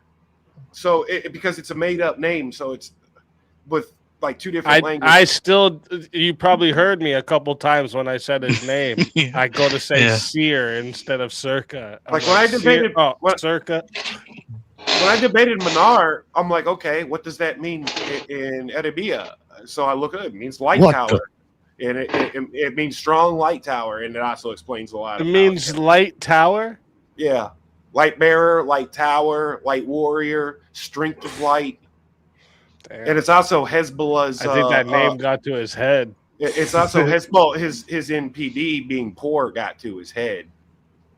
That's why he's asking for money. It's like, that shit's hilarious. Asking speakeasy for money. Don't let this shit get to your head, dude. Like, I got bailed out of fucking DK jail one night for like $10K, and I didn't go to easy with my cup. Oh, son, you have a coin. Trench, that wasn't even VK. That was just a normal open panel like this one.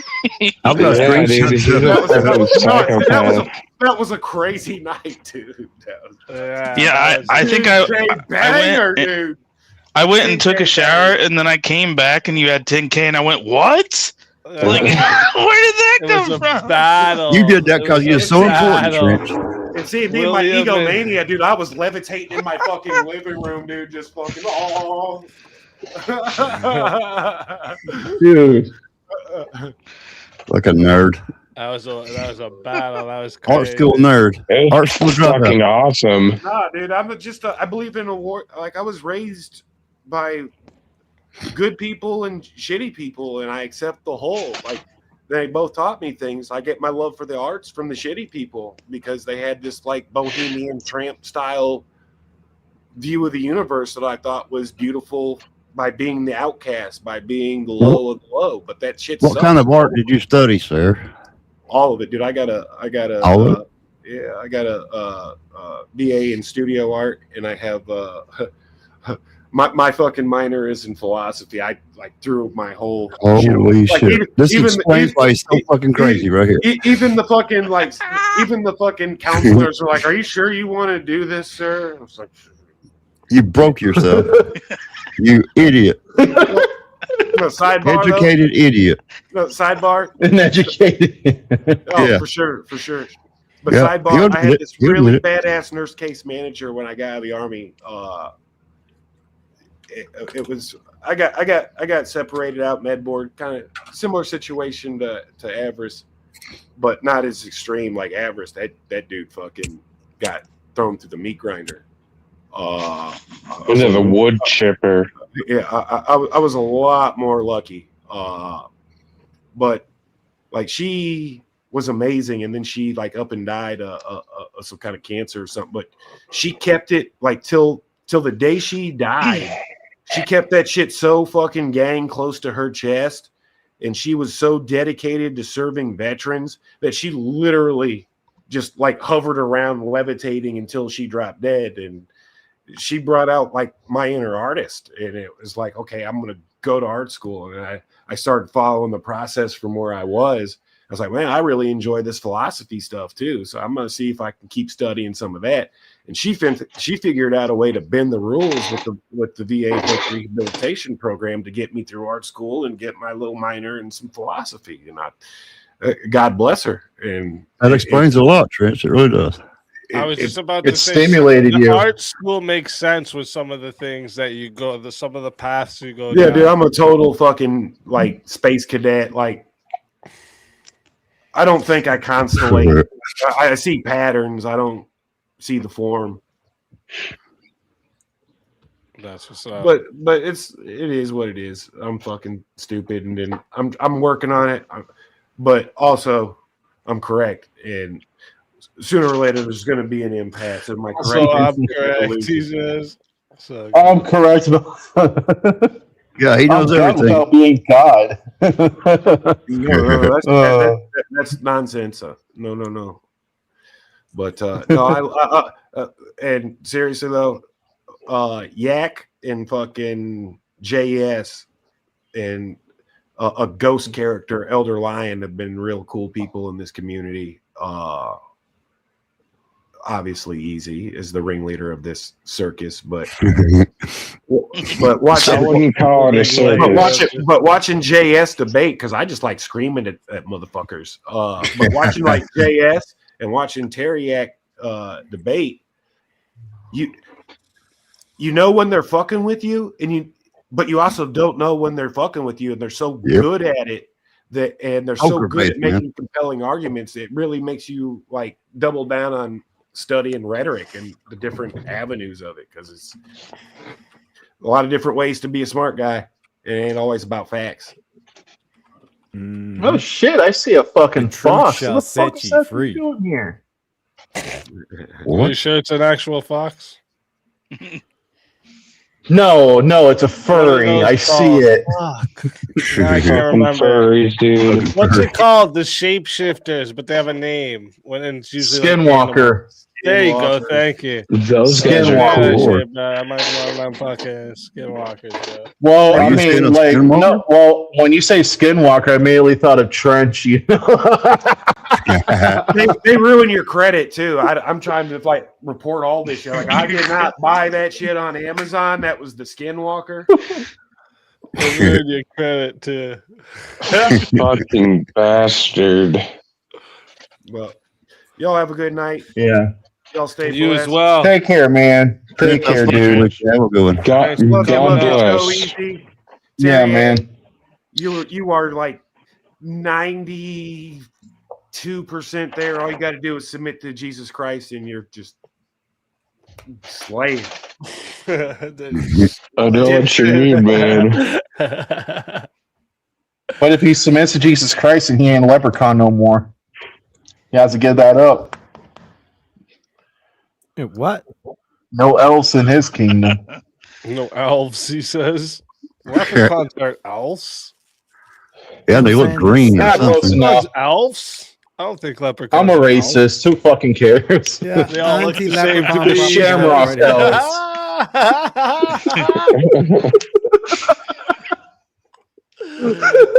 Oh shit. That shit's hilarious. Oh man. Skinwalkers. Yeah, I watched this video the other day. It was like a short, it's toilet TV running through the YouTube shorts. And then fucking one pops up. This girl takes a video of like a dog that looks like it's transforming as it's coming down the stairs, and the legs like stretch out and everything. And like, I guess her mom's like super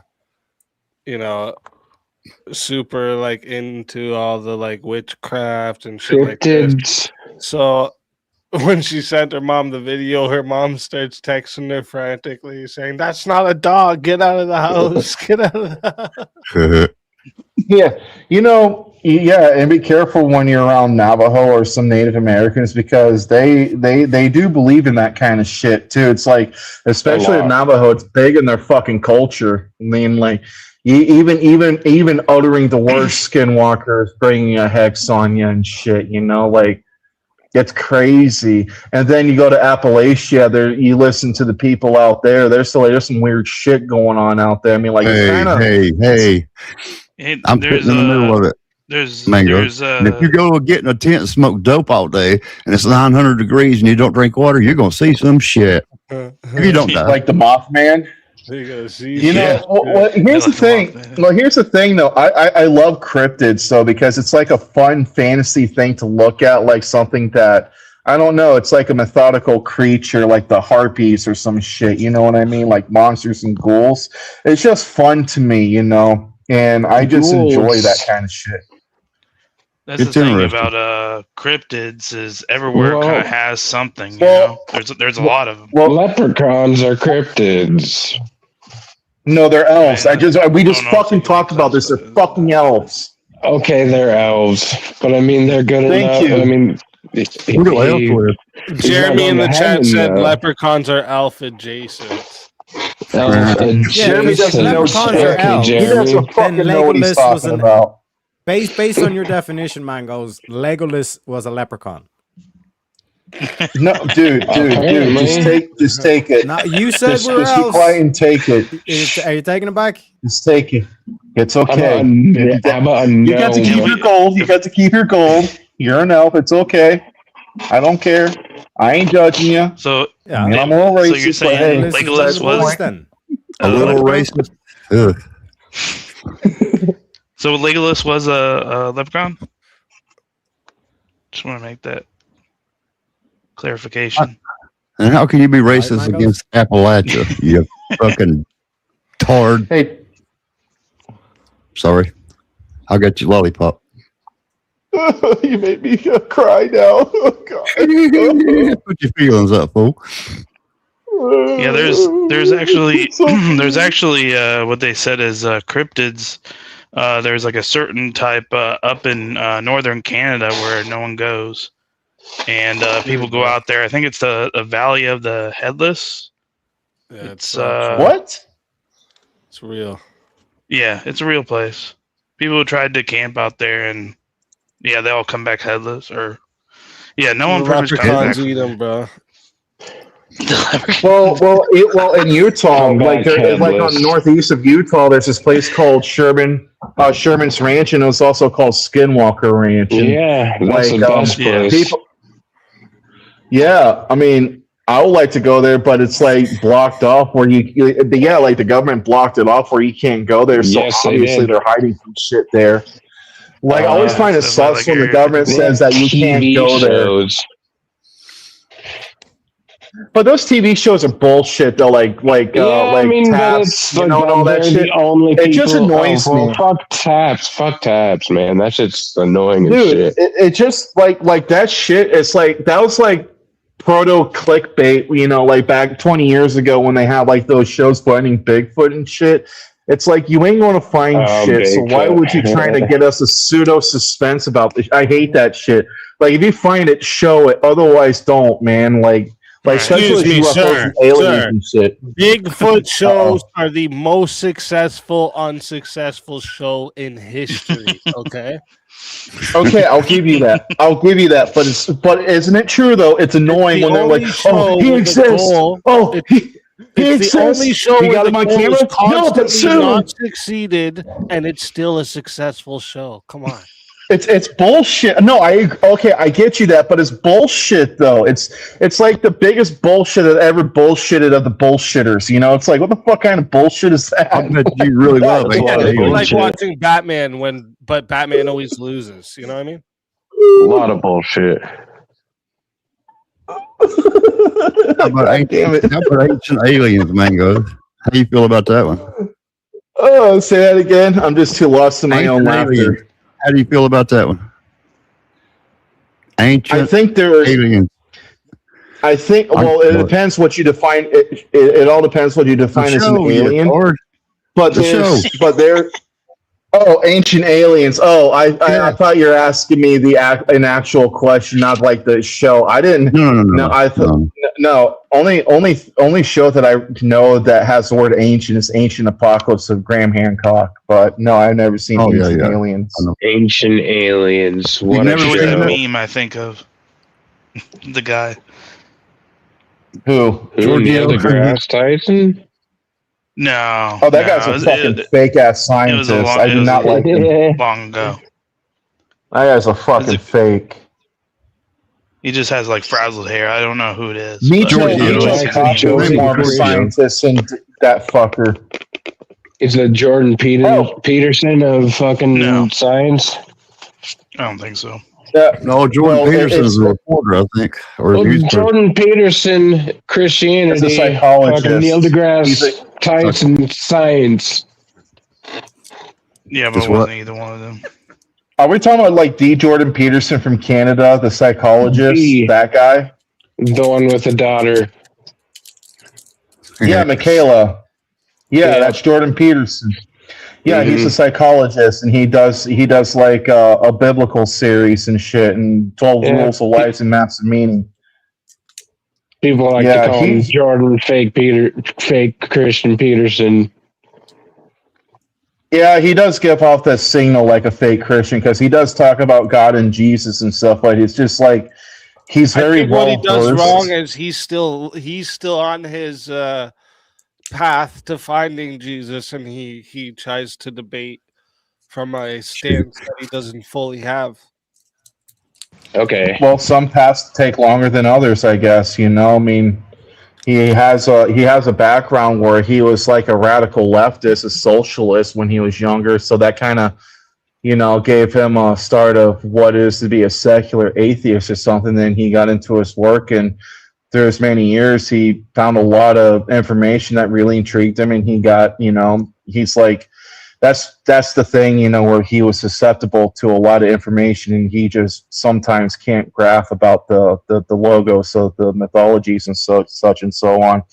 Listen, Jordan Peterson was, he was a very intelligent person, but he's lost his mind, right? He went through a bunch of shit, got addicted to fucking the pain pills. Oh, that sucks. He got addicted to yeah. Lost. Well, he had a condition, like some form of, I'm not sure it was cancer, but he actually had a condition where he was in pain, and then he got onto a red meat diet, and he swears by it that it improved his health phenomenally, and also his daughter, because his daughter had a lot of joint and bone issues. So it's been a while ago, but the point is that he actually had a legit reason, and don't forget that was the time when the Sackler family was just like bribing people to, bribing doctors to like, hey, push this product out so I can get rich kind of thing, the opioid pandemic. So fuck you, Sackler family. There's no good time to ever do this, boys, but oh no, we got to wrap this up. No. So, chat, tell the chat anything that you got to give to the chat before we wrap it up, and I send you guys over to Teriak's. And if Teriak, if you want to put the StreamYard link there in the back for everyone. Yep. Something like that. Are we doing Wheel of Madness? Hell yeah, brother. Oh no. That sounds pretty chill. Well, yeah, I'll hang out for a little bit, but hey, I want to... Real quick question though, Mangos. Do you know what an Irish goodbye is? No, I don't. That's a good one. I'm so lost. You not know what that is? It went over my head. That's an Irish goodbye. Yeah, he did it. Yeah, I don't. I think there's smart. God. Go ahead and roast me. I don't give a shit. Fuck it. Nah, you hey, okay. Everyone's got to get there first, Everyone has their first. Yeah. It's okay. Yeah, thanks for popping my cherry, jackasses. Anyways, you guys have a good night. Thanks for coming up. Your cherry expired. Hey, Steve, you take care, and I'll see you fuckers later. Yes, sir. That literally happened. I'm pretty sure I've said this before, but the first time I came on the speakeasies, they said, do you know about the Fourth Reich? And I was like, I thought they said Third Reich. And so I went along with it, but I didn't hear the Fourth Reich. So the whole time I'm like, what are you talking about? Like, but I was the one that was confused. So that's a debut. I mean, Facts. Daniel, are you crazy? Any last words? No, thanks for having me up. Really. I'm just really going over to Teriak's. And thanks to the panel. They didn't cuss me out too bad. It was fucking cool. I was hoping to talk to Andrew, but whatever. I'm pretty sure a lot of people were hoping to talk to Andrew. Yeah, the Q&A did go a little longer than I expected. It's because I let it go on that long, but I still was really fun. So yeah, it was a good time. Word. I'm glad you guys had a good time. Lots more coming. Lots more. Hell yeah. Out of ball. Thanks. It's good to 10K. 10K. $10K. I just seen that we're at 9,500. So that's so close. 500 away from 10K. That's good. I'll tell my brother to join. Yeah, he doesn't know you yet. Yeah, so I'll show him. That's what's up. Yeah, that'd be fun. Oh, right. And I was double team. And I was thinking, I meant to ask you about the JS debate when you can get to it. Yeah, so I'm thinking next Saturday is if that's gonna be good for both of you. So not this Saturday coming up, but the next one. Yeah, whenever it's fine for him, whenever works for you. I'm willing to wait whenever. I just want to get the ball rolling. With JS. Yeah, and then if it is, we'll do it next Saturday. Yeah, no hurry. I just wanted to, get the ball rolling. Word. One more thing I just want to tell you is that Trump is not a fascist. Based. True. Actually, even it all ended up with Searka saying, I can't actually call him a fascist. It was pretty good how that turned out. All right. I'll see you later. That way I'm not hogging it up. Thanks for coming up, bro. All right. Later. And chat. Beautiful chat, you. First off, I know there was some that I didn't get to that I still want to show you some love, okay? Hold up. We had Intel is wild for $2. Let's smash that Dono goal. Shout out to you, Intel is wild. Jack of Blades for $2. Searka, you're made up all of this in your head. Jeez. Are you crazy for $2? Hello, Andrew. Chat, help Speakeasy hit his goal. Thank you very much. And we dominated the goal of tonight. Sepid Turtle Chaos with a $2. Just showing some love. Thank you very much. Let's see, where else did we have any of the $2 ones I missed? And there was a couple at the very end that we just kind of skipped past, so I'll read those out as well.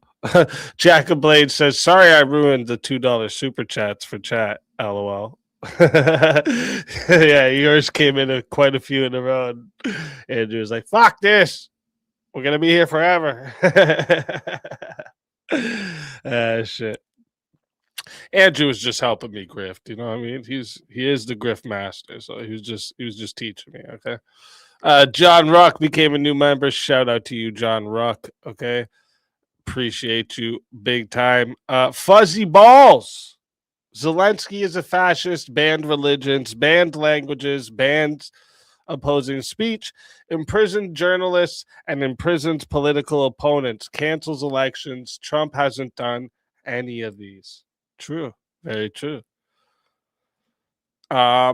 We did Jess Gerald with the 5. Yeah, we did these 2 and stand up. Where did we? It was here. We started going down. So Far From Pukin said Rachel Wilson Andrew is thirsty. Michael Hatchtube, do you prefer the 1979 Carl Sagan Cosmos or the New Seasons hosted by Neil deGrasse Tyson? Of course, I have to go with Carl Sagan. Where did Johnny McVito, Searka, if your engagement in the debate had the same rhetoric and tone as the after debate, I would say this would have been quite enjoyable for you. Yeah, the Q&A is where we got a little bit actually more worked out, eh? It was a little more worked out in the Q&A. Devin Grift with the 5 gifted. I think I said thank you, but thank you again. I appreciate that big time. I think we are all caught up. Oh, Michael Hatchtube with another 5, just so I didn't fall into the event horizon for the panel. OG 1979 Carl Sagan Cosmos or the later Neil deGrasse Tyson seasons. Shit. That's hilarious. Same question every time. I like it. It's a good question, man. It's how you figure out the men from the boys. You know what I'm saying?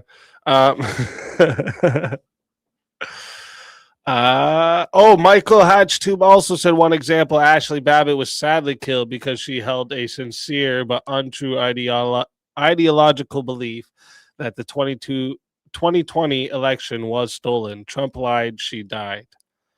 Dum dum dum.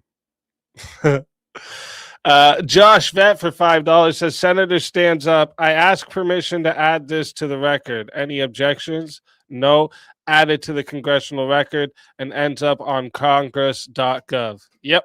That is exactly how it happens, Josh. Yep.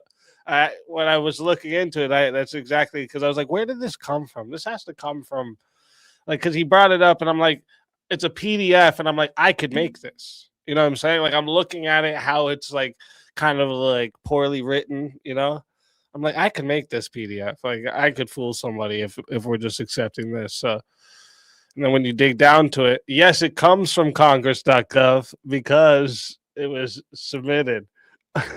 And it says right there, article from the Hill.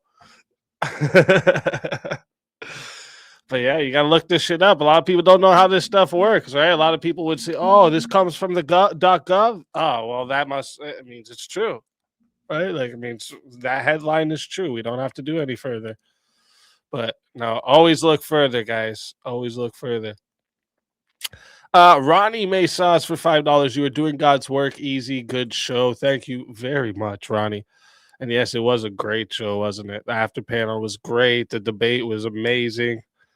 It's a great night. Great night. Does the panel consider Lee Harvey Oswald's lone gun of JFK as more like one sad crazy guy looking for immortality or one political motivated sane killer? Well, Michael, I do not. It's very hard for me to believe there's only one lone gunman. All right. But if you were to say it was one lone, for sure we know it's one lone gunman. I would definitely say that was probably a politically motivated sane killer. Yeah. And with like some of the things that you heard about his background, you could make connections here for sure.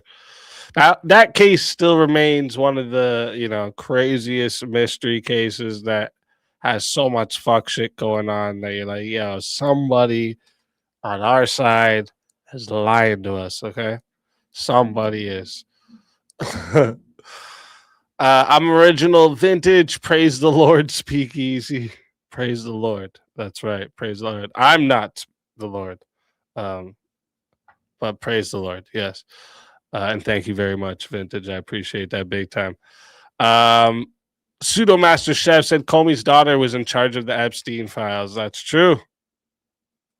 Oh, the amount of fuckery that's probably happened with this Epstein's file. That's why I've come to the conclusion that, JS said some other stuff that was definitely...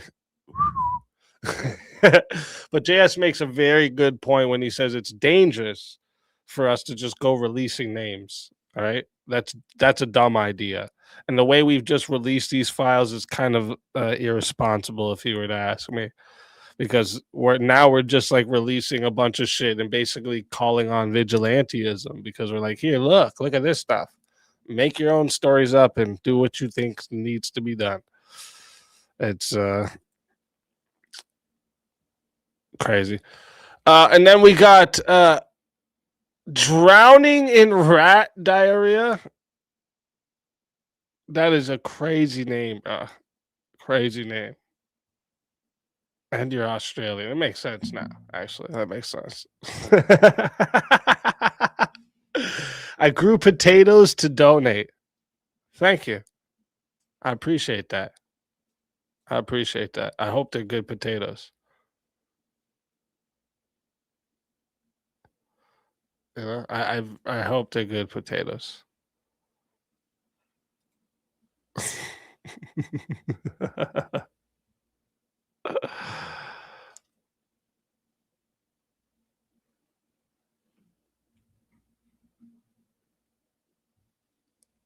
Oh, I see. Searka's back with us. Or maybe he never left.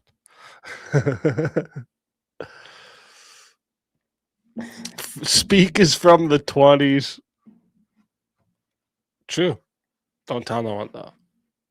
Because if they know I'm a vampire, somebody might, they might call Buffy or some shit. Or Blade. I watch this shit, bro. Blade's a traitor. He's a racist traitor, okay? He's betrayed his own race. Fucking asshole.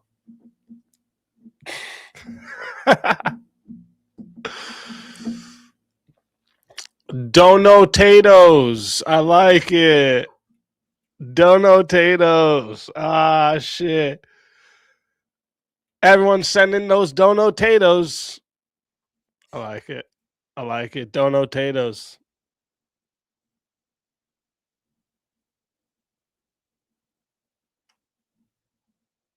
Yeah, Searka's got another debate next week, guys. Got another debate with Eli next week, so that's going to be a good one. And Searka, that the wording of the prompt was completely picked by Eli. So I know at one point you asked me, "Are you sure you don't want to change the prompt?" It's not. I didn't even pick the wording of the prompt. He picked that, and this is a stance he's been working on for quite a while. So I think he's gonna be good with it. But yeah, and I think I got a couple other debates set up for next week already too. I just got to get confirmations in, and if JS is good with next Saturday, we're gonna have an extra stream next week to have a Nerds of Reason. Goku versus Vegeta. Dun dun. All right, guys. I think I'm all good. We're all caught up with the donos. Thank you, everybody. Listen, I can't thank you guys enough. I really, really can't thank you guys enough. Look at this. Look at this. 362% on a $300 dono goal. You guys are amazing. You guys are amazing. Okay, I can't thank you guys enough. All right. Can't thank you guys enough. Welcome to all the new people that came in tonight. Stick around because we do a lot of different content over here. I think you'll enjoy yourselves. So hope to see you all again. And remember, it can be 30 in the chat. It can be 2,000 in the chat. Best chat on YouTube, hands fucking down. And and massive shout out to Andrew and the Crucible crew for the raid today and coming through and literally just donating because you were here supporting a channel that Andrew was on. So I appreciate that as well, big time, more than I can express. So I appreciate it all. Okay, and also we should have a new emoji. I should be able to put a new emoji in because we just got 100 new members. Or sorry, 100 and let me see. 140 members tonight. Woo! Damn. That's what's up, guys. You guys are the best. You guys are the best. God bless you all. Have a beautiful night, evening, morning, whatever it is, wherever you're at. And for now. This is Sparta! Spartans! What is your profession?